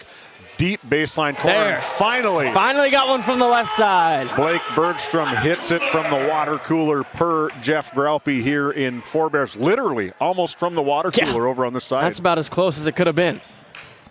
Another turnover from the Crusaders, their second of the quarter. And that's going to get Michael Bergstrom to take a Nesset timeout. We're going to take one with them as well. 34-13 on the NCC scoreboard. We'll be back. Based in Williston, North Dakota, Busy Bees Hot Oil Incorporated is a veteran-owned and managed company. Busy Bees services include water hauling, hot oil services, cap string flushes, and much more. Busy Bees will approach any job, no matter how large or small, with 100% safety and commitment. We pride ourselves on giving back to the community that has given so much to us. Looking for the perfect career? Consider Busy Bees Hot Oil Incorporated. Find them at busybeeshotoilinc.com or give them a call at 701-572-9303 today. Welcome back into the NCC scoreboard. Tioga Medical Center Sports Desk. The NCC scoreboard reads 34-13. Big part to the defense. When Grady Parizek comes in, that defense goes from a 7 to a 10 immediately. Every impact time. Player. Out of the timeout, Jace Becker goes right to work. His first 2 points of the second quarter, 8 on the half for the youngster. The Crusaders are so worried about extending out to the perimeter that the paint's been wide open this whole first half. And these Ray Jays, they can kill you from the outside. You try to drive and guard them from the outside. Then they just tend to go inside, and it makes it even more difficult. Houghton over to Nix. Nix still trying to find his way into the scorebook here. Held scoreless thus far. Got away with a foul to Ty Barman on the Houghton drive on the left side. Tries to finish left-handed. There's going to be a turnover for the Ray Jays. Yeah, Becker got caught between the hop step and the dish off. Instead, it's a turnover. Houghton drives left hand, shows ball. Far side reverse shot off the mark, no good. Jace Becker draws contact, puts it in for the hoop and the harm. Jace Becker, ladies and gentlemen. This is a transition team. Quickly get it up court, one-on-one. Becker likes his odds. It's at the trickle over the rim. First personal. Last Friday, Jace Becker got his 1,000th point. Titus Stenberg tried to ask Coach Bergstrom about it at halftime, and they go, I got bigger fish to fry. As number 0, Colton Anderson takes a seat, and into the game for the Crusaders is number 21, a freshman, Elliot Chantos, as Jace Becker is short on the free throw. Offensive rebound by Ty Barman off the mark, no good, as Jace Becker misses it on the first free throw attempt. Yeah, a few bunnies missed for the Ray Jays, and yet they're still up by 25. Only 2 points scored here in this second quarter for the Crusaders. Amari Houghton tries to get the 5th point. Doesn't fall for the Crusaders. Ty Barman drives in, tries to scoop shot. Kale Nix tries to draw a charge, and Ty Barman gets his own rebound and gets 2 more for him. 12 points tonight. Continue to kill him on the offensive glass. Baseline to number 21, Elliot Chantos off the mark. Rebound taken away by Blake Bergstrom and the Ray Jays. A lot of missed perimeter shots for the Crusaders, and the Jays are doing a good job of boxing out and getting back on offense. The pump fake after pump fake after pump fake from Jace Becker. 6 in the quarter, 12 on the night for him, as Perry Shockley doesn't know what just hit him. Shocked. That is right. Good take from the Crusaders, drives into the middle. Roblero tries to reset the offense. Roblero drives left into the middle, throws it up off the backboard, and finally gets 2 points for this Trinity Christian Crusaders, his first 2 points of the night. 42-15 on the NCC scoreboard, just under 2 minutes to play here in quarter number 2. Cooper Hayes drives in, kicks baseline from the water cooler, Jace Becker. And this is where it's killing them. Getting into the paint, kicking out, and now open shots. So they either got a wide open paint or a perimeter shot every time. Roblero with the turnover, the 4th of the quarter, 8th of the game for the Crusaders. Brody Signer leads the charge over to Jace Becker. Have yourself another one, Jace Becker. He messed up the net on the first one, got it cleaned up on the second. 2 for 2 for Becker. This Ray Jays team come ready to go, closing in on 60 seconds already at 48 points in the quarter. Or in the half, excuse me. Houghton stuck due to the defense of Brody Signer. Cale Nix back over to Houghton. Tries to drive left side, scoop from the left side with the lefty. Off the mark, no good. Another rebound for Ty Barman. Brody Signer leads the break. Jace Becker, can he go 3 for 3? Off the mark, rebound taken away by Blake Bergstrom. And that's going to be a foul whistled up against the Crusaders. Number 23, Omari Houghton. His second team foul. Into the game comes Colton Grove for the Ray Jays. Out of the game goes Brody Signer. Into the game is Miles Heck, number 22, as Roblero takes a breather. Sits next to head coach Perry Shockley and assistant coach Joel Nix. Owner of White Mountain Electric, a proud sponsor of GameDay Media. Baseline, nice cover by Becker, splits the defenders, and 2 more for Jace Becker. He's just so strong. Flexing his muscle here in the first half. If you're going to be a quarterback for the Outlaws, you got to be strong, right, partner? Yeah, 100%. They've officially hit the 50 mark with under 30 seconds to play, and Nix finally gets on the scoreboard for Cale Nix. His first 3 points of the game.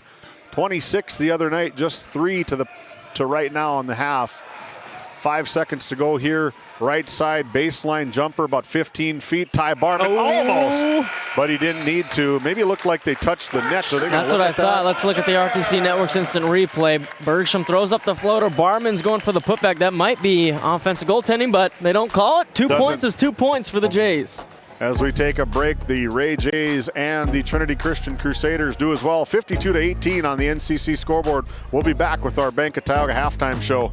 So February is a short month, and that's the reason Red Rock Chevrolet GMC in Williston is trying to catch up. Yeah, and we mustered up this event, and I'll be frank, at Red Rock, we relish your business. Like $7,000 in rebates or 0% on a 26 GMC Sierra. Or rebates up to $1,750 on GMC Terrain. Yep, the deals are cooking. And don't forget to grab a free bottle of ketchup just for stopping in. Help us catch up, and we relish your business at Red Rock Chevrolet GMC in Williston.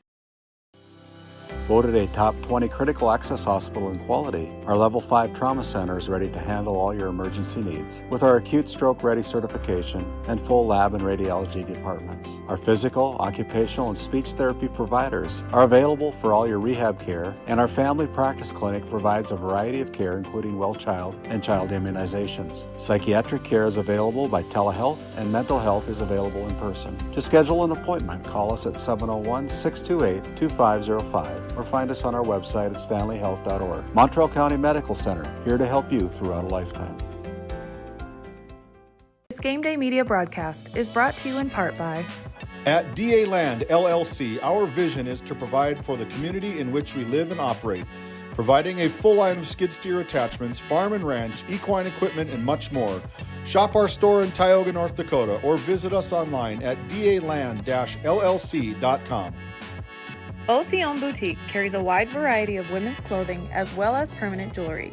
Shop in downtown Tioga or visit their website at shopotheon.com. Mark your calendars. Best Angus and Quarter Horses annual production sale will be taking place on Monday, March 2nd. We've been raising registered Black Angus and Quarter Horses in some of North Dakota's most rugged badlands for almost 20 years. This year's offering will include 11 top-cut 2-year-olds and 85 yearling bulls. We'll have 3 fancy ranch geldings and 2 excellent prospects from our new stallion, Classy Red Favors. Lunch at noon, sales at 2. Hope to see you there. Play your cards right and shop the savings and selection at Prairie Home Furnishings in Stanley. Browse a wide selection of furnishings for every room in your home. The latest styles and trends and comfortable quality furniture. And it's all at reasonable prices. Plus, they have a great selection of flooring and bedding as well. High quality and reasonable prices make Prairie Home Furnishings the place to make your house a home. Make sure to shop at Prairie Home Furnishings. We deliver everything your home deserves. At Border Plains Equipment of Stanley, your local Case IH dealer, our vision is to be the respected and recognized leader in agricultural and equipment and the employer of choice by helping people succeed. Our mission is to serve agricultural customers and communities by partnering to meet their needs through the sales and support of farm equipment and technology. Visit borderplains.com to check local inventory or stop by at 8141 off Highway 2 in Stanley. Your local Case IH dealer. Do you find yourself driving to the bank each week, writing too many checks each month, paying too many fees? As a business owner, you have a lot to worry about. Don't let banking be one of them. Contact the Bank of Tioga to explore how we can simplify your banking experience and empower your business to reach its full potential. Our team is committed to providing you with seamless banking experience tailored to your business needs. From digital banking solution to personalized support, we are here to help you thrive. The Bank of Tioga banks businesses, and we are here for you. Imagine if you had more time for what really matters. Do more with your money at the Bank of Tioga, member FDIC. Welcome back into the Bank of Tioga halftime show. 2 convenient locations here, one in Tioga, one in Crosby, North Dakota. Do more with your money at the Bank of Tioga. It's been all Ray Jays since the tip. 24 points in the first quarter, 28 for the Ray Jays in the second quarter, totaling 52 points for this Ray Jays team. 10 for 18 in the first quarter, 12 for 14 in the second quarter, a total of 68% from the field, 100% from the free throw line. Jace Becker, have yourself a half. 14 points alone in that second quarter, 20 on the night at the half for the super sophomore for head coach Michael Bergstrom, followed by Blake Bergstrom, 10 in the half for him, 14 on the night thus far. 12 for Ty Barman, 4 for Brody Siner, and 2 for Cooper Hayes, totaling 52 team points. Fouls doesn't really matter. Brody Siner with 2 personal fouls, Colton Grove with 1. Very clean basketball for this Ray Jays team first half. Yeah, and after that first quarter, they were up 24-11, but you knew watching that game, you're like, oh my, the Ray Jays can get to an even higher level. And what do they do in the second quarter? They get to that level, 28 points in the second. But the big thing, they only allowed 7 points to the Crusaders in the second quarter. So both the offense and defense has improved as the games went along. As we take a look at our Skin by Legacy faces in the crowd, visit legacyhealthclinic.org/Tioga to schedule an appointment or a consult with Sarah Rice. Serving Tioga on Tuesdays and Thursdays, and serving the community of Stanley on Wednesday. That is Legacy Health Clinic. You can visit them at legacyhealthclinic.org. I've been trying to get one of the city commissioners on a brand new haircut for the young man. Troy Cooper, I got to give it to him. That's a brave move, shaving your head into a mohawk. I love it. I absolutely love it. We're going to get him on camera somehow. I told him we were going to. Take a look at the Crusaders. Really good first quarter for them. 11 points on the quarter for them with 11. Shot 5 for 9 in the first quarter, 55%. And then just 3 for 15. You talked about it earlier. Just 7 points in that second quarter, totaling 18 and a half for the Ray Jays. Well, we talked about that confidence from Omari hitting that first shot right out the gate. But maybe it gave a little too much confidence, because then the Crusaders started to settle for a lot of outside shots, and not a lot of them went in. Finally, Cale Nix was able to get back on the board with his three-pointer towards the end of the first half, but they started settling, and that's a big reason why they're down 34 at the half. Omari Houghton leading the Crusaders with 9 total points, followed by Cale Nix with just 3, the three-pointer right before halftime, and then 2 apiece for Colton Anderson, Alicio Roblero, and Miles Heck. Hampered by some early fouls, 3 personal fouls for Miles Heck, and 1 personal foul for Houghton, and another one somewhere, probably lost it. 8 turnovers for this Trinity Christian Crusaders, and just 5 for the Ray Jays. The Crusaders shot 55% in the first quarter and went 3 for 15 in the second quarter for an average of, this is where you come in handy. I'm trying. 20%. Yeah, that's what I was going to say. I was just about there.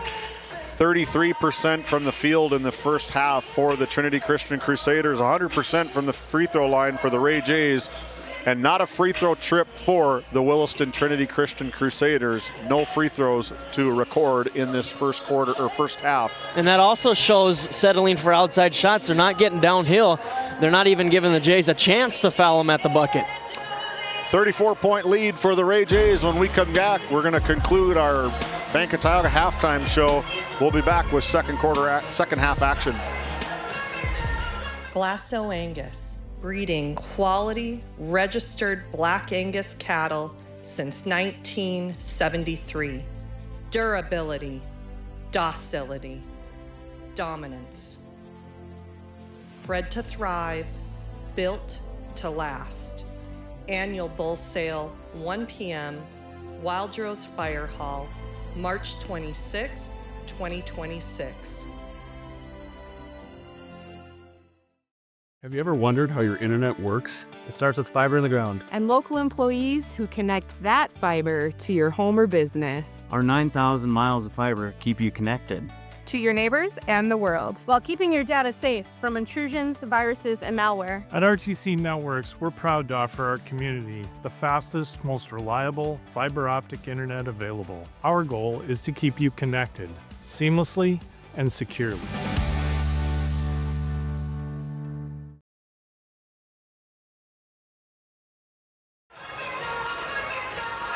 Welcome back into the Bank of Tioga halftime show. There's the man of the hour, Mr. Troy Cooper. I love it. I love it. He's ready to go. His son, Kelby Cooper, plays a vital role for this team. And happy to have people. That's district basketball right there. That's District 5 tournament time.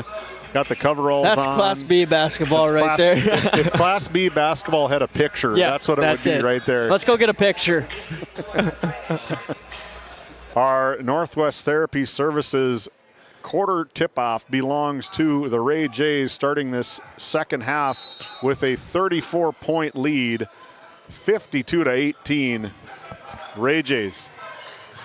Blake Bergstrom drives left side over to Jace Becker, the hot hand, 14 points in quarter number 2 for the sophomore. Nice pass. Finds an open Colton Grove, and Colton Grove getting the start along with Signer wanted to join some showtime, draws the defense up. Grove's wide open. Colton Grove with the first 2 points of the quarter. Quickly the other way is Blake Bergstrom. Blake Bergstrom gets 2 more.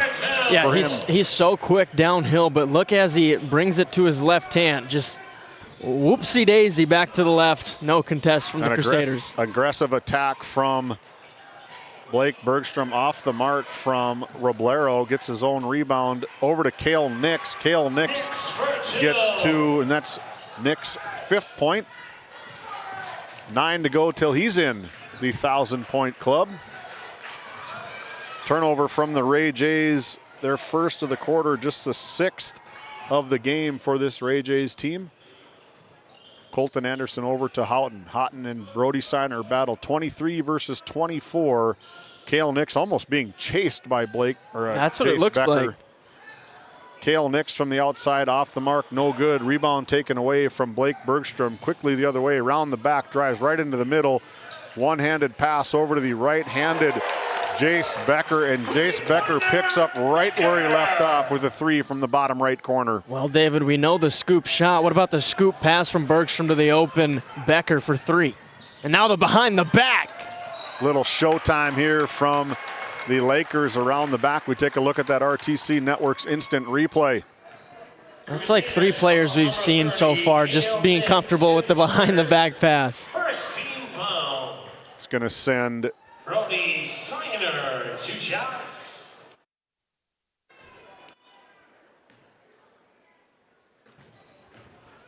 foul whistled up against the Crusaders is going to send Brody Signer to the line for 2 off the mark on the first one.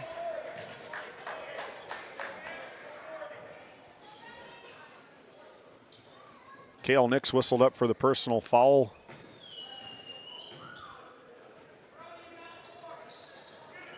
Off the mark again on the second attempt.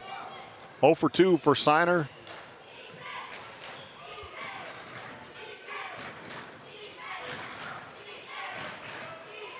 Houghton tries the deep three-point line, off the mark, rebounded by Roblero over to Houghton, and Houghton finishes from the left side.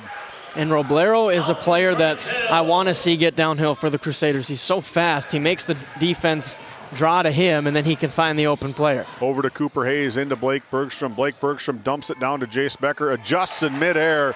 Great take, great finish from Jace Becker.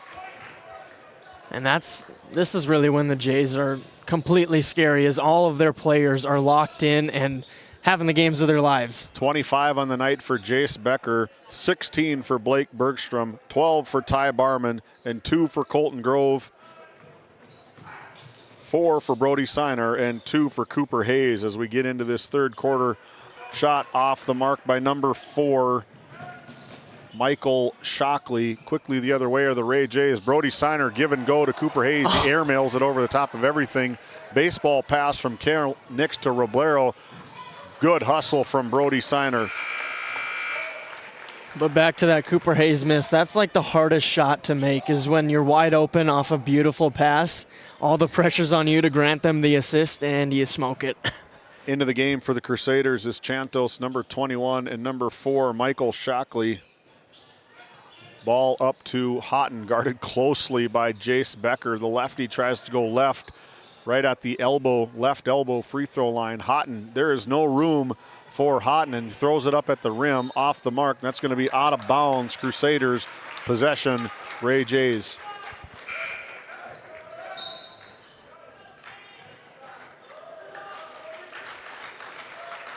Yeah, you got to give the Ray Jays a ton of defensive credit here tonight. Even on Friday against the Pirates were able to get some buckets in that first half. And now they were at 22 with like 3 minutes remaining in the first, and Crusaders still at 22 now. Ty Barman looks to attack the rim off the nice pass from Jace Becker. 2 more for Ty Barman. Roblero drives to the right side, gives a little give and go. Blake Bergstrom says not here. Blake Bergstrom strips it away, finishes from the right side. And Blake Bergstrom and the Ray Jays are in absolute cruise control right now. That's going to be a timeout, a Nesset timeout located Highway 40 North, Tioga, North Dakota. We'll be back. This Game Day Media broadcast is brought to you by Brandy Larson Insurance of Stanley offers home, auto, business, and farm insurance. For a quote, call 701-628-1414. Your local Farmers Union insurance agent. Located in Tioga, North Dakota, Wham LLC and Dry Fork Supply are companies that specialize in gas flow measurement and equipment, along with a fully stocked oil field parts and supply warehouse in the Bakken. Give them a call at 701-664-9425 or stop by today. This Game Day Media broadcast is brought to you by... With 40 years of service to Northwest North Dakota, Jan Costin CPA in Kenmare provides trusted accounting and tax services for individuals, corporations, estates, and partnerships. Call 385-4263 today. Your numbers are in good hands with Costin CPA. The Northwest Sportsmen's Association of Tioga, a proud supporter of youth and outdoor recreation in our local community. We're aiming high, keeping it local, and building the future for outdoor events. Join us in making a difference. The Northwest Sportsmen Association, where the outdoors brings us together. Welcome back into Game Day Media. Out of bounds, Michael Shockley gets his first 2 points of the night, and the Crusaders are closer. 65-24 on the NCC scoreboard, a 41-point lead for the Ray Jays. just under the halfway point of this quarter number 3. Miles Heck tries to guard Blake Bergstrom, playing with 3 personal fouls over to Jace Becker, and that's going to be blocked from the Crusaders. Houghton leads the break. Nice play. A chase down block from Ty Barman. Ray Jays avoid danger. Can they get another one here? And they do. Omari said it's my turn for some showtime, and Ty Barman said, not so fast, my friend. Not so fast, my friend. That's true. Blake Bergstrom goes left, dumps it down to Grady Parizek. Block from number 21, Elliot Chantos. Parizek, his first 2 points of the night off the good hustle play from Grady. The Ray Jays 67, the Crusaders 24, off the mark from the Crusaders. Baseball pass to Brody Siner, easy layup for Siner. Transition 101 for the Ray Jays. It's just been like that, both in transition and in the half-court set. That paint is wide open from the Crusaders. That time not getting back on defense, and then most of this game, too extended in their zone. Roblero and Nick set to check in for the Crusaders. Next dead ball up and under, throws it at the rim, does Houghton, off the mark, no good. Rebound taken away by the Jays. Cooper Hayes set to check in, next dead ball. Nice play from Blake Bergstrom. Just dissecting the defense. 71-24 on the NCC scoreboard. The Ranchers and Comets coming up to you next. Ty Barman with the block. See if he can go coast to coast. See if Colton Anderson, that's going to be potentially a personal foul for sure. Most likely will be an intentional foul. So we take a look at that RTC Network's instant replay here. And I think that is going to be whistled up a personal flagrant foul. Yeah, it's that two-hand shove that there at the very end. First personal, second team foul. And that is going to send Blake Bergstrom to the line for the flagrant foul. Cashes in on the first. Ty Barman doesn't even have anything to say about it. He got flagrant foul. It's not their 5th foul, so they're not going to shoot a shot bonus. I guess at the end of the day, it's not a bad foul. Only got one of them. You didn't get highlighted.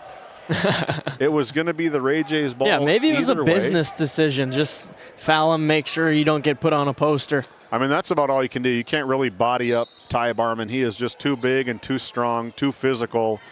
As baseline out of bounds, Brody Siner sets sail and cashes in on a baseline drive for Siner. They are all just such strong drivers. They got to spend a lot of time in the weight room, I'd say. First personal, third team. Tate Inget got something going on with that weightlifting class in Ray. There's proof in the pudding, and you're watching it right here on Game Day Media. How it's always been done isn't good enough. When it comes to your farm, your family, and your future, you deserve better. At Howland Insurance Services, we specialize in how insurance should be done. We creatively customize farm and ranch insurance to meet your marketing goals and minimize risk, providing the protection that you need. We help lessen your dependence on the bank and set you up for long-term success. Contact us today to build a brighter, more secure tomorrow.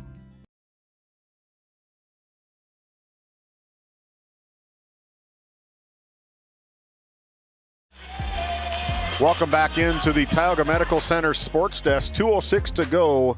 A 50-point lead for the Ray Jays, 74-24 on the NCC scoreboard. Brony Siner trying to convert the and one layup. Free throw is good.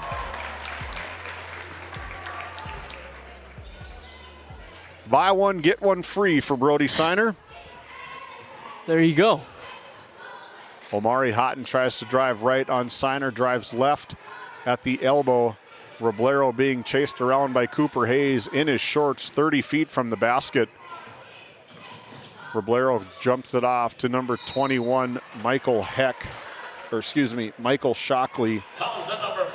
You can tell that foul from Barman. He was trying to get that steal so he could get a dunk here in this semifinal matchup, but a little too overzealous. Out of the game is Becker and Parizek. Into the game is Grove and Bergstrom. The Jays go Cooper Hayes, Colton Grove, Ty Barman, Brody Seiner, and Blake Bergstrom for Michael Bergstrom, the head coach. For Perry Shockley, they go Omari Houghton, Miles Heck, as Houghton dials one in from the outside. 5 points in the quarter for Houghton. Ty Barman from the Tioga Ace Hardware three-point line, and that is nothing but the bottom of the net for Ty Barman. 17 on the night for Ty. Eliseo Roblero, Miles Heck, Omari Houghton, Michael Shockley, and Cale Nix for head coach. Perry Shockley as Houghton gets in the scorebook again. Yeah, just gets into the paint, through the double team with the step through. Nice touch. Under 60 seconds to play here in quarter number 3. Ty Barman tries to go left over to Cooper Hayes. Got a little bit of a weave trying to find that opening. Knifing in is Brody Seiner. Scoop with the right hand and score. It looks like the Ray Jays are playing at like 70% right now and making it look so easy. That time, right hand scoop shot under the basket for Seiner. Nice finish.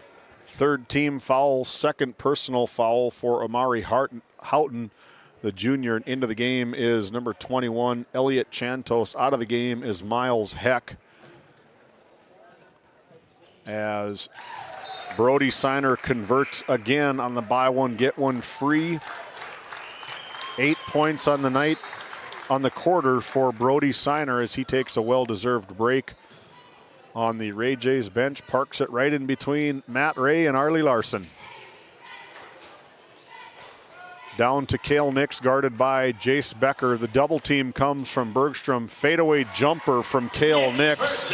Cale Nix, 2 more. His 7th of the night. 7 from 1,000 for Cale. Oh. Jace Becker with the spin answer. Man, too easy. And for Nix, that was the first time he looked like he was in one of his comfortable spots. A little bit of a rhythm for him. Too much Ray Jays. 3 seconds on the clock. In is Colton Anderson. Good if it goes. Off the mark. Ty Barman doesn't unload the cannon. Fourth quarter action up next. 83-31 on the NCC scoreboard. Welcome to Stanley. Our local businesses have the home field advantage, a community where tradition meets progress. Discover the charm of our past and the promise of our future, a winning combination. Support local, shop local, and be a part of something special.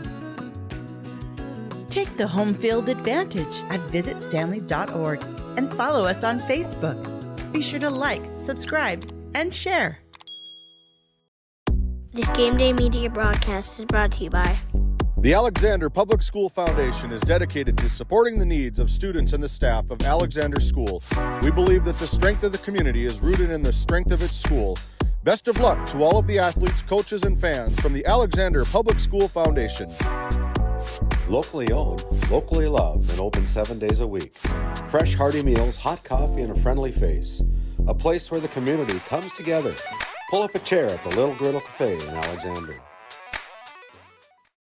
Welcome back into the Tioga Medical Center Sports Desk. A 52-point lead for the Ray Jays, 83-31. A running clock. Should be a quick fourth quarter as we are going to be set to take musical chairs here going into game number 4.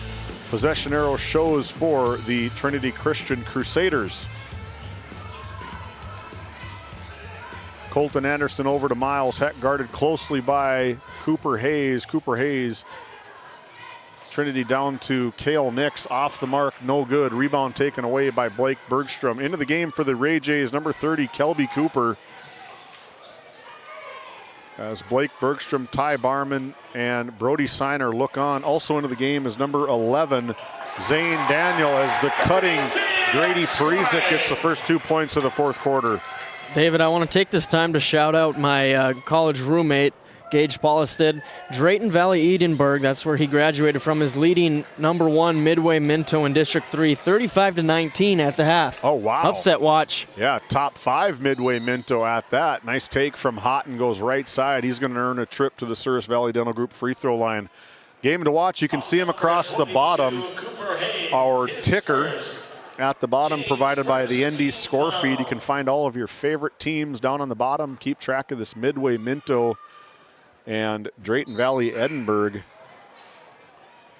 Big time upset if that happens. We just saw another upset that scrolled by. Surrey eliminates West Hope Newburgh in the elimination game over there in District 6. That's quite the reality check for Sioux fans. Yeah, playing in back-to-back championship games for the Sioux. West Hope Newburgh. Off the mark is Houghton on the second attempt. Rebound taken away by the Jays. Colton Grove over to Bodie Donnelly seeing this first check here as Cooper Hayes gets whistled up for a travel. Turnover, Ray Jays.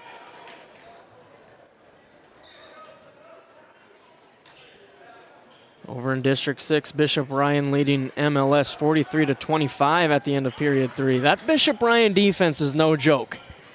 They were able to slow down the Jays for half of that game. Yeah, 3 quarters, even that. Amari Houghton off the mark, no good. The Ray Jays, according to my unofficial books, went 13 for 14 in that third quarter. Well, when you got Parizic making post moves like that, everything's going your way. Grady Parizic working the block. Grady Parizic with 2 more, 4-6 on the night, 4 quick points here in quarter number 4.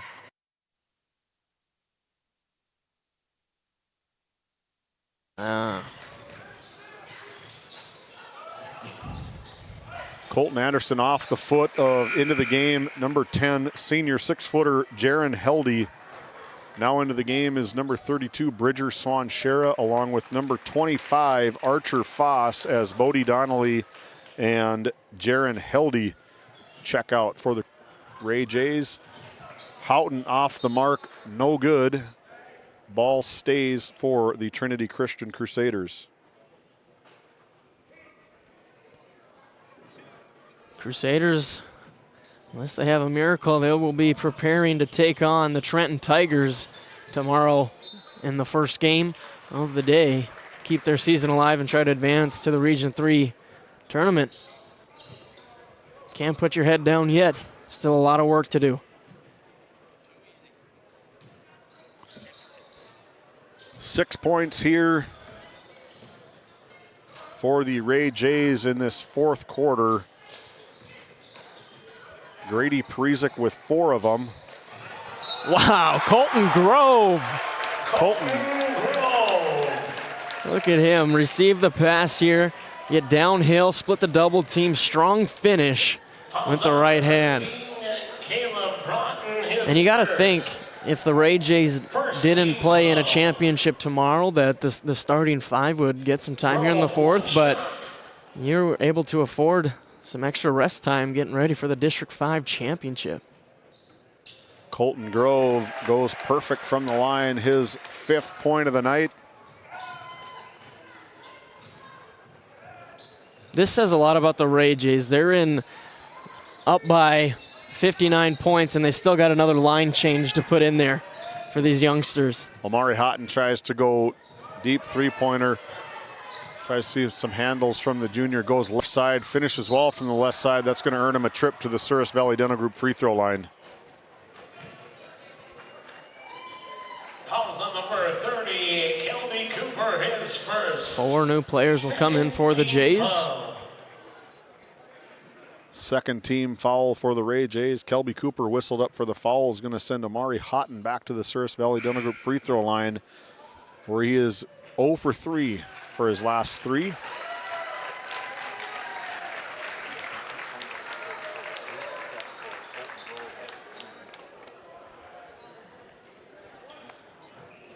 Bridger Swan-Shera, Jaron Heldy, Zane Daniel. As Houghton. Dylan Jensen.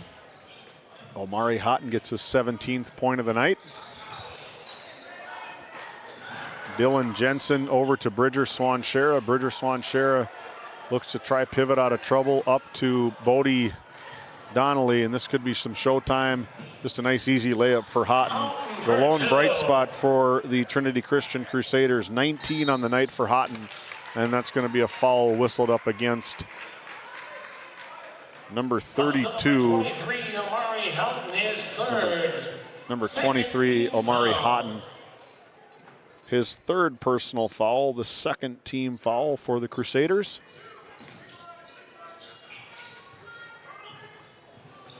Stuffed away by Cale Nix, quickly up the court for the Crusaders. Good hustle from Jaron Heldy. Prevents number 13, Caleb Broughton, from getting into the scorebook. Those are hustle plays that coaches notice that get you in time in teams like this, in games like this. For sure, and I've noticed from Matt Ray, one of the assistant coaches for this Ray Jays team, being a little more vocal. These are his guys. He's been coaching them pretty much all year. He knows how they play. That's going to be a personal foul whistled up against number 11, Zane Daniel. Third team foul.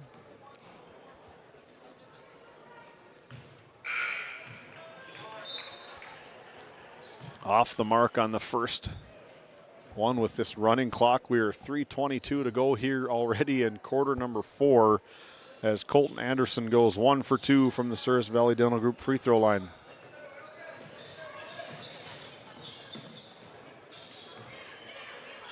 Ball the other way, Ray Jays, Jaron Heldy loses control over to Bodie Iverson. Back over to Dylan Jensen, the cutting Bridger Swan-Shera. Now over to Zane Daniel. Bridger Swan-Shera from the Tioga Ace Hardware three-point line, off the mark, no good. There's a lot of pressure on these Ray Jays out on the court. They got a chance to get to 100. Just 3 minutes remaining here. It's going to be a quick 3 minutes as that running clock is going. Over to Colton Anderson. Different story tonight. Colton Anderson. That looked more like Friday night. That looked like Friday night for sure. We're going to take a quick break. They're going to take a Nesset timeout. So are we. We'll be back after this short break. Crusaders full timeout. This GameDay Media broadcast is brought to you by, located in Tioga, North Dakota, Patriot Oilfield Service Incorporated is a proud supporter of the Tioga Pirates, supporting the Bakken with hot oil and water hauling services. For your service needs, call our dispatch office at 701-664-2016 today. Modern Dental, with offices in Tioga, is here for all your dental care needs. Doctors Amber Wentz, Eric Melland, and Christian Melland provide trusted care for the whole family. We're open Monday through Thursday, 8 to 4, and accepting new patients now. Modern Dental, your smile, our priority. Continental Resources is proudly independent and fiercely pro-American energy. American-produced oil and natural gas will play a critical role in America's and the world's energy future. So will we. We're deeply invested in our communities in North and South Dakota, Montana, Oklahoma, Wyoming, and Texas. Visit CLR.com for job opportunities. We are Continental Resources, America's energy champion. 90-39, 2:38 to go here from the event center. We're just getting started here. Game number 3 is coming to a close, and I think the game of the night is up next between the number 2 team in the district, the Alexander Comets, and the number 3 team in the district, the Powers Lake Burke Central Ranchers, as Kelby Cooper launches one up from deep, off the mark, no good. Rebounded by the Crusaders, quickly pushed the other way. Good transition basketball for the Crusaders. And Chantis gets in the book for 2. 90-41. A 49-point lead now for the Ray Jays, and we're going to take a full timeout. We'll be back after this 1-minute break. Your Touchstone Energy Cooperative knows safety is the backbone of reliability. To deliver the power you need means doing things right, so we can continue to provide reliable energy and peace of mind, because safety runs through everything we do. Brought to you by your local Touchstone Energy Cooperatives. Kyle Hansen is proud to be a Thrivent financial professional, providing personalized financial guidance to people of all stages of life. Thrivent believes humanity thrives when individuals make the most of what they've been given, and Kyle is here to help you do just that.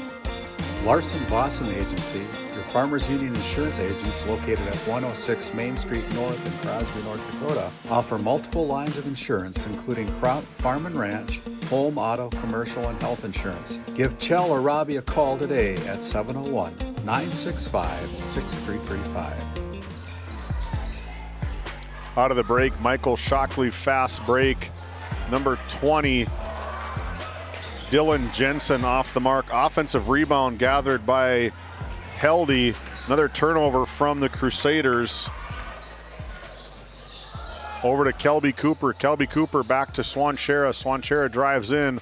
Over to Bodie Donnelly from the Tioga Ace Hardware three-point line. Off the mark. Heldy stripped away from Shockley. Shockley leads the break here as Shockley is going to earn a trip to the Souris Valley Dental Group free throw line. Excuse me, that's Tristan Miller. I thought it was 21, but it's number 1. Number 30, Kelby Cooper, second personal, fourth team foul. Fourth team foul for the Ray Jays. 1:10 to go here from the event center. I got to take this time to throw some shade. Got one of my best friends that his face just appeared. He lives in Boise, Idaho, attends Boise State, rarely comes home. Thought he'd let me know if he was back in the area, but maybe that's me.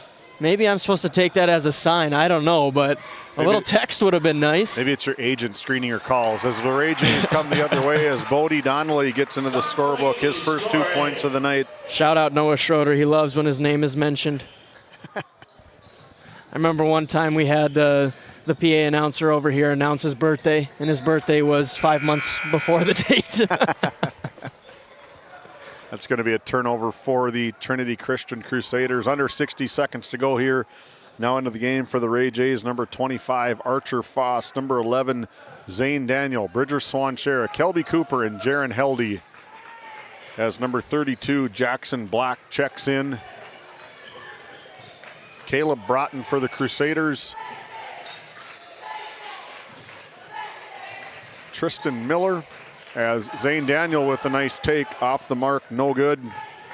Rebound taken away from the Crusaders. Broughton over to Chantis. Chantis back over to Tristan Miller from the outside. Off the rim, no good. Good rebound from Jaron Heldy. And that is the way the final goes. 92 big ones for the Ray Jays, 45 for the Crusaders. Don't go anywhere. Our DNL Paraffin Show, Postgame Show, is up next. You want to add that up? I can go talk to people. Fisher Family Chiropractic in Williston and Ray, where healthy families grow. From pregnancy to infants to grandparents, our gentle, natural care keeps your whole family aligned, active, and feeling their best. Always welcoming new patients in our Williston and Ray offices. Build lifelong wellness together. Come see why we have been voted Best of the Bakken for 8 years in a row in Williston and Ray.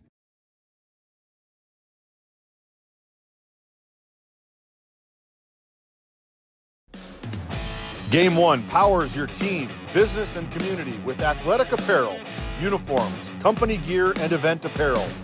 Featuring screen printing, embroidery, and the brands you trust. Game One, the brand behind your brand.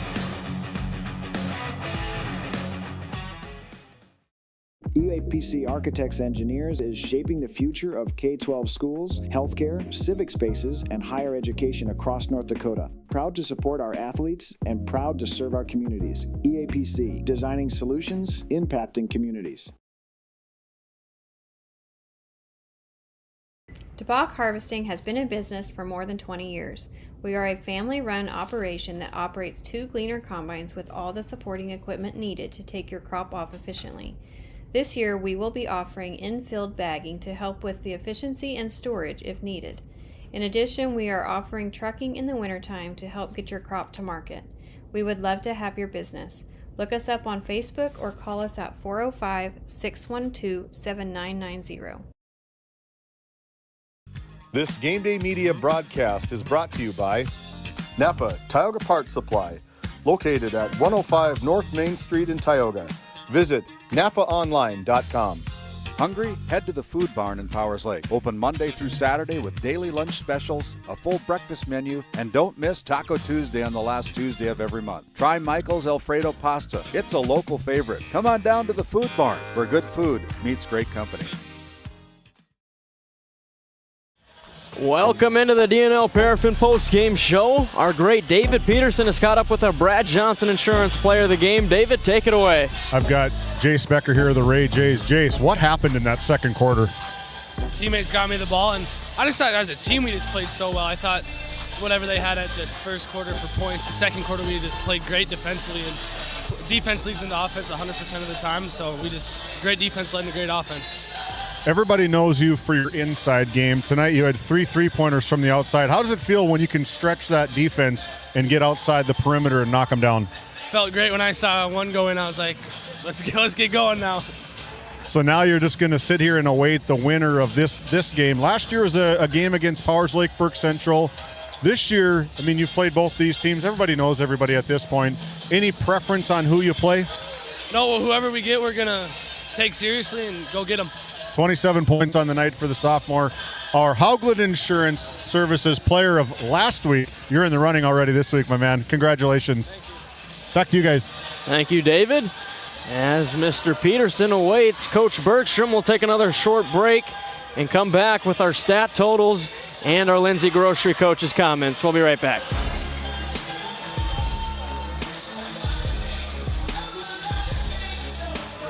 This GameDay Media broadcast is brought to you by The Trenton Indian Service Area offers a community health clinic that includes a variety of medical disciplines. Open Monday through Friday. You can find them on their website at mytissa.org. We hope you're enjoying today's broadcast. White Mountain Electric of Williston encourages you to join them by supporting your local team at home or in the gym. White Mountain Electric, a proud supporter of GameDay Media. And just like that, it's time for our Lindsay Grocery Coach's comments. Now David Peterson down there with head coach Michael Bergstrom. Back to you, David. I've got winning head coach Michael Bergstrom here with me. We're talking off camera a little bit. What was the message to the team there coming out of that the first quarter? We'll start there. Well, first, before I forget, I want to say hello to Jimmy. He's watching us in Minnesota right now, so hi to him. The message on that was making a statement. You know, there's a few T-shirts that aren't going to have much use in Wilson right now, and we wanted to make sure of that. And, you know, last time we played, we didn't really feel like we played to our standards. We kind of wanted to, you know, more to show ourselves of what we really are, and I thought we did that. Jace Becker, you got to talk about the play from him. I talked to him just a little bit in our player of the game comments. Everybody knows what he can do inside. He really stepped up where the shots weren't really falling for Blake right away in that first quarter. He stepped and was able to make some huge three-point baskets in that second quarter. Yeah, I mean, that's the nice thing about this team. I mean, we don't have one guy that needs to get 30 to win, and we got a lot of guys that can do a lot of different things, and you know, he showed that tonight. Well, I would like to tell you to sit back and relax and watch this game, but as the tournament manager, you have to get right back to work immediately. What's it take to put something like this together, coaching and being the tournament manager? Well, it helps with Tyler Deering does a lot. Mr. Q and Mr. Heyer do a lot. You know, it's just a lot of busy work, but you know, we got a good team that, you know, I think we're doing a good job. So I'm sure there's people I don't think we are, but so we'll go with that. I guess that's all that matters. Yeah. Congratulations, Bergie. We'll see you tomorrow night. Enjoy the rest of the night. Back to you guys. Thank you, David. We'll keep it right here and wrap up this one between the Crusaders and the Jays as the Jays punch their ticket to the District 5 Championship. And we'll start with the Ray Jays, led by our Brad Johnson Insurance Player of the Game, Jace Becker, with 27 points. Didn't play a minute in the fourth quarter. Again, had 14 points alone in the second quarter. Really helped propel this Ray Jays team to a victory. Grady Parizek off the bench, 6 points, 4 in that fourth quarter. Blake Bergstrom with 21 points in 3 quarters of play. Bodie Donnelly with 2, Colton Grove with 5, Ty Barman with 17, 12 came in the first half. 2 points for Cooper Hayes, and Brody Siner, the senior leader, 12 points for him. A total of 92 for the Ray Jays as they get a big-time win. And then we'll look at the Crusaders.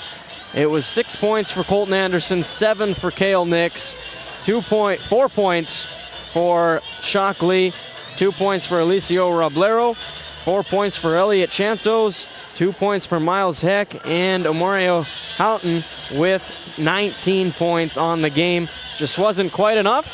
The Ray Jays stamped their one on this game early, got the big-time dub. Now they sit back and see who they'll be facing tomorrow night. Well, with that concludes our DNL Paraffin post-game show. We'll take another short break and switch it back over to the Border Plains Equipment pregame show as we get ready for the nightcap. Cattlemen, the Northwest Select Simmental Sale would like to invite you to our annual sale Saturday, March 14th at 1 o'clock p.m. with a free lunch starting at 11 o'clock featuring 80 Simmental and Sim Angus bulls and heifers. If you can't make it, the sale will be broadcast on DV Auction. Juniors all open heifers will be eligible for the Northwest Select Junior Futurity Show this summer. For more information, call Bob Grant at 701-340-8082 or Gary Cease at 701-509-1154. This Game Day Media broadcast is brought to you by... Since 1952, Liberty State Bank of Powers Lake serves Burt County and the surrounding areas with a full suite of financial services. We are committed to being your bank of friendly service. Liberty State Bank, FDIC insured. Tioga Drug and Soda Shop, located at 106 North Main Street in Tioga. Visit tiogadrug.com.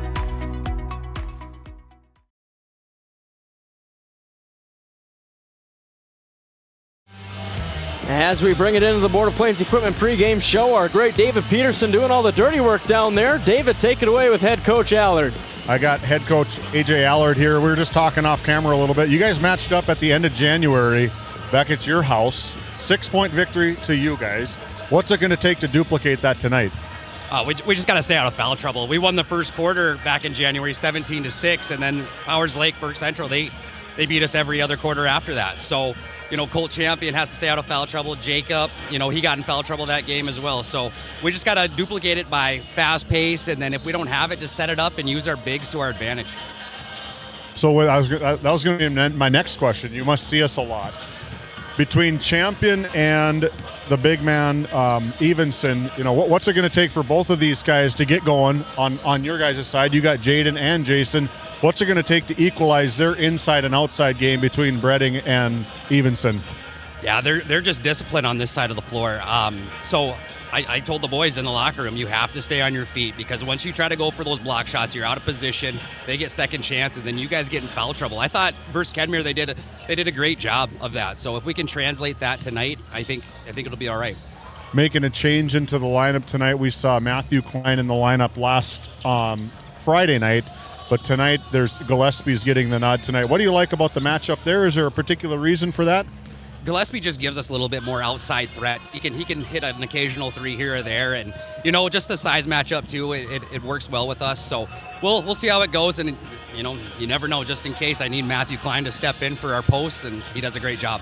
That's why you get paid the big bucks, coaching these guys up, making the right decisions. Best of luck, sir. Back to you guys. Thank you, David. Another great interview for our Lindsay Grocery Coaches Comments, where community meets quality every day. Find them on Facebook for daily/weekly deals, your favorite grocery store. As we're just under 10 minutes until this one tips off between the number 2 seed Alexander Comets and the 3 seed Powers Lake Burke Central Ranchers. Should be a fun one here at the Four Bears Event Center as we await our words from head coach Jordan Carlson, as David Peterson is down there on the other side of the court and ready for another Lindsay Grocery Coaches Comments. Back to you. Yeah, we've got one of the best in the business here, head coach Jordan Carlson of the Powers Lake Burke Central Ranchers, talking to AJ.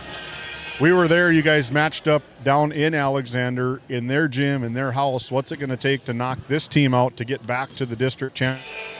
Just a very hungry team. We just gotta, control the glass. They're big inside. They out-rebounded us. We had some bad turnovers, and if we can do that, we give ourselves a good chance. And we played there and didn't shoot great, but hopefully we can knock some more shots down this game. In this neutral court setting like right now, you guys play in a tight gym back in Powers Lake. You play in a tight gym in Alexander. Is the tempo, the message to get out and run a little bit, or you want to still bang with the big guys? Yeah, we're still going to try to play a physical game, but we're going to try to get out and run as much as we can, control the tempo, but get out and run as much as we can and, try to outrun them if we can. There it is, one of the best in the business, head coach Jordan Carlson. Back to you guys. Thank you, David. Some great comments from David Peterson, Coach Carlson, and Coach Allard. We'll take another break and come back with our Red Rock Auto player spotlights for this matchup. This GameDay Media broadcast is brought to you by The Alexander Public School Foundation is dedicated to supporting the needs of students and the staff of Alexander School. We believe that the strength of the community is rooted in the strength of its school. Best of luck to all of the athletes, coaches, and fans from the Alexander Public School Foundation. Locally owned, locally loved, and open 7 days a week. Fresh, hearty meals, hot coffee, and a friendly face. A place where the community comes together. Pull up a chair at the Little Griddle Cafe in Alexander. Growing family? The City of Ray has shovel-ready lots available, 12,000 to 20,000 square feet. The lots are free of any special assessments. Right on Highway 2, we offer convenient travel and connections, as well as access to our amazing education system. Your family's future is important to us. Let us help you with that first big step. Contact Rhonda at 701-568-2204 or stop by City Hall at 101 Main Street in Ray. Think of Ray when planning your future. Invest in a community that invests in you. So February is a short month, and that's the reason Red Rock Chevrolet GMC in Williston is trying to catch up. Yeah, and we mustered up this event, and I'll be frank, at Red Rock, we relish your business. Like $7,000 in rebates or 0% on a 26 GMC Sierra. Or rebates up to $1,750 on GMC Terrain. Yep, the deals are cooking. And don't forget to grab a free bottle of ketchup just for stopping in. Help us catch up, and we relish your business at Red Rock Chevrolet GMC in Williston. Welcome back to the Four Bears Event Center as we get ready for our Red Rock Auto Player Spotlight. Fast and reliable service and car shopping made easy. For specials, new and pre-owned inventory, visit redrockchevygmc.com today. First up for the Alexander Comets, number 32, Colt Champion, the 6'7" junior. Really helped propel this Comets team into the semifinals with a dominant performance over the Honkers on Friday night. 20 points. And the Comets just had, it was way too easy for them, Dylan, as I invite Dylan Loper into the broadcast booth again. But they got it onto that low block, one-on-one matchup almost every time, and more importantly, they took advantage of it. Yeah, Colt Champion is an absolute load down low, big monster on the boards. And I don't really know how you defend him if you don't have the size. He's just so big and so strong. If he catches the ball within 5 or 6 feet, more than likely that thing's going in. And what I talked about with Colt Champion on Friday night was he has just continued to get better throughout the season. Early on, he went through some stumbles there where he was missing some bunnies. Now he's been a lot more efficient down in the paint, and they're going to need all of that efficiency to knock off the Ranchers again here tonight. As speaking of the Ranchers, they've made their way back out to the floor, so our Red Rock Auto Player Spotlight for those Ranchers is another senior leader, number 23, Jager Brighting, there over on the right wing, averaging 15 points, 5 rebounds, and 2 assists for the Ranchers. He had 19 points on Friday night in their win over the Trenton Tigers, 15 of that coming in the second half. And you would say maybe he hit some outside shots. He hit one outside shot. The rest of the work was done in the paint. And talking about a team that likes to play dirty down in the paint, Redding's going to have to do that again. Yeah, he does an excellent job playing inside and outside. He can hit the outside shot, but he slashes to the rim real nice. He has that body control where he just kind of stays in control the whole time.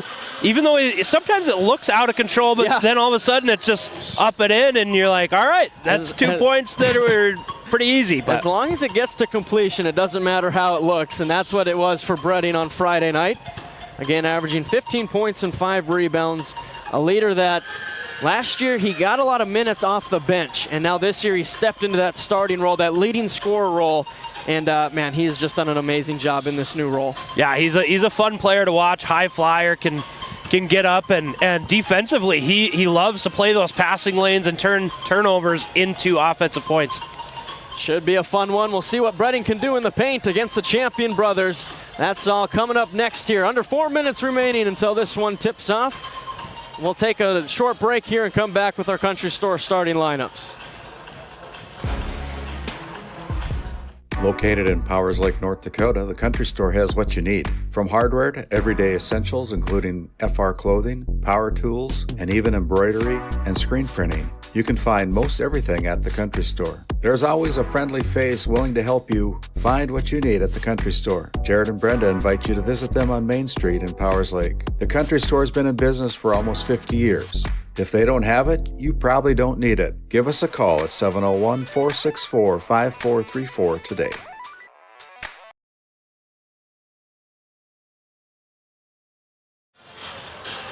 Okay. As we bring it back, it's time to look at those Country Store starting lineups. The Country Store, if they don't have it, you probably don't need it. Find them on Facebook or online at www.countrystore.doitbest.com. As we get ready for that graphic, it'll be the same starting five for the Ranchers that we've seen all year. Nate Evenson, the big, the 6'5" senior, he's going to have a lot of pressure on him to control the boards, along with Jager Bredding and Grayson Reested, the two other seniors, and then the sophomores, Cade Nordloff and Cody Reested. That is the lineup that head coach Jordan Carlson has had out on the floor for most of the season. And then for the Alexander Comets, there's that switch up. Ethan Gillespie, the junior, stepping in as a guard spot, hoping to knock down some big outside shots for the Comets. Jacob Novak, Julian Gant, Jaden Champion, and Colt Champion at the 5. Head coach A.J. Allard. Well, Dylan, as we get ready for this one, the big story is the pace of play. If you're the Comets, it feels like the winning recipe is to slow the game down like you did in your home game against the Ranchers, where you won 50-44. But the Ranchers offense looks to be back. They've been scoring a lot in the past few games. A lot of confidence coming from that big win over Velva for their senior night over in the barn. So what do you see the pace being like here tonight? Yeah, it's going to be, I look at that matchup. You talk about Nate Evenson going up against either champion for that matter, but that battle down low, as well as, like you say, which guards can get out and get clean looks in transition. I don't know if Alexander necessarily wants to play crazy slow, but I definitely think if the faster it goes, does tilt a little bit towards the Ranchers. Yeah, because it's like heavy guard play versus heavy paint play. But I think either way, I think that either team can play either way. It's just who's going to make less turnovers. You know, those 50-50 balls. Who's going to own those? You know, it's going to come down to just how does the ball bounce a few different ways, and I could see this going either way within 3 or 4 points. Yeah, it's going to be a fun one as we look at the updated District 5 bracket. It was the Ray Jace punching that ticket to the championship game, 92-45. And now the Williston Trinity Crusaders will take on the Trenton Tigers tomorrow at 4 p.m. in an elimination game. The winner qualifies for the regional tournament. And the Ray Jays await the winner here tonight between the Comets and the Ranchers. The loser of this one will go to the top of the bracket and face the Partial Braves in the 5:30 p.m. tip-off. So a lot to be decided here. We're all thinking Good here we evening, save the best for ladies last. and gentlemen. Welcome to the event center at Four Bears Casino and Lodge for today's District 5 Boys Basketball Tournament.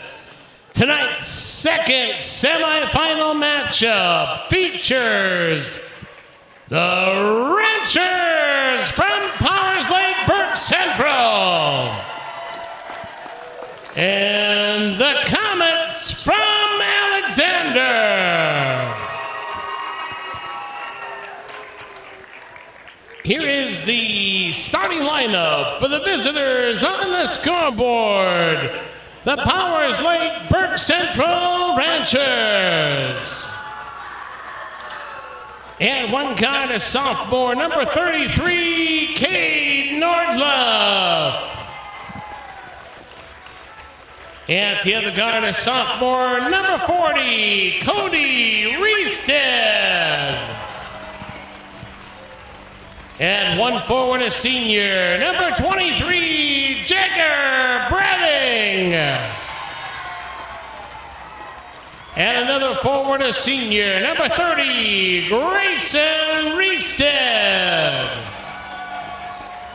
And the center for the Ranchers, the senior, number 2, Nathaniel Evenson. Ranchers assistant coach Tim Nordloff. The head coach Jordan Carlson. Now here is the starting lineup for the home team in the scoreboard, the Alexander Comets. And one guard, a senior number 5, Jacob Novak. At the other guard, a junior, number 11, Ethan Gillespie. And one forward, a junior, number 10, Julian Gant. At the other forward, a senior, number 23, Jaden Champion. And the center for the Comets, a junior, number 32, Colt Champion. Comets assistant coach Trey Jacobson. The head coach A.J. Allard. Your officials for tonight's game, Kyle Hennix, Jarek Hansen, and Dustin Urbis. Medical coverage for this tournament is being provided by... Again, my name's Noah Fredrickson alongside Dylan Loper. Randy Peterson running the boards as we get ready for our 4th and final tip-off of the day. Brought to you by Northwest Therapy Services. It's won by Jaden Champion. That's one way right to do off it. The bat. Talk about transition. Quick 2 points for the Comets off the tip. Now Reested on the right wing, gonna drive into the paint, picks up his dribble. Now Bredding looking to work in the post again tonight. Back out to Cody Reested. Grayson Reested pull up Jay. It's off the front of the rim, gonna go out of bounds. And the Comets win the first 2 possessions. Yeah, that first 2 was easy as you can get if you're Coach Allard. And then a good defensive possession, not a whole lot going on for the Ranchers. And the Comets are looking for more. Novak over to Gillespie, now Gant on the left wing. Guarded by Bredding. Now down to Colt Champion right on that low block with the right hand for 2. Well, and we talked about it earlier, you cannot let him get the ball in that close to the rim. He's going to score that 99% of the time. Especially now, really getting it going down low so far. And now that's going to be a turnover on the Ranchers. Kind of uncharacteristic offense so far in these first couple possessions, usually a little crisper in the past. Yeah, they had quite the first quarter against the Tigers, but it was the second quarter where they only scored 10 points. Now looks to be a slow start in the first. This time Novak, 3 is up. No good. Gant the offensive rebound. Comets will reset. Jaden Champion down the lane, put it up. Fade away Jay, but it's gonna be a travel. I was gonna say, he covered a ton of ground. and there's a reason for it. Cade Nordloff will bring it up for the Ranchers. Picks up his dribble. Now over to Evenson, top of the key. Working the left side, Cody Reested, top of the key. Fires it down to Grayson Reested, up and down for 2. Good hands, good body control, just staying balanced. I think they had him even earlier for a little easier bucket, but... They like to make things difficult. Makes it feel a little bit better. Now Gant, left wing 3, it's open, it's good, Julian Gant. Yeah, that's just too easy for Gant. They didn't close out, and as they say, hand down, man down, he just drains it. 100%. The great Mark Jackson. Grayson Reested down to Evenson. Now kick out, Brady wants a 3. In and out, rebound, skied for by Colt Champion, outlet up to Gillespie. Comets seem to be in full control, up 7-2 early on the NCC scoreboard. Novak calling out 3, hands it off to Gillespie. Gant cuts. Instead they go to Jaden Champion up top. Bounce pass to Colt Champion, one-on-one, but he lost the ball. It's batted out to Novak.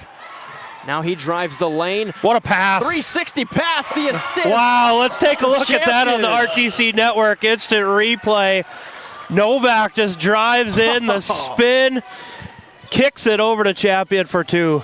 You know, I said the comments are playing that 80, 90 style basketball, but that looks a little new generation. Yep, and then a charge on Breading. 9-2. Well, and you used the word in control earlier, and I think that's exactly the way it is. You know, the Comets, they're running a lot of sets, and in order to do that, you have to be confident in your ball control, in your passes, and they're able to run these sets to almost perfection so far in this first quarter. Now they look to do that again. Jaden Champion, corner three, that's too strong. Colt Champion ends up with the ball, kicks out to Gillespie. They reset with Novak. And here comes another set out of Coach Allard. Seems to be the same one. It worked last time. Why not try it again? Get it to Champion up top. Now he's looking to go to work. Bounce pass down to Colt Champion, but that's going to be a turnover. Little miscommunication on the pass. Yeah, I think Coach Allard wanted Champion to curl to the basket there. He was pretty frustrated, and then right after was a turnover. Yeah, so it's a game of angles. Yep. If you want to make the pass, you got to have the angle. Give and go. Pass to Breading. Got stuck under there, got to Evenson, and he smokes the bank shot. Comets coming the other way. Julian Gant in transition. No look pass. Reverse layup. Champion for two. Another good one. Let's take a quick look at that RTC Network instant replay as Powers Lake's going to take a timeout. Champion up and under gets the bucket to go. 11-2 on the NCC scoreboard. Midway through the first, we'll be right back. Located in Crosby, North Dakota, Brad Johnson Insurance has been helping clients find insurance coverage since 1986. Our team is passionate about serving the community in which we live and pride ourselves on getting to know our clients to best serve their needs. Our staff is active in the public and strives to better our community through participation, involvement, and by supporting area events and youth programs. For a quote, visit bradjohnsoninsurance.com or call 701-965-4200 today. Welcome back to the Four Bears Event Center, where the Ranchers have dug themselves a hole. And now Oakley Grubb checks in to do some damage. He's at the top of the key. Now over to Grayson Reested. Doesn't want the screen. Now he's going to drive left side, put it up with the right hand, and one. Grayson Reested. Great take there and great timeout by Coach Carlson. The crossover goes baseline and just takes that contact by Champion on the wrist. Finishes for the N1 opportunity. Now for the Comets, Colin Spell will check in. The 5'9" junior in for Gillespie. One shot for Grayson Reested. Puts it up and in. 5 points for the Ranchers, all coming from Grayson Reested.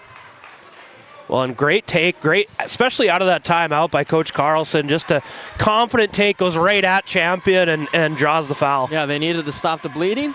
They did that. Now the Comets want to start the bleeding again as the Champion puts it up. Colt Champion, the offensive rebound, ring around the rosy for two. Yeah, I don't know if that was a rebound or a pass. Well, either way, it ended with a Champion scoring it.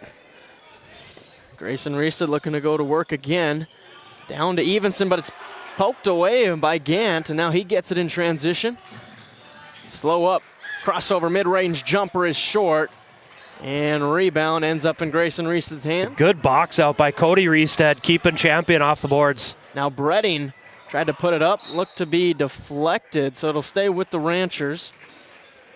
Officials letting them play. Yeah, I like it. Yeah. A lot of physicality. That's how it should be at tournament time. Let them play, let them be physical, and let it be sorted out on the court. Well, our key word has been control, and the Ranchers got a nice switch, Evenson on Gant, but they couldn't get him the ball. 5 and second. Now a 5-second call. They just don't seem as disciplined on the offensive side right now. And that's uncharacteristic out of Coach Carlson team. They're usually always the discipline. You know better than most, Freddie. But yeah, this just doesn't seem like the same Powers Lake team right now here early in the first. They'll get it figured out, though. Now Colt Champion, another one-on-one look. Stripped away out on the Ranchers. Stay with the Comets. Kind of wonder if the Ranchers could pull the chair. That was a strong take by Champion. Almost could use his momentum against him. Novak inbounds the Colt Champion. Thought about the three, instead goes over to Spell. Under 3 minutes remaining in the opening quarter. Novak pressured by Grubb. Swings it over to Spell. Now to the corner, Jaden Champion going to drive baseline. Dump it down to Colt. Gets the roll again. Soft touch by Colt Champion, gets that to finish. You kind of talked about how he's evolved. He kind of went from that football player at the start of the season to a true basketball player. You could see it with the touch there. 100%. 8 points already for Colt Champion. Grayson Reested wants 8 of his own, and he does. Confident shot right in the defender's face. Grayson Reested 8, Comets 15 on the NCC scoreboard. Comets have had some of these cutters on the back doors. They haven't used them. Gant, and that's going to be a travel. The good old jab and then move the pivot foot. Yeah, I think he zigged when he was supposed to zag on that. And now a Nesset timeout taken on the court. Ranchers showing a little sign of life because of Grayson Reested. It's the Comets up 15-8, 2:10 remaining in the first quarter. DeBach Harvesting has been in business for more than 20 years. We are a family-run operation that operates 2 gleaner combines with all the supporting equipment needed to take your crop off efficiently. This year, we will be offering in-field bagging to help with the efficiency and storage if needed. In addition, we are offering trucking in the wintertime to help get your crop to market. We would love to have your business. Look us up on Facebook or call us at 405-612-7990. This Nesset timeout gives us a chance to thank some of our live read sponsors, including the Powers Lake Athletic Booster Club. A lot of those members here supporting their ranchers tonight. We thank you for joining GameDay Media and making this broadcast possible, along with the North Shore Plaza PTO, proud supporter of the Wildcat girls basketball program and the Longhorn boys basketball program, along with Faith Baptist Church over in Kenmare. Sunday school at 9:45, worship follows at 11. Ranchers get a stop, down by 7. See if they can get anybody else in that scorebook. It's been Grayson Reested by himself so far. Grubb fakes the corner 3, drives baseline, spins. Now to Nordloff in the middle, floats it up and can't get the roll off the back rim. Colin Spell, the shortest guy on the court, comes away with the big boy rebound. Now in transition, Novak in the paint, scoop shot, overshot it, rebound to Evenson. I think he made that tougher on himself than he needed to. He had a wide open look, and maybe one more kind of rushed it, One more dribble, finish off at 2 feet. But instead it's a miss. Ranchers another chance here. Bredding on the left side. They got a mismatch, Cade Nordloff, but he's fronted by Colin Spell. Good job by Spell to get in front. And now Bredding spin move. No look pass, Nordloff, corner 3. Rattles it home. Cade Nordloff continuing some great shooting in this tournament. Way to use every inch of that rim as it circled around a few times. 15-11 on the NCC scoreboard, and now Grubb was He's taken a few falls. Novak Contact. Almost got it to drop. Grubb the rebound, quickly gets it up the court. 2-on-2 if the Ranchers want it. Grubb puts it up, and it's going to be a foul on the ground. He probably wanted it to be on the shot. He's been on the ground a few times. A couple possessions ago, he took some inadvertent contact from Colt Champion, and that was just a matter of physics on that one. And he was on the ground for a 3rd time in 3 possessions there. Nordloff will inbound. Gillespie putting his hands up in front of his face. Now Grubb, back to Nordloff, who just hit a Tioga Ace Hardware 3. Grayson Reested looking to post up from the perimeter, picks it up out to Evenson. And Evenson, that's an errant pass. Spell tips it out of bounds. So now 41.5 seconds left in the first quarter, 21 on the shot clock. My personal preference, I always want to go for that 2-for-1. Yep. Get downhill, see if you can get to the basket. If you draw the defense, kick out. Not a huge analytics guy, but it is just pure math of you get 2 options rather than 1. That is if you can get a good look, but Grubb on the left block, kick out Evenson. No more chance for the 2-for-1. Nordloff out to Bredding. A lot of drive and kick so far. Bredding floater is good and one. Jager Bredding.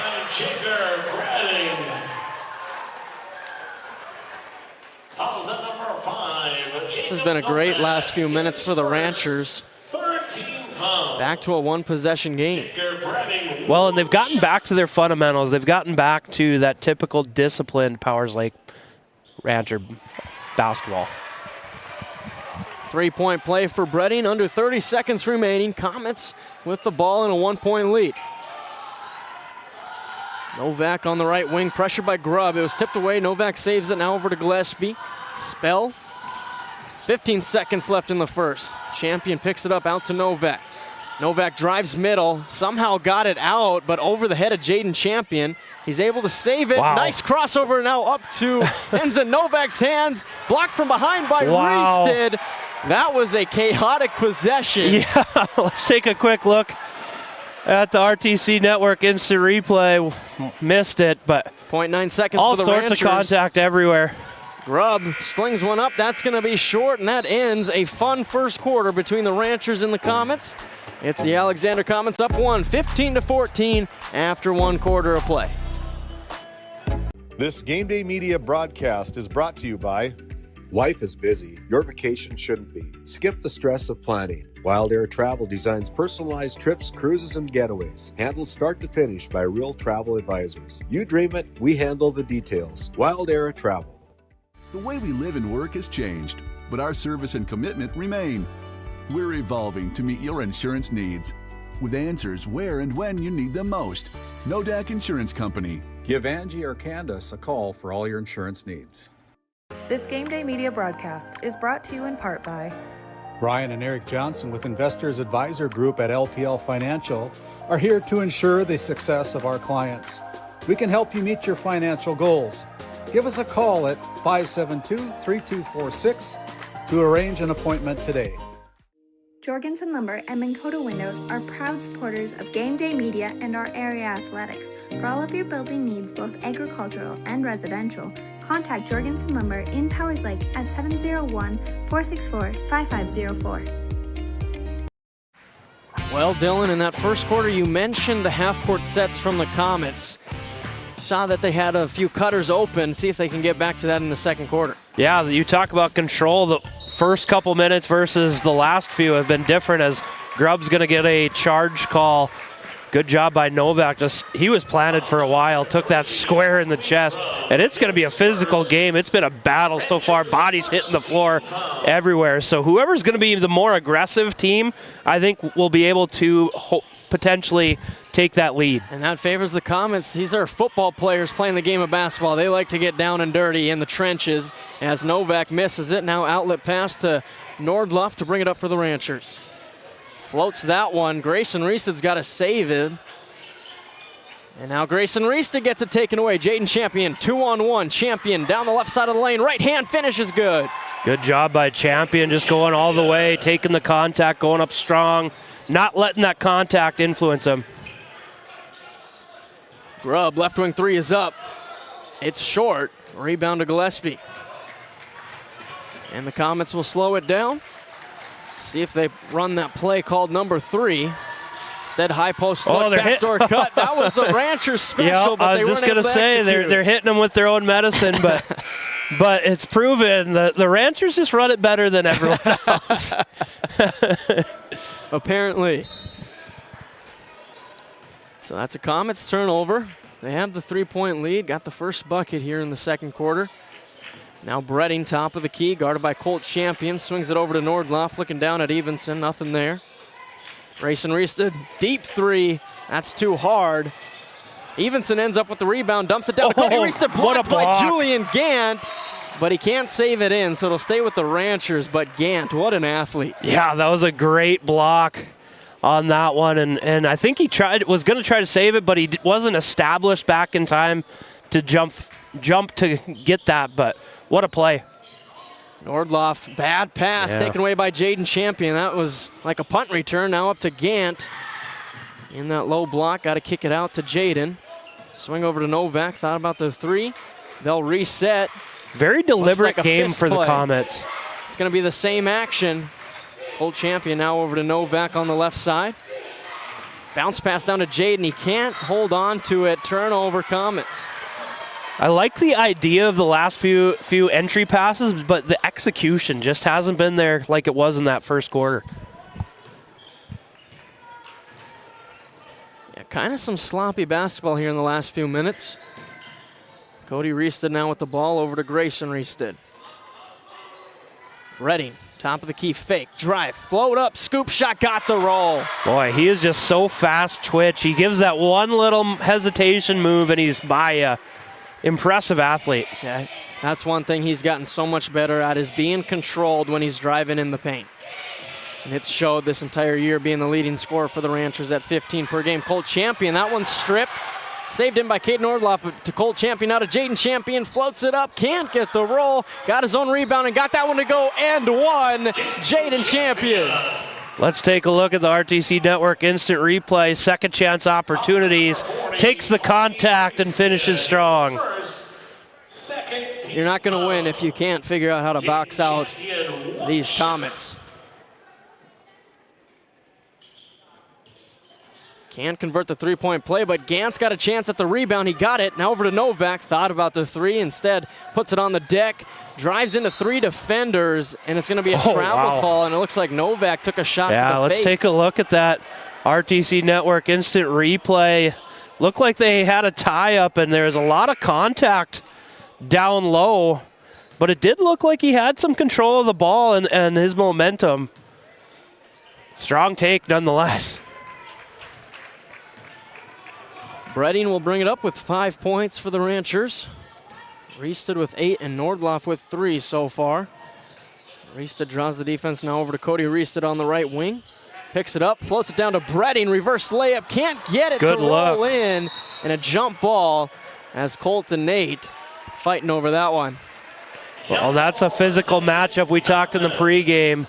Colt Champion isn't going to back down, and neither is Nate Evenson. He might be giving up just a few LBs, but he's got every bit as much fight. Jaden Champion over to Gillespie now. Trying to work on Nordloff. Calling spell. Down to Colt Champion in the block. One-on-one. Can't get it to go. Rebound to Cody Riestad. Good wallop by Evenson. Champion caught that real tight, and he forced the miss. And now another pass taken away by Gant. They got a 3-on-2, 4-on-2 make it. Gant wants it himself, and he's fouled. 2 shots for Julian Gant. Yeah, great job by Gant. Just going strong. Got that contact right across the elbow and gets rewarded by going to the Sturgis Valley Dental Group free throw line. Second personal, 13 foul. 3 points from Gant so far. A big 3 to get him going in that first quarter. Now a free throw. Julian Gant, 6'4" junior, has got those long arms. Well, he's just such a fluid athlete. He does a really nice job. Similar to Bredding as far as how he's controlled. Maybe not quite as quick off the bounce, but holy cow, can he move. And he's like a gazelle out there. Yeah. That's a good player comp.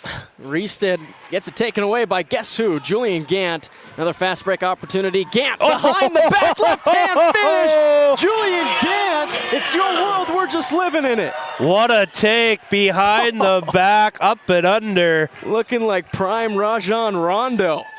That was sweet.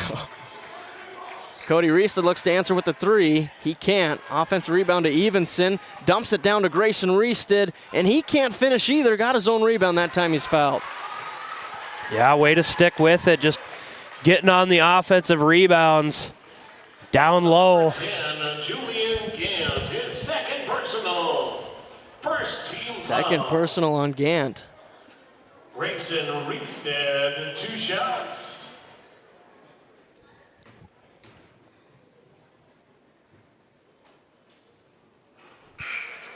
No good on the first for Riestad.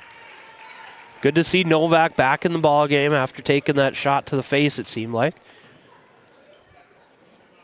Riestad a 60% shooter from the charity stripe. But goes 0 for 2 here. Cody Riestad tries to save in the rebound right to Novak. And he'll slow it down for the Comets. We're seeing a great mix of the Comets pushing it up in transition, but in also other situations just setting up the half-court offense. Yeah, they're doing a really good job reading that speedometer, so to speak. Yeah. Colt Champion in the block again. Yep, and that's going to be an offensive foul. Yeah, let's take a look at this RTC Network instant replay. Posted up strong, and there's just that throwing that shoulder into the chest. Great job by the Ranchers just taking that contact. Second team foul. Ranchers yet again find themselves down 7 points halfway through this second quarter. Offense doesn't seem to be as fluid as it was on Friday night against the Tigers. I feel like the Comets' physicality has something to do with that, as there's a little too physical defensive played there. Comets foul number 21. And head coach A.J. Aller talked about Matthew Klein coming in off the bench. Picks up the foul there, and that's going to lead us to a Nesset timeout. At Border Plains Equipment of Stanley, your local Case IH dealer, our vision is to be the respected and recognized leader in agricultural and equipment and the employer of choice by helping people succeed. Our mission is to serve agricultural customers and communities by partnering to meet their needs through the sales and support of farm equipment and technology. Visit borderplains.com to check local inventory or stop by at 8141 off Highway 2 in Stanley, your local Case IH dealer. And we're right back to the Four Bears Event Center. After a quick Nesset timeout, talk to them about their custom business packages. Now hiring at Nesset. Grayson Reested will inbound. Finds Evenson. Now Oakley Grubb top of the key. Back to Reested. Fakes. Drives. Backdoor cut to Bredding. Puts it up with the right hand on the left side for two. Great cut by Bredding, and he just stuck with it. Comets, I thought, did a pretty good job scrambling, and he just kept forcing the action. Great job by him. Now the Comets will look to answer. Over to Gillespie on the left wing, gonna drive it into the paint, picks it up, out to Jaden Champion, gonna work that baseline, kick out spell. Thought about the three, now back to Champion. Thought his foot might have been out of bounds. Instead he goes to the hook and he's short. And a foul, gonna go on the Comets again. Comets racking up some fouls in the last few minutes. Yeah, they're doing a good job boxing out. And now a technical foul. Tell us who. I think it's gonna be on number 12. Colin Spell. On number 21, Matthew Klein, his second personal, fourth team foul. Oh, and they're going to get a second one. Unless he was we just... also have a technical foul on number 12, Colin Spell. Now it looks like Porter Soyseth is going to check in. As Bredding will shoot the free throws. No good on the first. But yeah, Porter Soyseth, he did not play in the Friday game against the Honkers, dealing with a knee injury. See what kind of minutes he can give him. Bredding goes 1 for 2.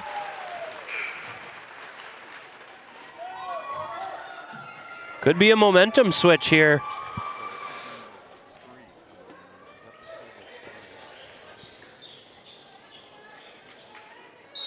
Reested will inbound.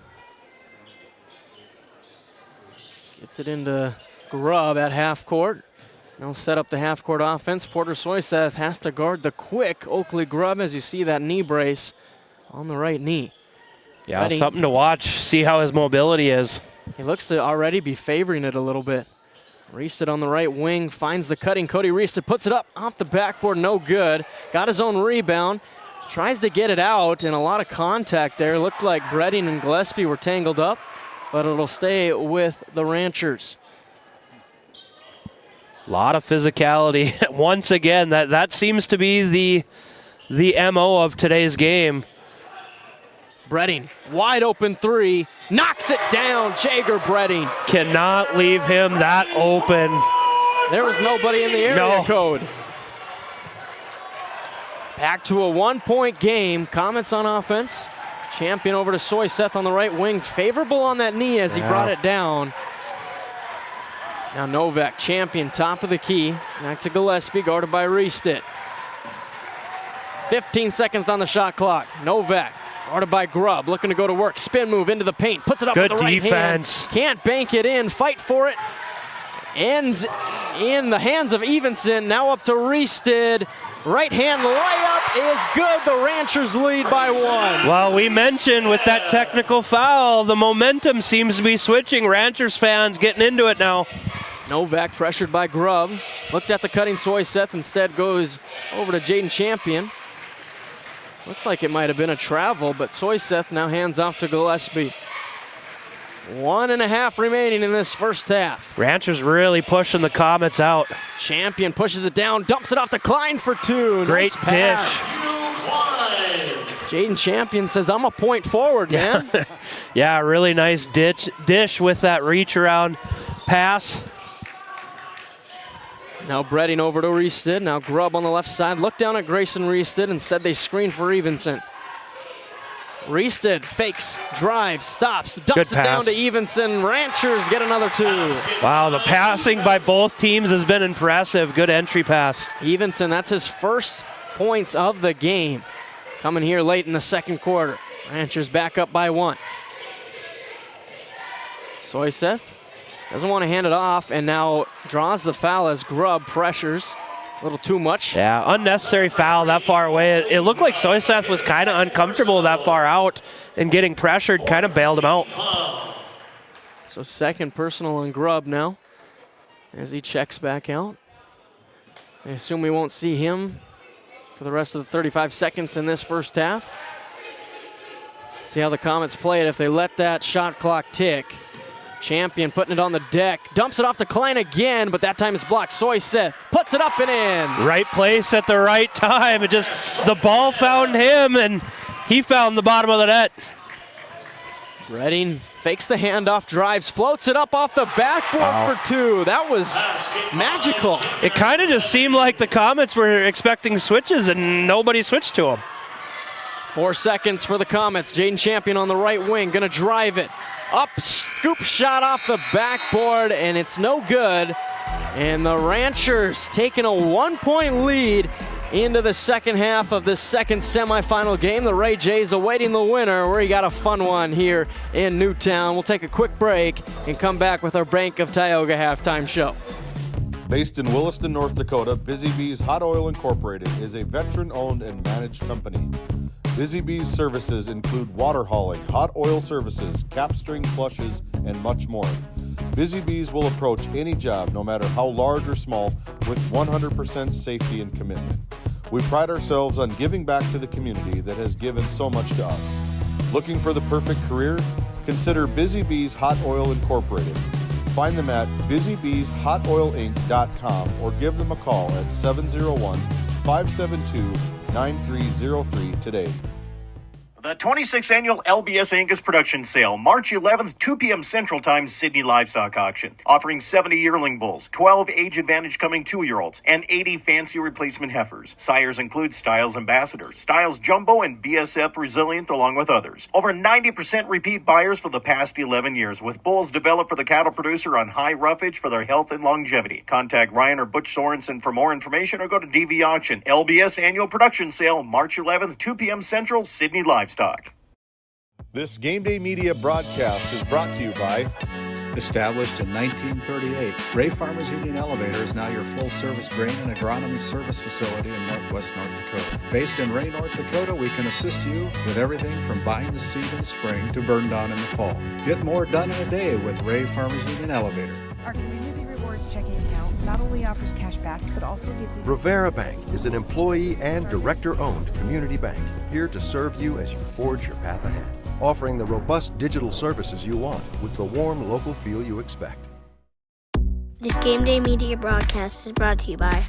The Alexander Public School Foundation is dedicated to supporting the needs of students and the staff of Alexander School. We believe that the strength of the community is rooted in the strength of its school.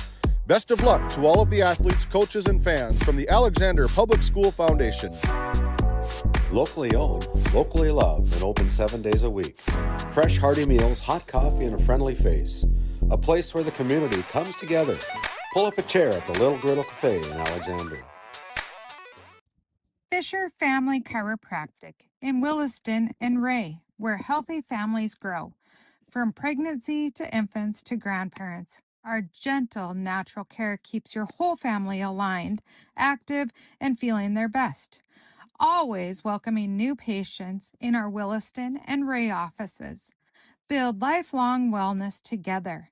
Come see why we have been voted Best of the Bakken for 8 years in a row in Williston and Ray. Skin by Legacy Tioga opened doors February 2024. Skin by Legacy is a branch of the Minot location Legacy Health Clinic. Our goal is to bring big city conveniences to the rural and surrounding communities. We offer a number of aesthetic services and more. Skin by Legacy Tioga is open Tuesdays and Thursdays.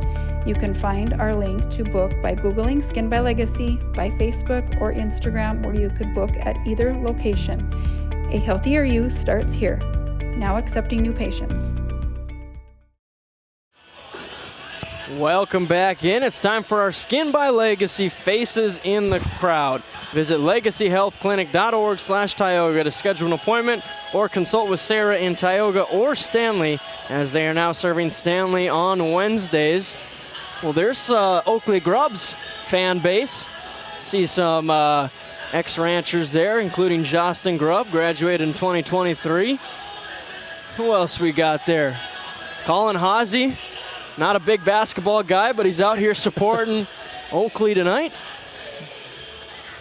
A lot of Ranchers fans making the drive, bringing some energy. We kind of talked about that technical, the momentum switch, the Ranchers crowd getting into it. That was big in the second quarter. That was a big turning point, and I know it's only a 1-point lead. This game is still a coin flip game of it could go either way, but that was a huge turnaround. I don't have the exact numbers. I think it was 12-4 run after that. But you could just feel it. You know, the Rancher fans started getting loud, and the defense just seemed to tighten up for the Ranchers.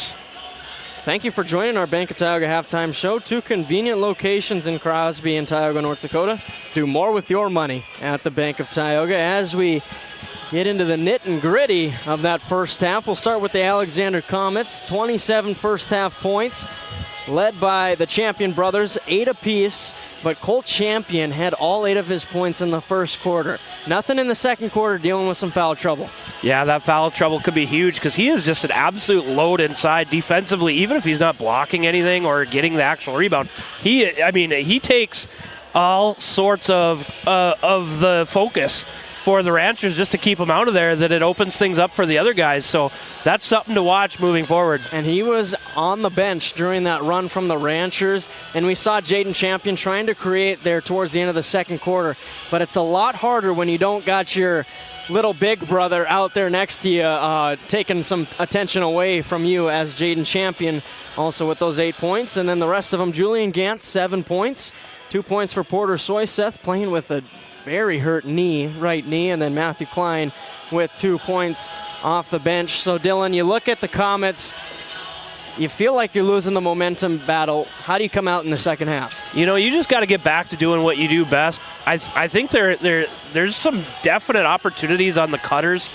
They keep, I guess, I don't know what their terminology is, but you know, they're setting that high pick on the wing and curling to the basket, and I feel like they've had some opportunities to get the ball inside that way and be able to make some stuff happen inside there.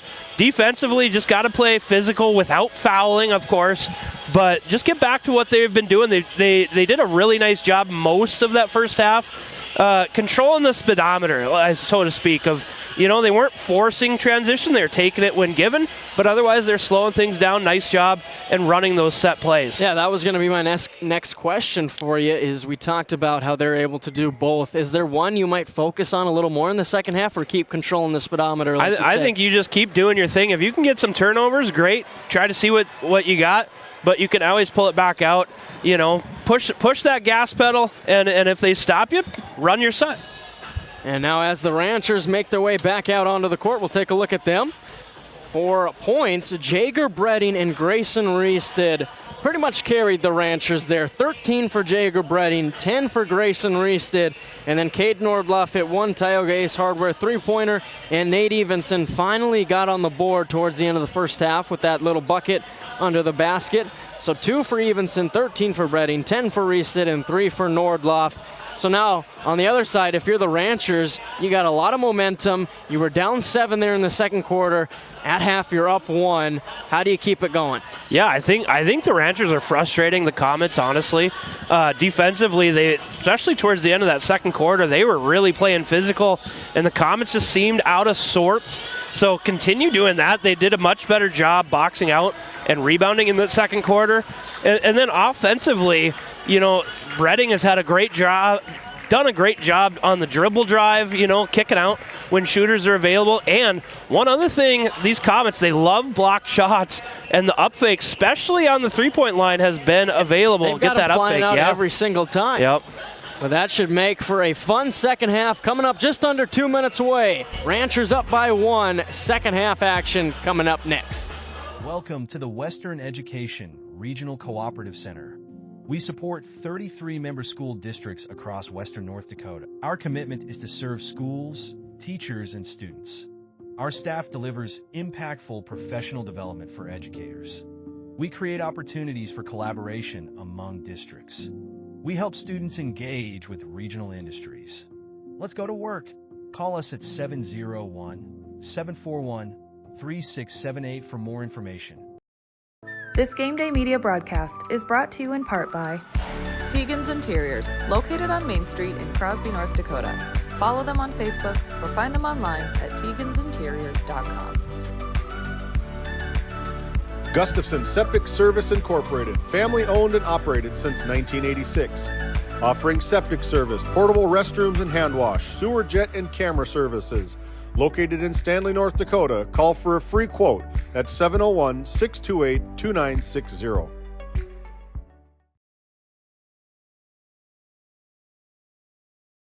Kyle Hansen is proud to be a Thrivent financial professional, providing personalized financial guidance to people of all stages of life.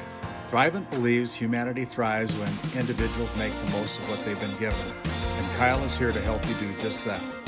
Larson Boston Agency, your Farmers Union insurance agents located at 106 Main Street North in Crosby, North Dakota, offer multiple lines of insurance, including crop, farm and ranch, home, auto, commercial, and health insurance. Give Chell or Robbie a call today at 701-965-6335. It's time for our second half start, brought to you by Northwest Therapy Services. It'll be the Ranchers with the ball first. Getting this second half underway. Nordloff on the right side, handoff to Cody Reested. Now back over to Bredding. Nordloff fakes, drives, pulls up, now out to Reested. Corner three is up. It's short, rebound Gillespie. That was a good look nice from the corner. There. They were patient, got a good look, just not able to hit it. Here comes another set from the Comets. Looked at that back door again. Instead, Novak trying to float it down to Colt. Colt goes up and puts it in. Great pass and even better patience by Colt Champion, just gathering himself and then going up strong. And just like that, Comets back up by 1. Reested picks it up down to Evenson in the post. Hasn't had many paint touches. Reested drive, kick. Now Reested drives himself. Grayson Reested, that is. Cody with the offensive rebound and put back. And he's on the board for the first time. Yeah, nice job just going up and in, down low. Another backdoor cut. They don't pass it. Back to Novak, working the right side. One-handed bounce pass down to Colt Champion and one. Hoop and the horn. Let's take a look at that RTC Network instant replay. Great pass. The pick and roll. Novak, a little spin on the ball. Gets it into Colt Champion. Must be a golfer the way he put some backspin on that.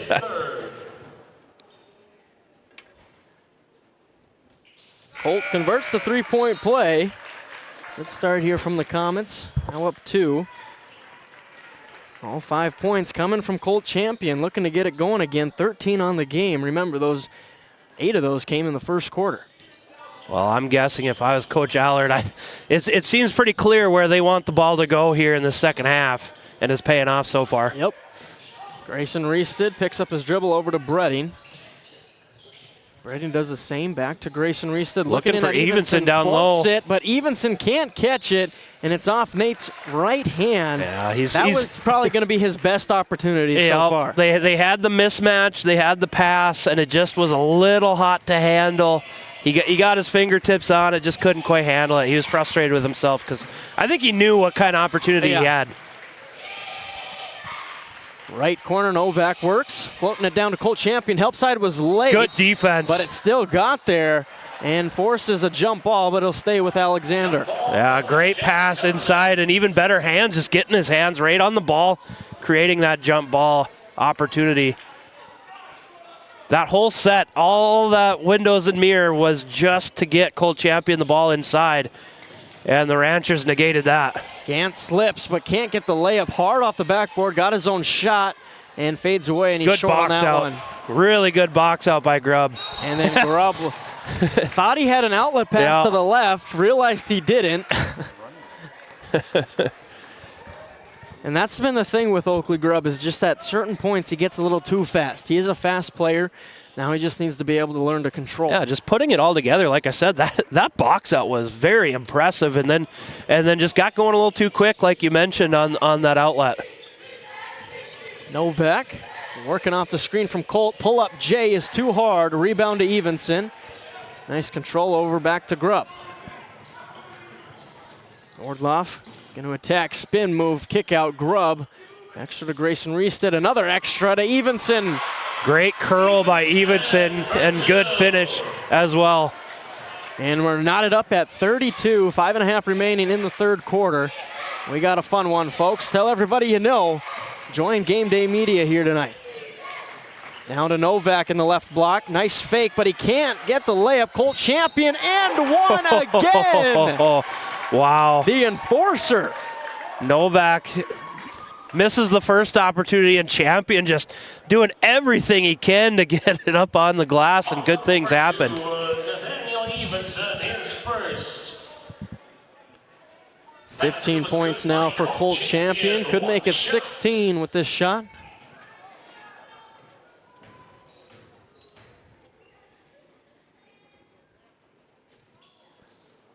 Nice friendly roll. Shooter's touch for Colt Champion. Boy, if he starts getting that shooter's touch, he's going to be unguardable. Nordloff gets a switch on to Colt Champion, so Evenson's got a mismatch. Now kick out wide open. Grayson Reese, corner three. It's good. Great ball movement by the Ranchers. They caught the comments. There was some miscommunication at the beginning of that possession, and they just kept working the ball until they finally found the benefactor. And that's an advantage for the Ranchers, is they are a better outside shooting team. If they get hot, could be hard for the Comets to keep up, but if they keep getting it down to Colt in the paint, good things happen. That's tough. I mean, he's inside 5 feet. He's just going to keep eating it up in there. Ranchers are starting to throw multiple bodies at him, but Colt just keeps throwing it up there. Yeah, he's got 10 points in this third quarter alone. We're not even halfway through. Evenson up and under, and then he lost control. Colt Champion the rebound, and he outlets it to the fans in the stands. He says, "My bad," as that went into the front row. And that leads to a timeout. A Nessa timeout on the court. Comets, Ranchers having a good battle. Comets up 37-35 on the NCC scoreboard. Evolution Genetics, established by a group of dedicated farmers and seedsmen. With years of experience in farming, certified seed production, and crop consulting, we understand the needs of producers across central and western North Dakota and eastern Montana, because we're farmers too. We provide the best genetics for your farm by customizing seed and input choices to meet each grower's needs. Evolution Genetics, seed for your future. This Game Day Media broadcast is brought to you by...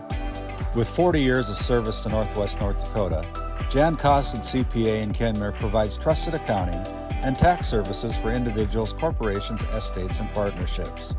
Call 385-4263 today. Your numbers are in good hands with Costin CPA. The Northwest Sportsmen's Association of Tioga, a proud supporter of youth and outdoor recreation in our local community. We're aiming high, keeping it local, and building the future for outdoor events. Join us in making a difference. The Northwest Sportsmen Association, where the outdoors brings us together. Brady knocks down a three out of the Nessa timeout. That's an intro back into the broadcast. Yeah, no kidding. Back and forth they go. 38-37, Ranchers retake the lead. Jaden Champion been a little quiet here in the third, scoring-wise. Novak, pull up Jay, got it to go. Novak just wanted to get his name called. He'd been a little quiet on the offensive side and ended that real quickly. Trading baskets. Raced it back over to Bredding, gonna drive baseline, blocked by Jaden Champion. Ball goes out of bounds, and white possession going Comets' way. Let's see if we can catch the tail end of that. Champion meets him at the apex, and sure enough, goes off of the Ranchers.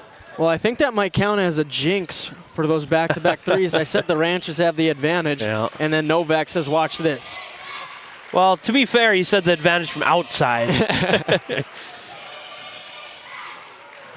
And now Colt Champion saves that one from being a turnover. Spell over to Gant on the left wing. Guarded by Grubb. Back to Spell, now working it with Novak. Gant wide open at the block. That's too easy. This is some old school basketball by the Comets, just slowing it down. It seems like every possession lately has been a set ending within 10 feet or less usually, minus the Novak three. And that pass is tipped and then tipped again by Nordloff, and he couldn't race it down. They're gonna rule Powers Lake, yep. I thought Nordloff might have tipped that pass, but... Yeah, I think you nailed it. It came down to, was it double tipped or single tipped? Did you ever watch that commercial where the ref got the call wrong and the guy's like, I tipped it, coach. Yeah. I tipped it. Would you do that? No comment. No comment. I plead the fifth. Breading the floater, no good. Novak the rebound. Comets looking to have some more control.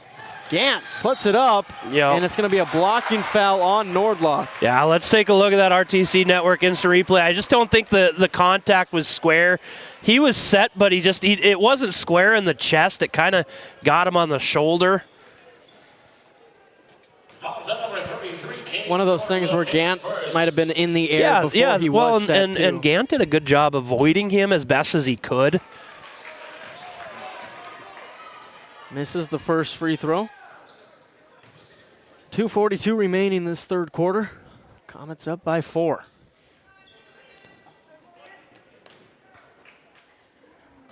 Nine points for Gant, looking to make 10.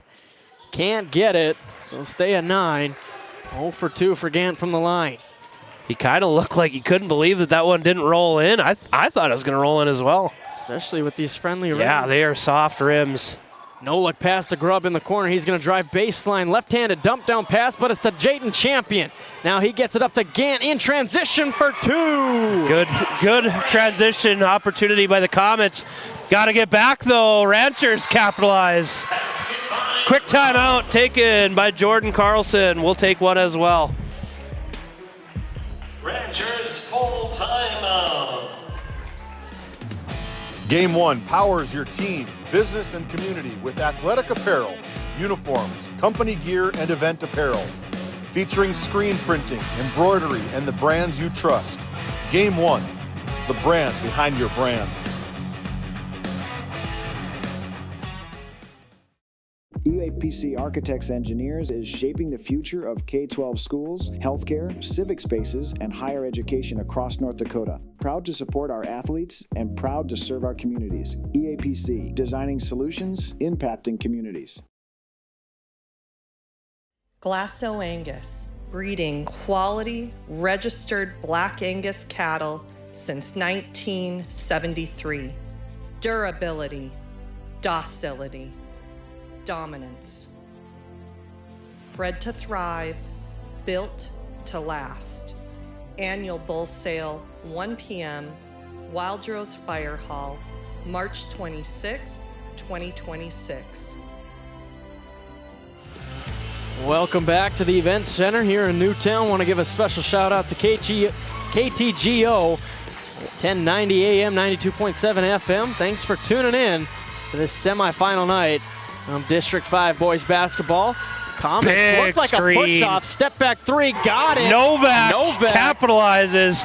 And yeah, Colt, I don't think Colt was necessarily moving. He's just that big. Wow. Now Breading. Ranchers down by 7, dumps it to Evenson. Now good back screen. Grubb, left corner 3. That's short. Rebound to Novak. They got a 2-on-1. Novak, no look pass to Gant. Reverse layup. Gets the roll. Well, and that's that gas pedal we talked about. The turnover ends up in 2 points for the Comets. Just pushing at the right time. Nordloff, they need it. He can't get it. Hit every part of the rim. And now Comets pushing it up again, but he's out of bounds. That's where they needed the brake pedal. Yeah, you were talking about controlling that speedometer. It wasn't controlled that time. Well, they had a couple transition buckets in a row. It's easy to get hungry for those, especially when you're feeling the momentum right now. Yeah, their largest lead of the game here towards the end of the third quarter at 9. Ranchers need to get back. Breading, deep 3. It's good! That's a good way to do it. Wow, that shot was pure. the whole way. Jager Bredding says, I'm still here. 19 points in the game. 2 Tioga Ace Hardware three-pointers here in the second half. 6-point game. Novak looking to go back to work. Picks it up over to Spell. Now Jaden Champion. Floats it into Colt Champion. Middle of the paint. Kick out. Spell. Corner 3. Off the mark. Rebound fought for. And there's going to be a foul call, a push on Gant, I believe. Yeah, pretty good box outs by the Ranchers. There's a couple different box outs right there. Forced the Comets to go through the body, resulting in the foul.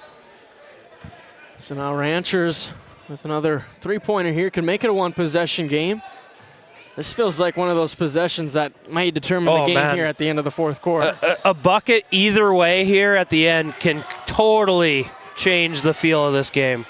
In the hands of Nordloff. Now back over to Bredding. Thought about it again. Nordloff looking at Reested in the post. Instead of Evenson. Backdoor cut to Reested. Stops at the block. Kick out to Reested. Now Nordloff. 5 seconds. Pull up Jay. Puts it in. Can get one off. Novak. Ooh, no good. It didn't look too bad from this angle. What a chaotic third quarter. It's the Comets controlling right now, 49-45. Fun fourth quarter action up next. Looking for top quality groceries and ready to go meals?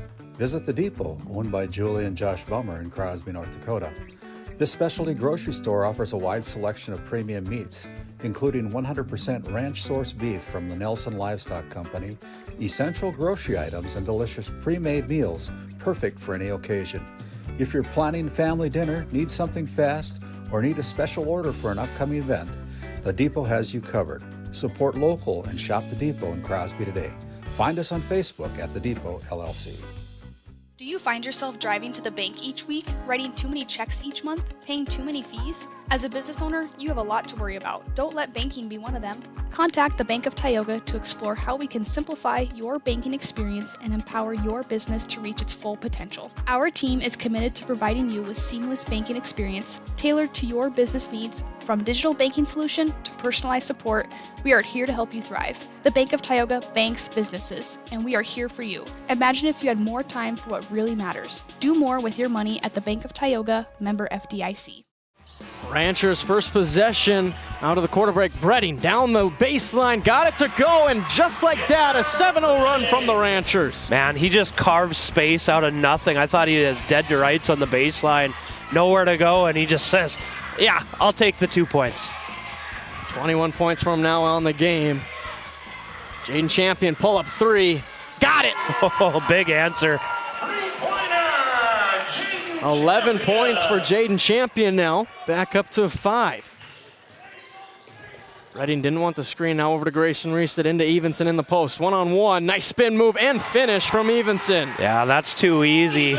Good spin move, but if you're Colt Champion, I think you could have stayed with him a little bit there. Yeah, just got to move those feet.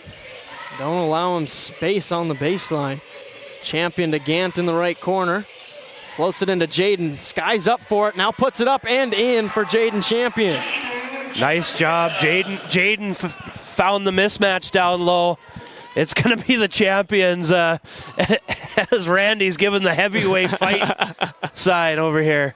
Reested looking to go to work now. One dribble, picked it up, and it's taken away. Cody Reested caught it while on the ground.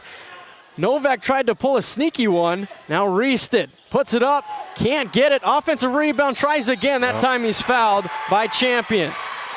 Yep, just giving up that baseline again. Can we Second talk chance about opportunities. Those tight end hands from Cody Reested? Yeah. Novak thinks, I got him. That was a fastball from about a foot and a half. What hands? No good on the first from Reested. Had 10 points in that first half and just 3 so far in the second. And he's 0 for 3 from the line. Could come down to free throws down the stretch.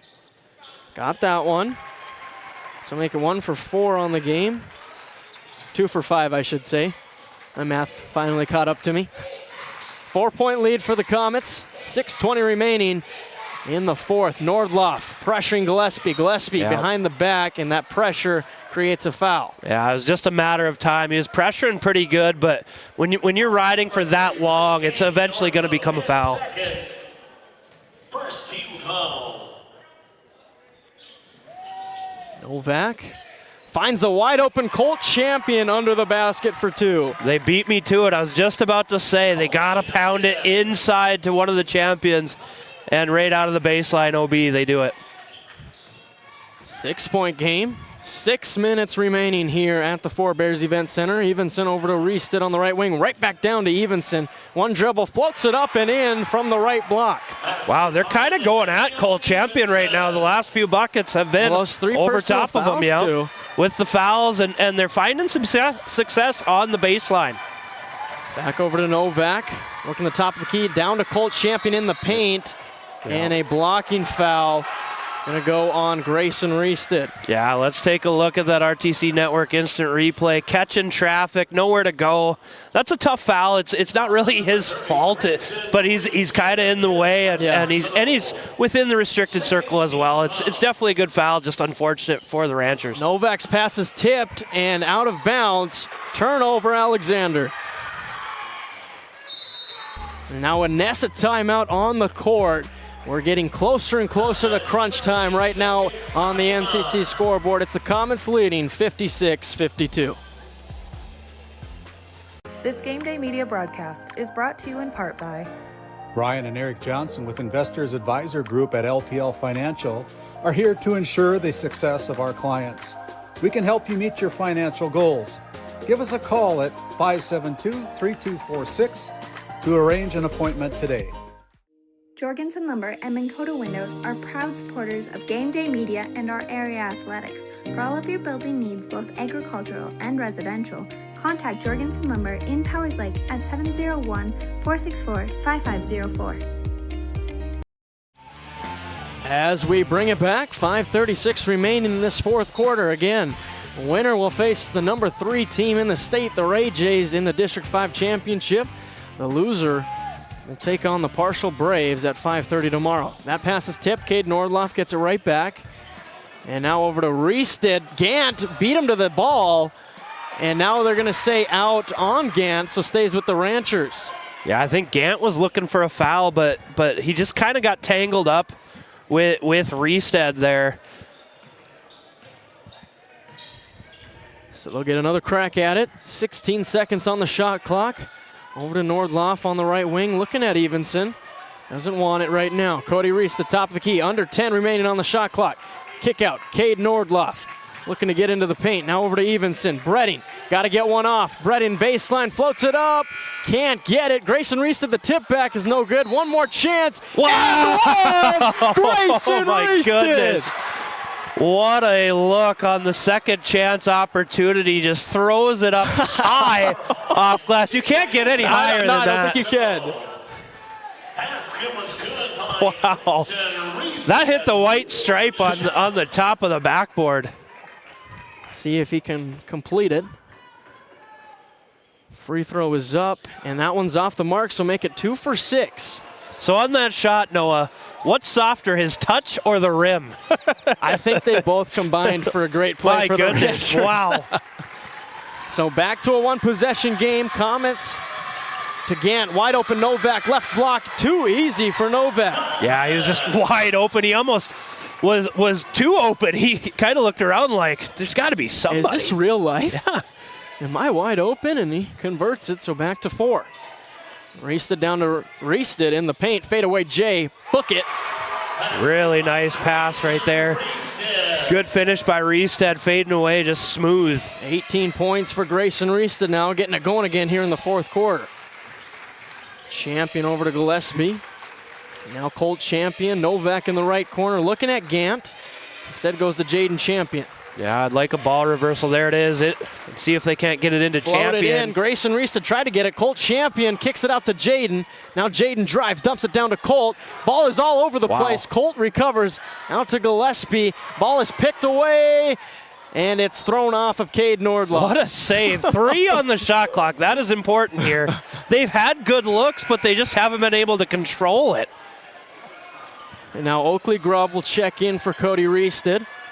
3 on the shot clock. They're isolating champion. Even says not today.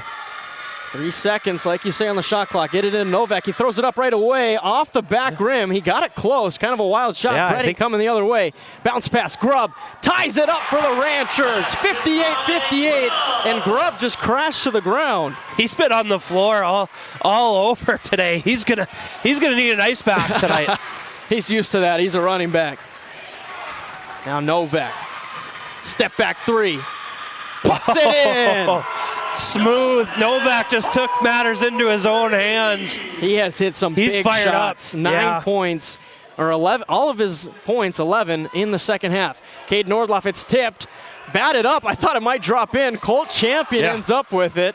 Outlet to Gillespie. 3 minutes remaining. 1 possession game. Good job by Gillespie. Slowing things up. They're kind of out of sorts. Wise decision. Gillespie pressured by Nordloff. Hand on it, Evenson. Let's see if he tries to dunk it. Instead, he goes for the layup, and he missed the layup. He wanted to dunk it. And he thought he made the smart decision, but. Wow, what a miss for the Ranchers. Now Gant comes back the other way, and a charge called on Julian Gant. Yeah, he seemed to be set. He was set. That's oddly close to that one earlier.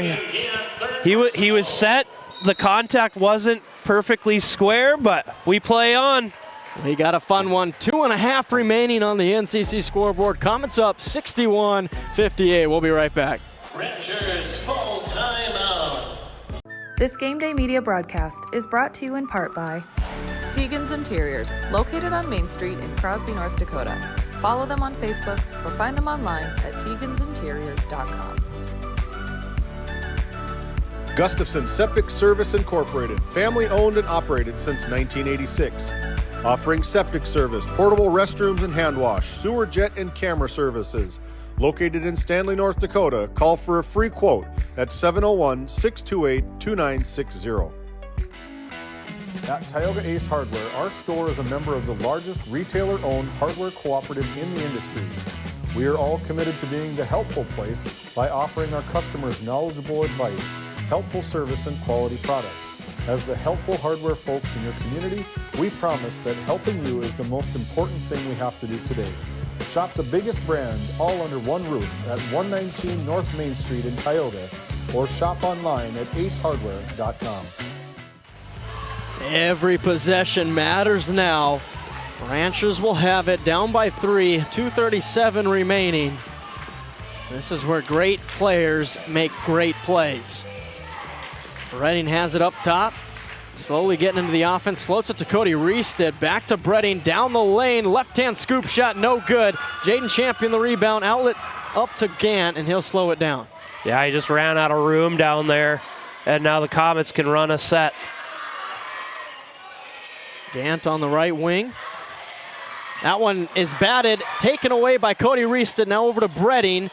And taken away by Novak. Reverse layup. Got it. What a play. Just wrestled that away and then finishes at the rim. If the Comets win, that might be the play that we... That is a big one. Cody Reested on the left wing. Bounce pass down to Evenson. Back out to Reested. He almost got it taken away. Over to Bredding in the right corner. Gets into the paint. Up and under. Got it to nice go. Move. Jager Bredding. Really nice move. We got ourselves a good one here in the second semifinal of the night. 1 minute, 30 seconds remaining. Comets up by 1. Evenson gambles. Now Colt Champion over to Gant. Corner 3. No good. Cody Reested the rebound. And now a foul going to be called on Colt Champion as he's fighting for the rebound. Well, it looked like he was trying to claw away from Grubb. And that was all due to the box out of Grubb. He did an excellent job. He's had a few of those great box outs that's resulted in those fouls going for those loose balls. 1:20 remaining now. Oakley Grubb with the point guard duties. Guarded by Gillespie. Hands it off to Cody Reested. They switch it. Now Cody Reested out to Evenson. Swing it over to Grayson Reested. Doesn't want the screen. Tacks downhill, up and under, and he banks it in. Basket by Back and forth we go. Minute left. 1 minute remaining. 1 point game. You gotta love it here at District 5. Gillespie up top over to Colt Champion. Now Jaden Champion in the corner, and he's fouled by Grayson Reested. Had one foul to give.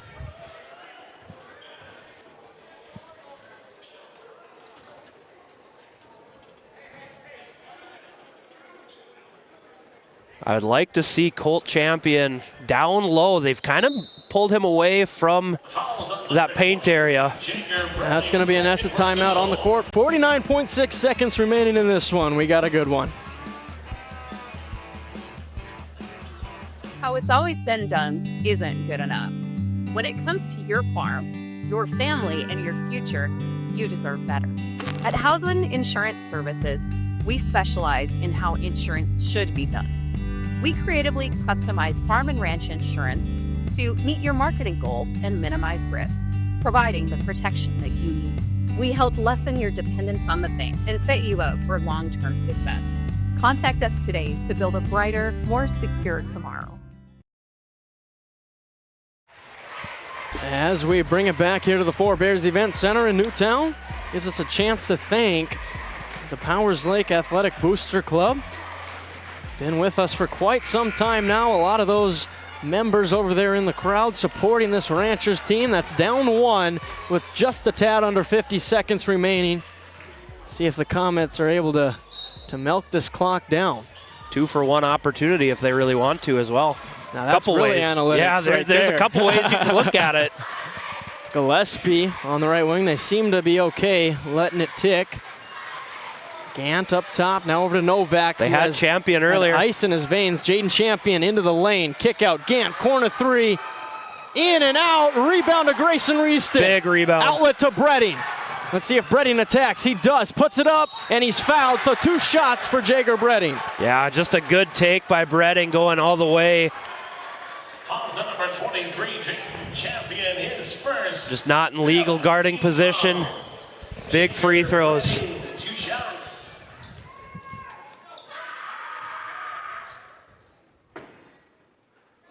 Tickles the twine on the first, and that knots us up 63-63 on the NCC scoreboard. One more, and Bredding will give the Ranchers the lead. And he does. Ice in his veins. Yes, sir, ice in his veins for Bredding. It's 64-63 on the NCC scoreboard. We'll keep it right here with 25.3 seconds remaining. And Dylan, I turn to you. Previous coach. You're the Comets, you're down 1. Do you milk all this time down and go for the last shot? Great question. They've ran sets all night, so I expect a full set. So it depends on what kind of set you're going to do here. If you're going to do kind of some of their regular stuff that they've been doing all game, you got to come down and you got to start that with probably about 15 seconds. If you're going to go a little bit more isolation, a pick and roll type play, I would start that at about 9 or 10. You always want, if you're down, you always want a chance for an offensive tip in, or if you miss it, a chance to foul. So long answer made longer. I think you want to see this shot go up, or at least start the offense around 10 to 15 seconds. All right, we'll see if that's how head coach A.J. Allard plays it, as Gant will bring it up. 20 seconds remaining. Could come down to this possession. A spot in the District 5 championship on the line. Get it down to Colt, taken away by Evenson, and Evenson is fouled right away. That's going to be Colt's 5th, isn't it? I believe you're right. 32, Colt. That's his 5th personal. That is not how you wanted to execute there. No. Well, and it seemed like they had him posted up nice, but they were a little late on the pass. So now Evenson at the free throw line. Shoots 67% from the line, but short on that one. Boy, heart's got to be pumping. 100%. You practice these moments, but it's not the same. Yeah, every day I practice, but yeah, like you said, it's never the same. Got the second, so a 2-point game. Get to the rim if you're Alexander. 10 seconds left. Gant brings it across half court, over to Spell. on the right wing, deep. 4 seconds left. Novak puts up the three. No good. This one's over. The Ranchers storm back to win it in advance to the District 5 championship for a rematch with the Ray Jays. What a finish here. Novak had the look. He had the hot hand in the second half.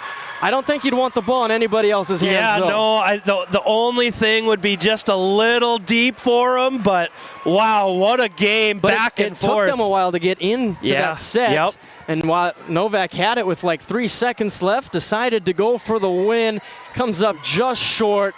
And that is an instant classic here on Game Day Media. What a fun one. Ranchers win it 65-63 on the NCC scoreboard. Now it's time for the D&L Paraffin post-game show. We'll head down to the court and get Jordan Carlson and our Brad Johnson Insurance Player of the Game.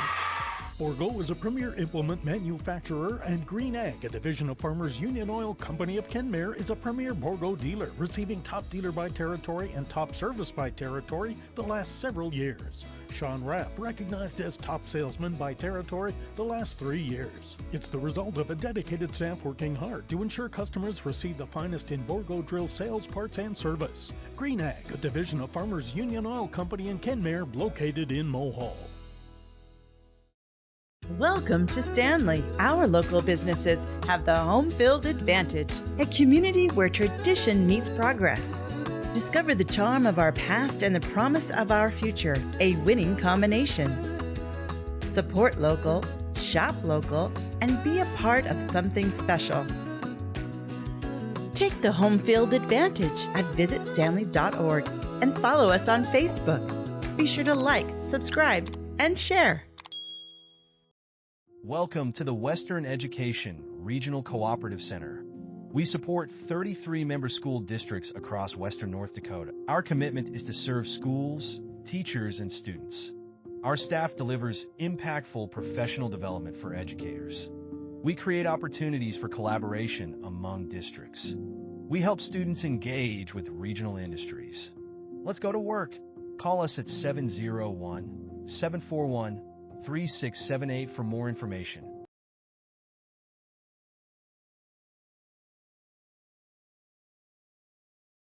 This Game Day Media broadcast is brought to you by Brandy Larson Insurance of Stanley offers home, auto, business, and farm insurance.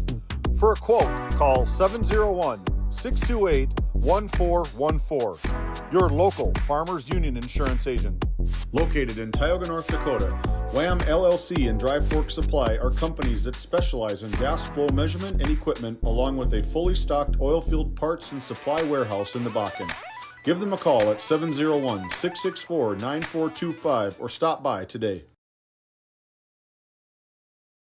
Cattlemen, the Northwest Select Simmental Sale would like to invite you to our annual sale Saturday, March 14th at 1 o'clock p.m. with a free lunch starting at 11 o'clock featuring 80 Simmental and Sim Angus bulls and heifers. If you can't make it, the sale will be broadcast on DV Auction. Juniors all open heifers will be eligible for the Northwest Select Junior Futurity Show this summer. For more information, call Bob Grant at 701-340-8082 or Gary Cease at 701-509-1154. D&L Paraffin Incorporated is a local family-owned hot oil company that has been in operation since 1981. We work hard to develop good business relationships with the oilfield companies in the Tioga area. While offering services north of Lake Sakakawea, we focus on integrity, hard work, and safety. For all hot oil services, call dispatch at 701-641-3065 or 701-641-6310. And for hiring information, be sure to follow us on Facebook at DL Paraffin. Tioga's many locally owned businesses welcome you to stop, shop, and even talk. Our local owners would love to strike up a conversation with you and share their knowledge and expertise. From gifts to clothing, coffee to auto parts, Tioga has what you want. Come shop Tioga. You'll find what you're looking for, but you might leave with even more. Voted a top 20 critical access hospital in quality, our Level 5 Trauma Center is ready to handle all your emergency needs with our acute stroke ready certification and full lab and radiology departments. Our physical, occupational, and speech therapy providers are available for all your rehab care, and our family practice clinic provides a variety of care including well child and child immunizations. Psychiatric care is available by telehealth, and mental health is available in person. To schedule an appointment, call us at 701-628-2505 or find us on our website at stanleyhealth.org. Montreal County Medical Center, here to help you throughout a lifetime. Welcome in to the DNL Paraffin Postgame Show. Noah Fredrickson is down with our Brad Johnson Insurance Players of the Game. Down to you, Freddie. Thank you, Dylan. Yes, players. Talk about senior leadership. 25 points for Jager Bredding, 20 points for Grayson Reested. I'll start with you, Jager. Just talk about your aggressive mindset offensively as you guys both did a lot of the heavy work scoring-wise.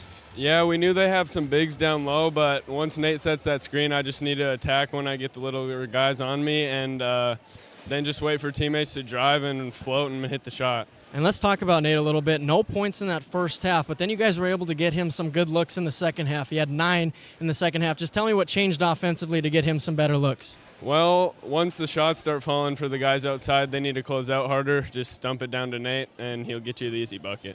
And now talking to Grayson Reesta, 20 points on the night for you. Just talk about your consistent play throughout the 4 quarters here tonight. Yeah, we obviously had some stretches there where we needed some points, so just got to go be a leader and get those easy buckets dropping. And last one for you, I wanted to ask you about that last defensive possession. One stop, you get the win. What was the scheme of trying to guard them and get that steal at the end? Well, it's the same thing we've known all of high school, just play good defense, help side. John Inget gave me a few tips, Shout out John Inget. These are our Brad Johnson Insurance Players of the Game. 45 points between the 2 senior leaders. Thank you, guys. Congrats on the big-time win. Back to you, Dylan. All right, thank you, Freddie. We'll have more on the DNL Paraffin post-game show in just a second. And in fact, we might just keep it right here. Noah, are you able to... He doesn't have his ears in. We'll come back after this quick word from our great sponsors. DeBach Harvesting has been in business for more than 20 years. We are a family-run operation that operates 2 gleaner combines with all the supporting equipment needed to take your crop off efficiently. This year, we will be offering in-field bagging to help with the efficiency and storage if needed. In addition, we are offering trucking in the wintertime to help get your crop to market. We would love to have your business. Look us up on Facebook or call us at 405-612-7990. Welcome back into your DNL Paraffin post-game show, a local family-owned hot oil company that has been in operation since 1981. Big thank you to them as Noah Fredrickson is caught up with his former coach, Jordan Carlson. Yes, down here for our Lindsay Grocery Coach's comments, head coach Jordan Carlson. Coach is 49 leading. I think it was start of the 4th, late in the 3rd, but you guys were able to respond with a run of your own. Just talk about your team's chemistry in that portion right there.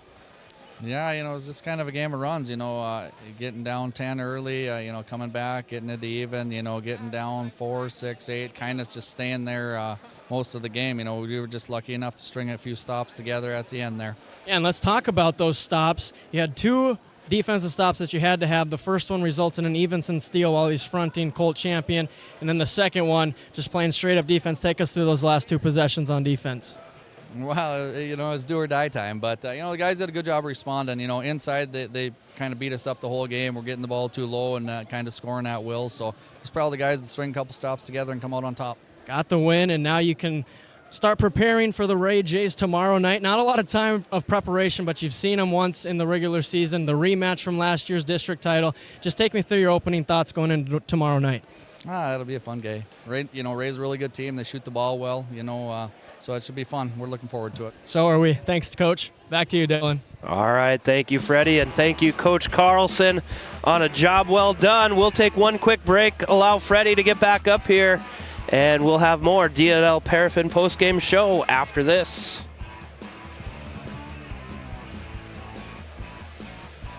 For the healthcare services you need and expertise you can trust, it's right here at home with Tioga Medical Center. You're important to us, and so is your well-being. From primary and specialty care to surgical services, We're committed to caring for you at every stage of life. There's no place like home with trusted, familiar faces. You can trust me. You can trust us. You can trust Tioga Medical Center. Trusted healthcare here at home. This GameDay Media broadcast is brought to you by Brandy Larson Insurance of Stanley offers home, auto, business, and farm insurance. For a quote, call 701-628-1414. Your local Farmers Union Insurance agent. Located in Tioga, North Dakota, Wham LLC and Dry Fork Supply are companies that specialize in gas flow measurement and equipment, along with a fully stocked oilfield parts and supply warehouse in the Bakken. Give them a call at 701-664-9425 or stop by today. This GameDay Media broadcast is brought to you by Since 1952, Liberty State Bank of Powers Lake serves Burt County and the surrounding areas with a full suite of financial services. We are committed to being your bank of friendly service. Liberty State Bank, FDIC insured. Tioga Drug and Soda Shop, located at 106 North Main Street in Tioga. Visit tiogadrug.com. This GameDay Media broadcast is brought to you by the Alexander Public School Foundation is dedicated to supporting the needs of students and the staff of Alexander School. We believe that the strength of the community is rooted in the strength of its school. Best of luck to all of the athletes, coaches, and fans from the Alexander Public School Foundation. Locally owned, locally loved, and open 7 days a week. Fresh, hearty meals, hot coffee, and a friendly face. A place where the community comes together. Pull up a chair at the Little Griddle Cafe in Alexander. This GameDay Media broadcast is brought to you by Napa Tioga Parts Supply, located at 105 North Main Street in Tioga. Visit napaonline.com. Hungry? Head to the Food Barn in Powers Lake. Open Monday through Saturday with daily lunch specials, a full breakfast menu, and don't miss Taco Tuesday on the last Tuesday of every month. Try Michael's Alfredo Pasta. It's a local favorite. Come on down to the Food Barn, where good food meets great company. This GameDay Media broadcast is brought to you by TNT Measurements Incorporated, providing oil and gas allocation meter proving, calibrations, and production facility lac provings. To schedule your proving, contact Derek Thompson at 701-421-1351. At St. Luke's Medical Center, we care for our community with compassion and excellence. We are proud to be named one of the top 20 critical access hospitals in the nation. You can count on us today and tomorrow. Call now to schedule your next visit. Welcome back into the DNL Paraffin Postgame Show as we wrap up a terrific semifinal day here at the Four Bears Event Center. We'll look at this one more time. Again, it's the Ranchers taking down the Comets 65-63. We'll start on the Alexander side. Scoring-wise, led by Colt Champion with 20 points, 10 in the third quarter, 8 in the first quarter, and only 2 combined between the second and the fourth quarter. And you look at that, do you say it's a stamina type thing as the game wears on? He's just not able to get the position he wants, or what did you see from Colt Champion? I think, especially after listening to Coach Carlson, that definitely was a focal point for the Ranchers, taking them away. They started fronting them. They started giving them different looks, as well as I kind of mentioned it during the broadcast. It seemed like he was playing on the outside more than the Comets would necessarily like, and that played right into the Ranchers' hands. So, combo of a few things. I give credit to the Ranchers. Boy, fundamentally, they did so many things, and that just takes those 50-50 balls to 60-40, and in a 2-point game, that's the difference. Yeah. That was the difference. And then other scores for the Comets, Jaden Champion with 13, Julian Gant with 13, and Jacob Novak with 13 points, all coming in the second half. 3 Tioga Ace Hardware three-pointers, but everybody on the comments wished that was one more Tioga Ace Hardware three-pointer. Yeah, he just got pushed out a little bit. I would have liked to seen the Comets just try to get to the rim and then potentially kick out, but nonetheless, a decent look. You can't ask for much more, and hey, we'll see him again tomorrow night. Yeah, and like we mentioned, though, there's nobody else. The way Novak was shooting the ball in that second half, just taking over in huge spots, you wanted the ball in his hands. But as we look back at that play, it took them a while to get into any form of offense. They inbound the ball with around 10 seconds left. They were even slow getting it across half court, and then they weren't sure where to go. As a coach, what do you want to see change in that scheme? Well, and that's exactly what I mean as far as just get to the rim and be a threat. Even if you have zero intentions on scoring the ball, if you're the ball handler, but just be a threat, and that can open up those outside looks as well. If that was your intended look, I think you could have gotten that look by driving the paint and kicking it out as well. But that's why we play the games. Yeah. That is why you play the games. As we flip it over to the Ranchers, they're scoring, led by our Brad Johnson Insurance Players of the Game. Jager Bredding with 25, Grayson Reested with 20, Nate Evenson with 9. 7 of those coming in the second half. I feel like that was kind of the difference, too, is in that first half, the Comets really took Evenson away, but then they were able to get him some paint touch, and he was able to finish it, and it kind of opened up the Ranchers' half-court offense. Well, and the Ranchers just kept attacking. Anytime they got even a sliver of space, Jager Bredding, he got any room, and he was going to attack until somebody stopped him, and they just kept going. Yeah. Jager Bredding was lacerating the lane all night tonight. As we look at the other scores, Caden Nordloff with 5, and then 2 points for Cody Reested and 4 for Oakley Grubb, rounding them out at 65, taking the victory by 2, and there's our updated bracket. So there it is, Dylan. A District 5 rematch in the title game tomorrow night between the Ray Jays and the Powers Lake Burke Central Ranchers. That'll be at 7 o'clock. And then our region qualifier games. First up at 4 p.m. is the Crusaders taking on the Tigers, the 5 seed versus the 6 seed. That's going to be a banger of the game. Following that, it's the Comets taking on the Braves.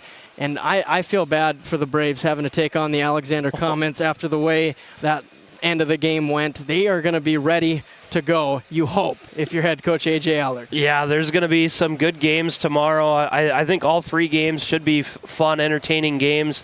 You know, like you said, the Parcel Braves kind of got the short end of the straw, just the way the cookie crumbles. But, you know, that's just what you got to do, and they're going to come out ready to play. The Braves can put up points, and you know, Alexander did put a lot on the floor tonight. Let's see what they have in the tank tomorrow. And one last look at our District 5 championship. Last year it was the Ray Jays and the Ranchers, except it was roles reversed. The Ranchers had controlled the district pretty much all year, came in as the #1 team. Everybody thought they would get the Ray Jays again like they did in the regular season. The Ray Jays knock them off in the district championship, and now roles reversed. The Ray Jays have been dominant all year, #1 seed, and the Ranchers maybe looking to return a favor. Yeah, it'll be fun. The Ray Jays, they're high flying, but you know, these Ranchers, they have experience. They're the older team. And you know, Coach Carlson, they're going to be playing fundamentals, and they're going to do the things that they need to do. And I'm excited for another day of basketball. Yeah, it's sure going to be a fun day tomorrow back here on GameDay Media. As we look at the rest of our schedule this week, the Watford City Wolves taking on the Dickinson Trinity Titans at 7 p.m. Mountain Time tomorrow night. And then on Thursday, it is the girls Division A state championship games. First up, the South Prairie Max Royals taking on the Watford City Wolves. That game will tip off at 6:30 p.m. And then we'll continue to call the games of the Watford City Wolves in that Division A state championship. Titus Stenberg will bring you all of those games. I'll chip in a little bit here, Titus, Pinch give you hitter. guys a little bit of Noah. If you'd like to make a donation towards, send some donations towards GameDay Media, there's our Venmo code.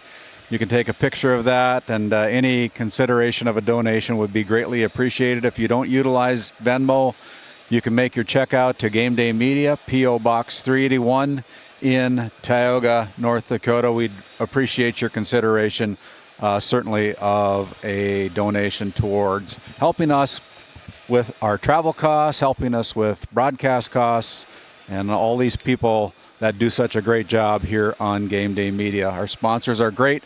If you'd want to consider your admission ticket to GameDay Media, we thank you for your consideration. Final thoughts, Noah and Dylan. I think we've said it all. said a lot. We've set up a crazy day of basketball tomorrow starting at 4:30 p.m. That's going to be fun, and it'll be back here on GameDay Media. On behalf of our amazing sponsors that make this all happen, Dylan Loper, Randy Peterson, Matt Gonzalez, the legend David Peterson, Colton Lenzen, and Owen Miller. My name's Noah Fredrickson. We'll see you back here at the Event Center tomorrow night. Tonight's GameDay Media broadcast was brought to you by NCC, Tioga Medical Center, The Country Store, St. Luke's Medical Center, Both the Own Boutique, Souris Valley Dental Group of Minot, Hougland Insurance Services, D&L Paraffin, Brad Johnson Insurance, Bravera Bank, Continental Resources, Northwest Therapy Services, Nesset, Tioga Ace Hardware, DA Land, LLC, Border Plains Equipment of Stanley, The Bank of Tioga, Tioga Parts Supply, Tegan's Interiors, Tioga Drug and Soda Shop, Prairie Home Furnishings, Farmers Union Insurance, Larson Vossen Agency, Montreal County Health Center, Brandy Larson Insurance Agency, Kyle Hansen, Financial Advisor, Wham! LLC and Dry Fork Supply, The City of Ray, Lindsay Grocery, Montreal Williams Electric Cooperative, Burke Divide Electric Cooperative, Powers Lake Athletic Booster Club, Faith Baptist Church of Kenmare, Ray Farmers Union Elevator, Gustafson Septic Service Incorporated, Tioga Pirates Booster Club, The Depot LLC, TNT Measurements Incorporated, Patriot Oilfield Service Incorporated, Liberty State Bank of Powers Lake, Busy Bees Hot Oil Incorporated, DeBach Harvesting, The Food Barn, Skin by Legacy,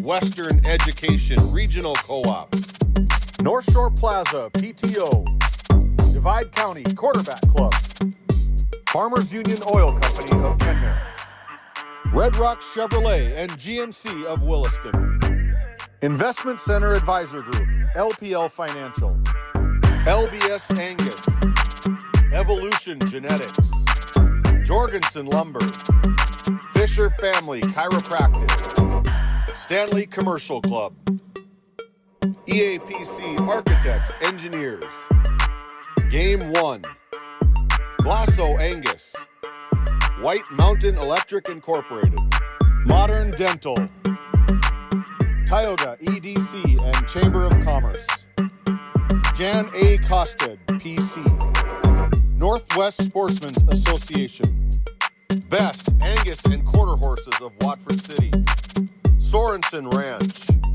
Nodak Insurance Company, Williston, Angie Pelton, Trenton Indian Service Area, Alexander Public School Foundation, Little Griddle Cafe, Ray J's Booster Club, Wild Era Travel, Northwest North Dakota Select Simmental, RTC Networks, Flag Family Media,